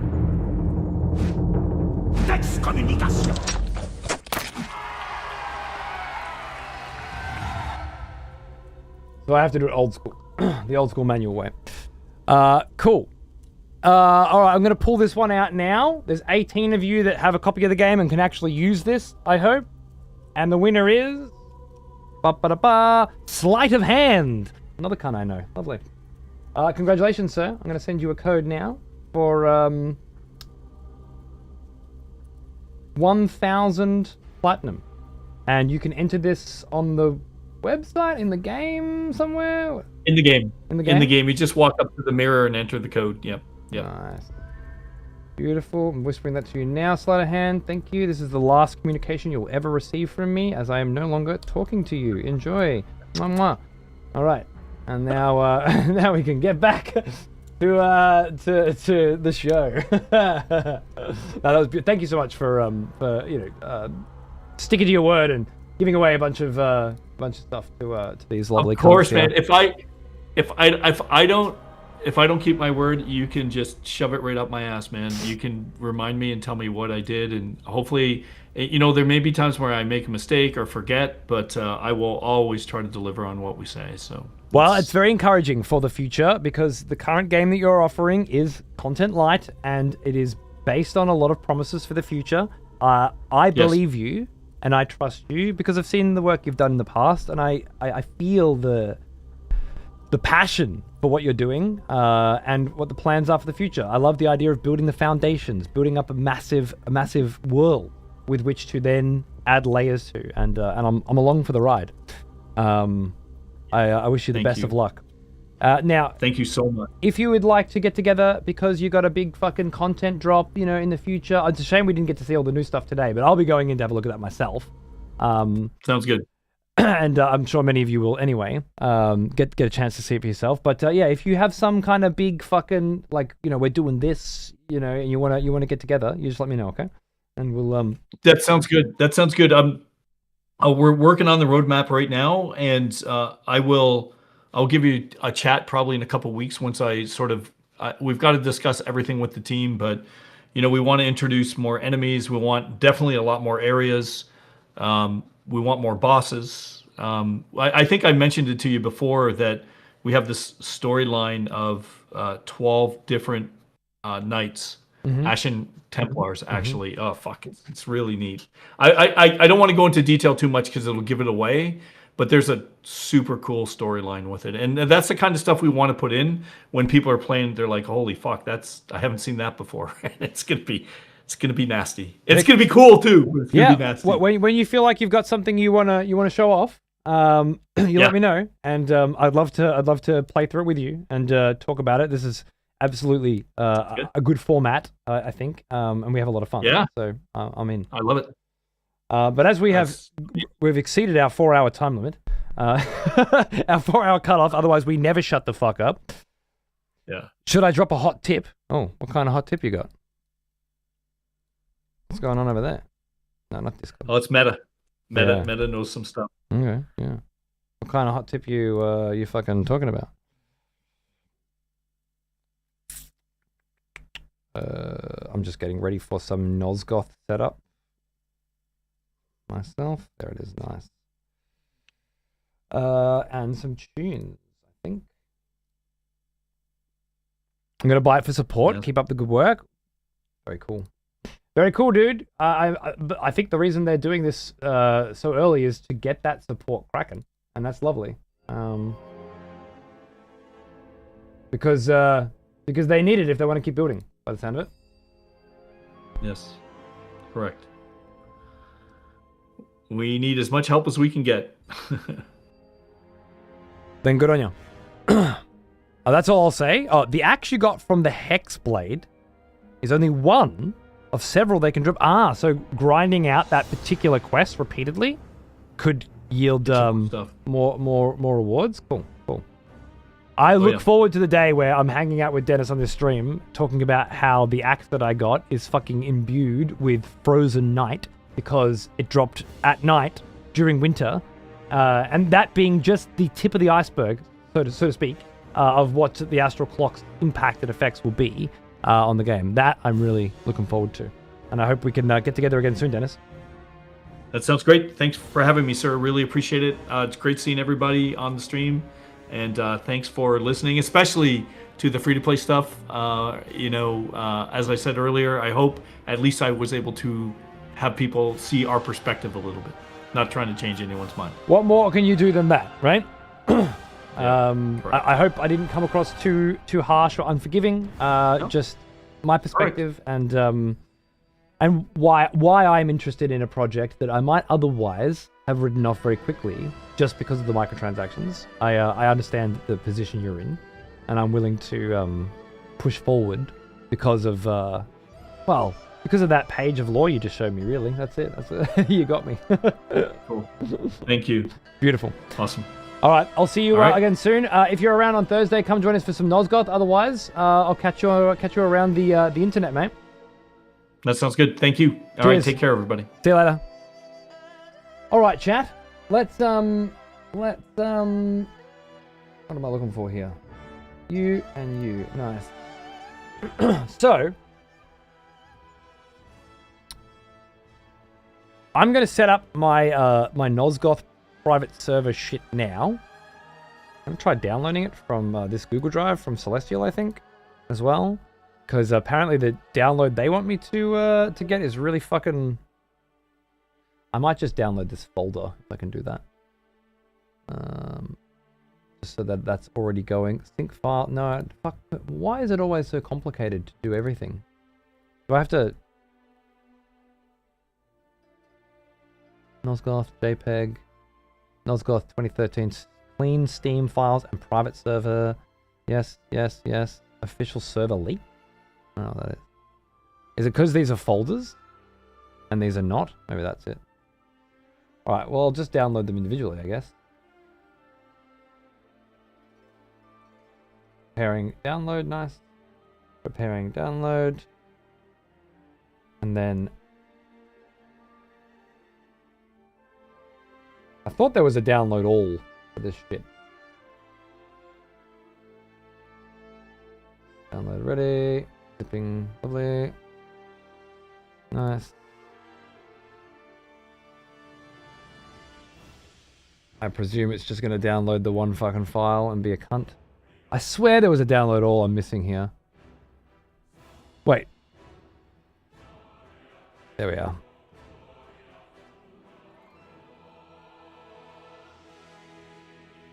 Thank you, Dennis. As always, an absolute pleasure.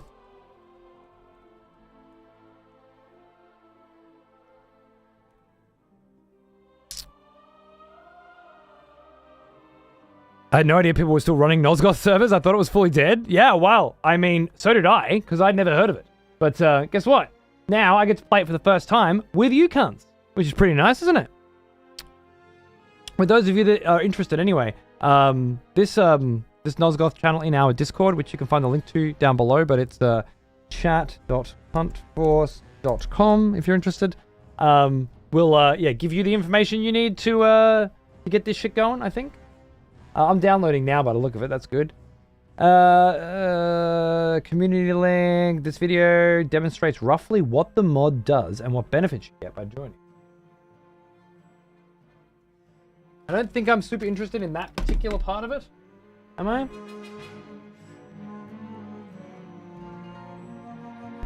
Which link? Yeah, okay. For those who don't like the idea of joining Discord. Ah, lovely. You try out the mod without joining Discord. Follow... So I've downloaded it all from a Google Drive by one of the cunts who uploaded it to the Google Drive because he said the download was really slow. So I uploaded the entire thing to my Google Drive. So I assume I just need to get to the instructions. What's this? 5 minutes left for the clean install. I assume it's faster.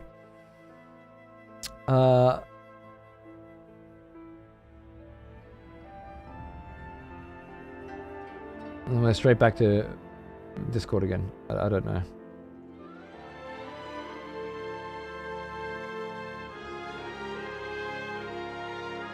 Edit 2025. Remove some unuseful links.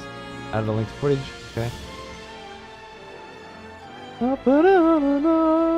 Add methods to play without joining Discord.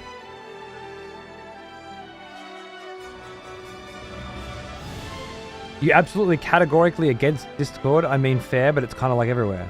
What the fuck are you talking about? You trust the source of that upload? Reasonably. Yeah. If you don't, then wait to see if my computer dies. Thank you, Toulouse. Mwah.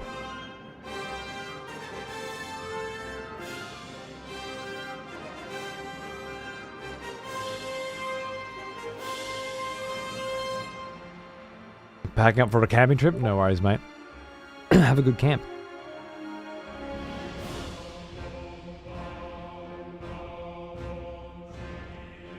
I'm confused. Are you trying to avoid the use of Discord? No, I'm trying to avoid going into their fucking Discord.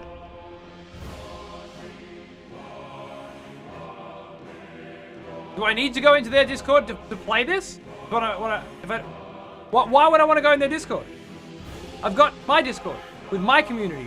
Isn't their Discord to get in touch with their community and play games with them?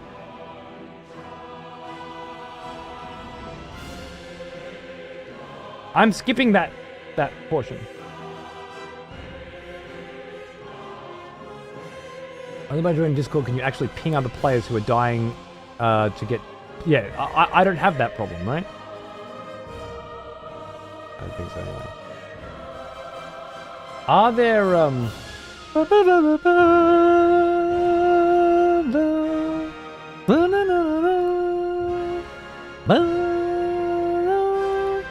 what's this? The image? Beautiful. Nosgoth. Cool. I need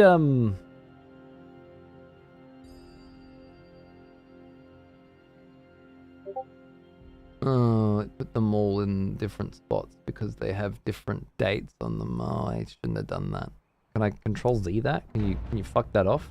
Pretend that didn't happen.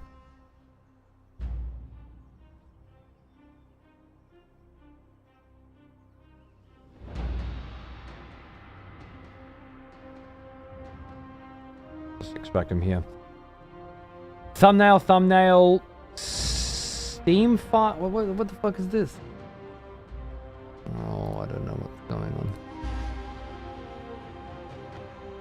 You must need those for something? That one's the one that's not finished downloading yet. The rest is official server leak. Clean install private server. I'm not seeing the instructions that I expected to find here.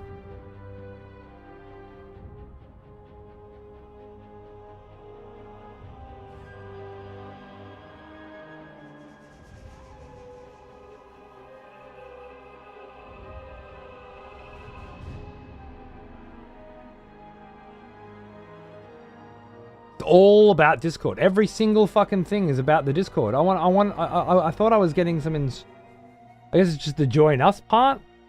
All right. Once I've got the files, maybe something will make more sense.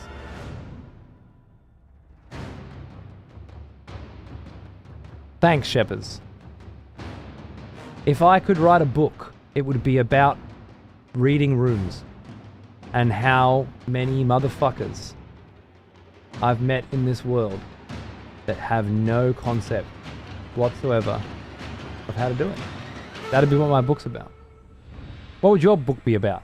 Seeing as we're talking about shit other than what I'm trying to fucking do right now. Nosgoth servers are back. Says only. What does that mean? As someone who's never played it before, has no idea what it is, how it works, in any way, shape, or form. What is that sentence supposed to mean to me?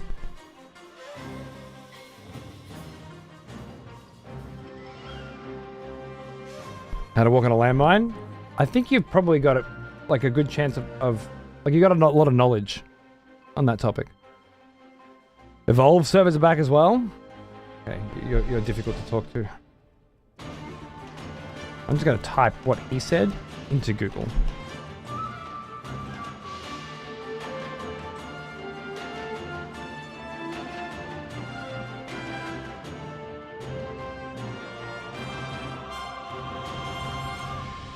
I disagree with you. I believe the Nosgoth servers are not back.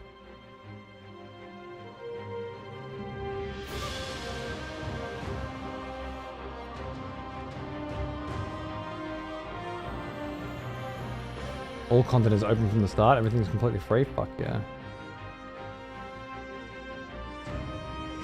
Alright, I've finished my download, so let's just see if I can figure out what the fuck to do with these files, right?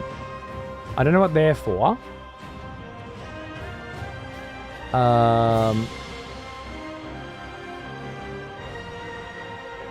Server leak.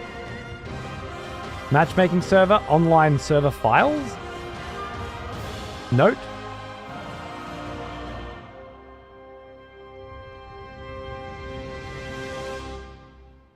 These files have been carefully preserved in my NAS and now publicly released for anyone passionate about reviving and exploring the game. Fuck yeah.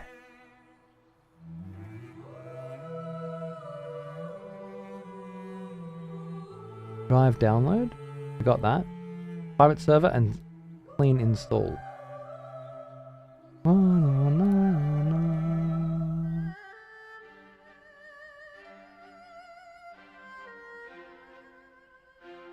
Discord server export. Downloads FAQ README. Check out the links below for up-to-date info and files.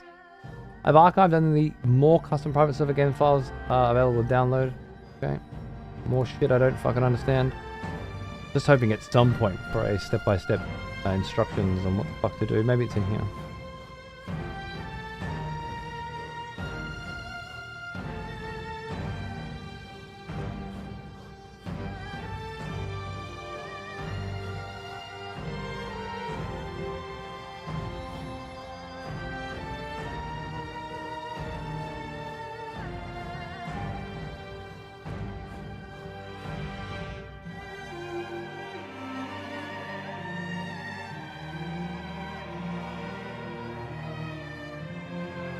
A couple of mates playing some Company of Heroes 3's new DLC. I might be able to play one game. Let me see. The stupid obvious question if you search for an EXE. Stella, I'd rather just not speak to you if you don't mind. Feel free to watch the show. For as long as you like, but I'd rather not talk to you. If that's cool. G'day, mate. How are you, mate? I was actually just wrapping up. Just preparing something here for Friday's show. But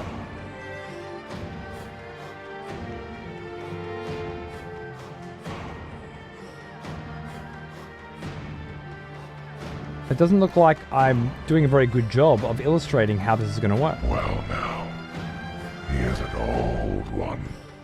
Almost as old as me. Welcome back, Heavy Metal. How you doing, mate? 140 fucking month. Look at you go. Cheers, brother. Hope you're doing well. Setting up Nosgoth. Yeah. I might be able to get a game of Company Heroes in. We shall see.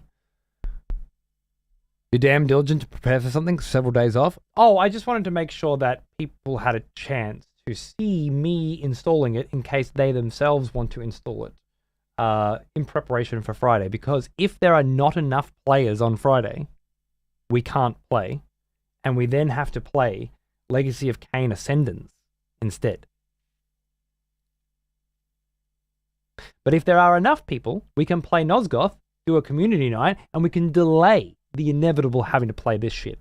So I mean, you know, it's good for everyone if we can get a bunch of people in for Friday. But they need to have it working and ready to go, because it's going to be a very simple equation on Friday.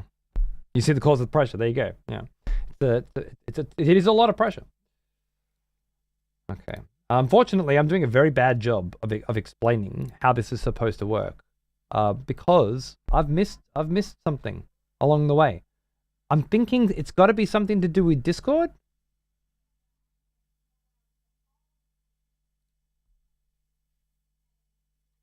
But I was expecting some step-by-step instructions on how to get this shit going. I must be missing it. Maybe it's on this website. Maybe we can get Paunce in if you're coming in for a game. Well, yeah, it'll just be one game because I got to take Xander to ninja training. You got to install it. I'm working on getting a whole program installed right now. So I'm looking over the guide that was posted on Steam and how to get it started. I'm working on getting a whole program okay. See, this is I just can't talk to people anymore. It's not looking good for my job. Here we go. This is the page I was looking for. I just had to click on that. How to install Nosgoth. I did that, right? Not successfully. If not, download via this link. If you already have an old Nosgoth, verify your Steam installation via library. Verify the gameplay. Okay. I've already downloaded it. How to add the mod. Click here to download the mod installer. bcmp mod.exe. This motherfucker who uploaded this shit to make it easier for me has inadvertently made things more complicated for me, it seems, because following the instructions would have been a lot easier for me to do. I just don't. I'm just gonna download this because I don't see where that file's supposed to be in the files that I've downloaded. Right? It's not in there. Could it be in here? Christ's sake.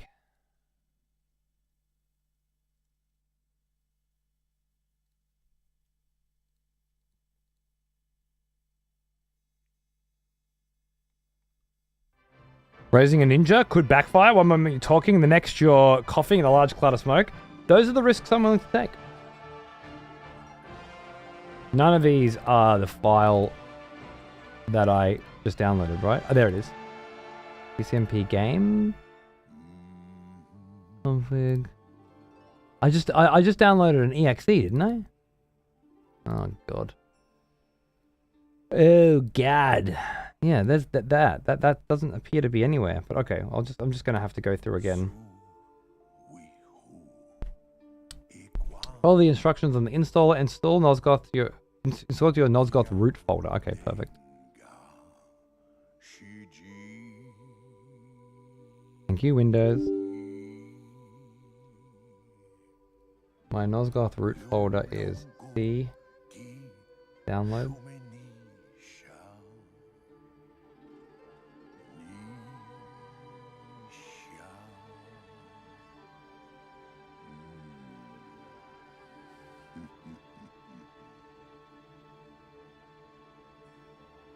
Play Steam install.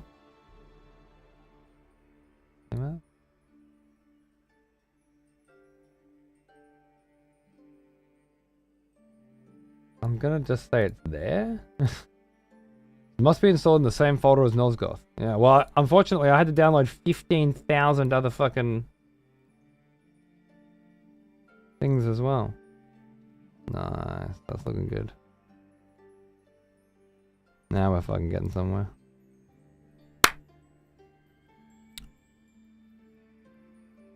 He's beating Ruin Sentinels in Dark Souls 2. Okay, cool. Can we get that website when convenient? Of course you bloody well can. Okay. I'm going to put it in the Discord as well. If you want to install this mess, start here.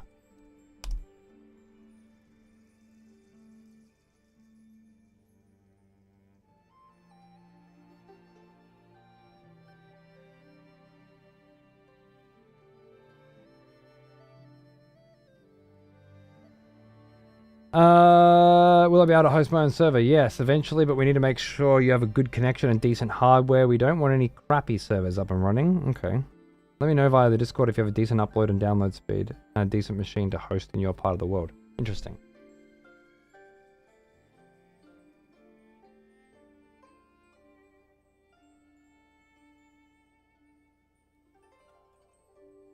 Eight players are required to start a matchmaking lobby. So we just have to start on one of their servers, I guess?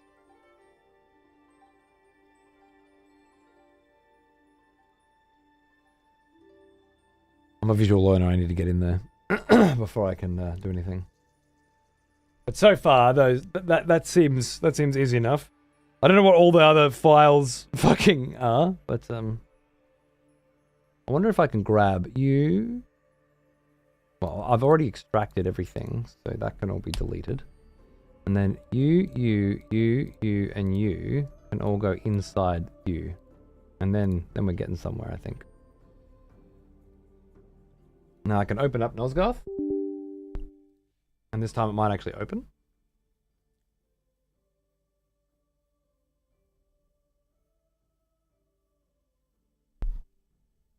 Just gonna grab a glass of water while we wait to see if that actually opens this time.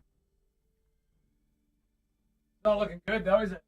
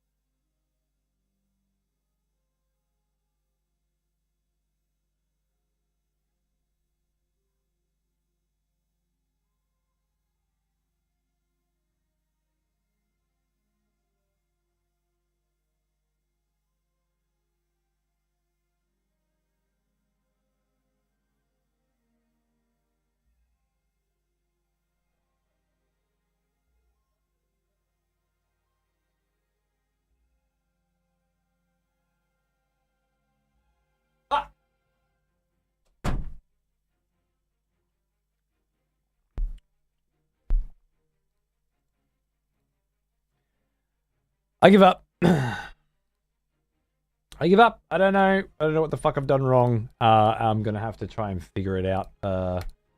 On Friday, if we have the minimum 8 fucking people that are required to play anyway, which seems like a big if at this point. And if we don't, I'll just play Ascendance, and then we'll yeah.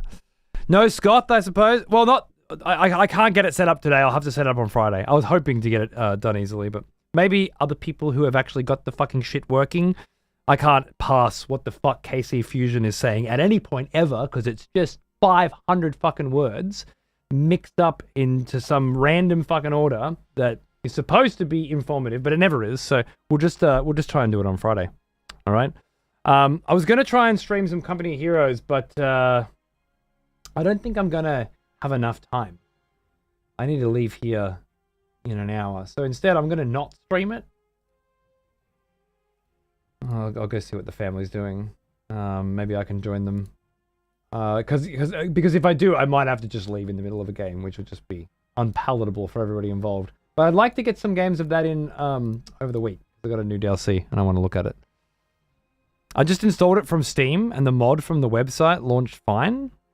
Might need to delete all the files from KC's confusion. Okay. You installed it from that website, not from downloading all the files. That wasn't KC that gave me those files, by the way. KC was just being confusing in his own special way. I guess I'll just delete everything and try again on Friday if I can't get it to work. You downloaded it already? That quickly?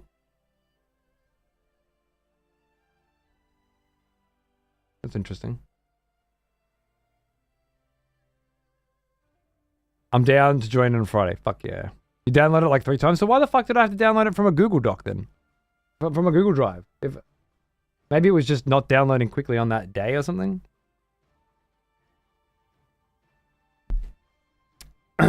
This is what I get for trusting people on the internet. Oh well, whatever. That was an afterthought anyway. Hopefully we can get that going with relative ease on Friday when I've got some more fucking time to do it. But I do need to fuck off now. Thanks for hanging out. I hope you had a good time seeing some more Deadhaus or want a copy of the game or something. It'll probably be a while before we get to play any more of that on stream, but it was nice to see some improvements already. I wish it didn't fucking crash out again and we could have seen more levels, but well, we'll get a chance to do that in the future. And yeah, we'll wrap up our Legacy of Kain journey, which has included a lot of Deadhaus, which would been really cool. I downloaded the game from the crafting website and the mod should work. Okay, I'll have a look at that. I went about it the wrong way apparently. I'll just do it all again. Cheers, mate. And thanks everyone for watching. I'll catch you guys again soon. Tomorrow I'll be back to play video games. I don't know what.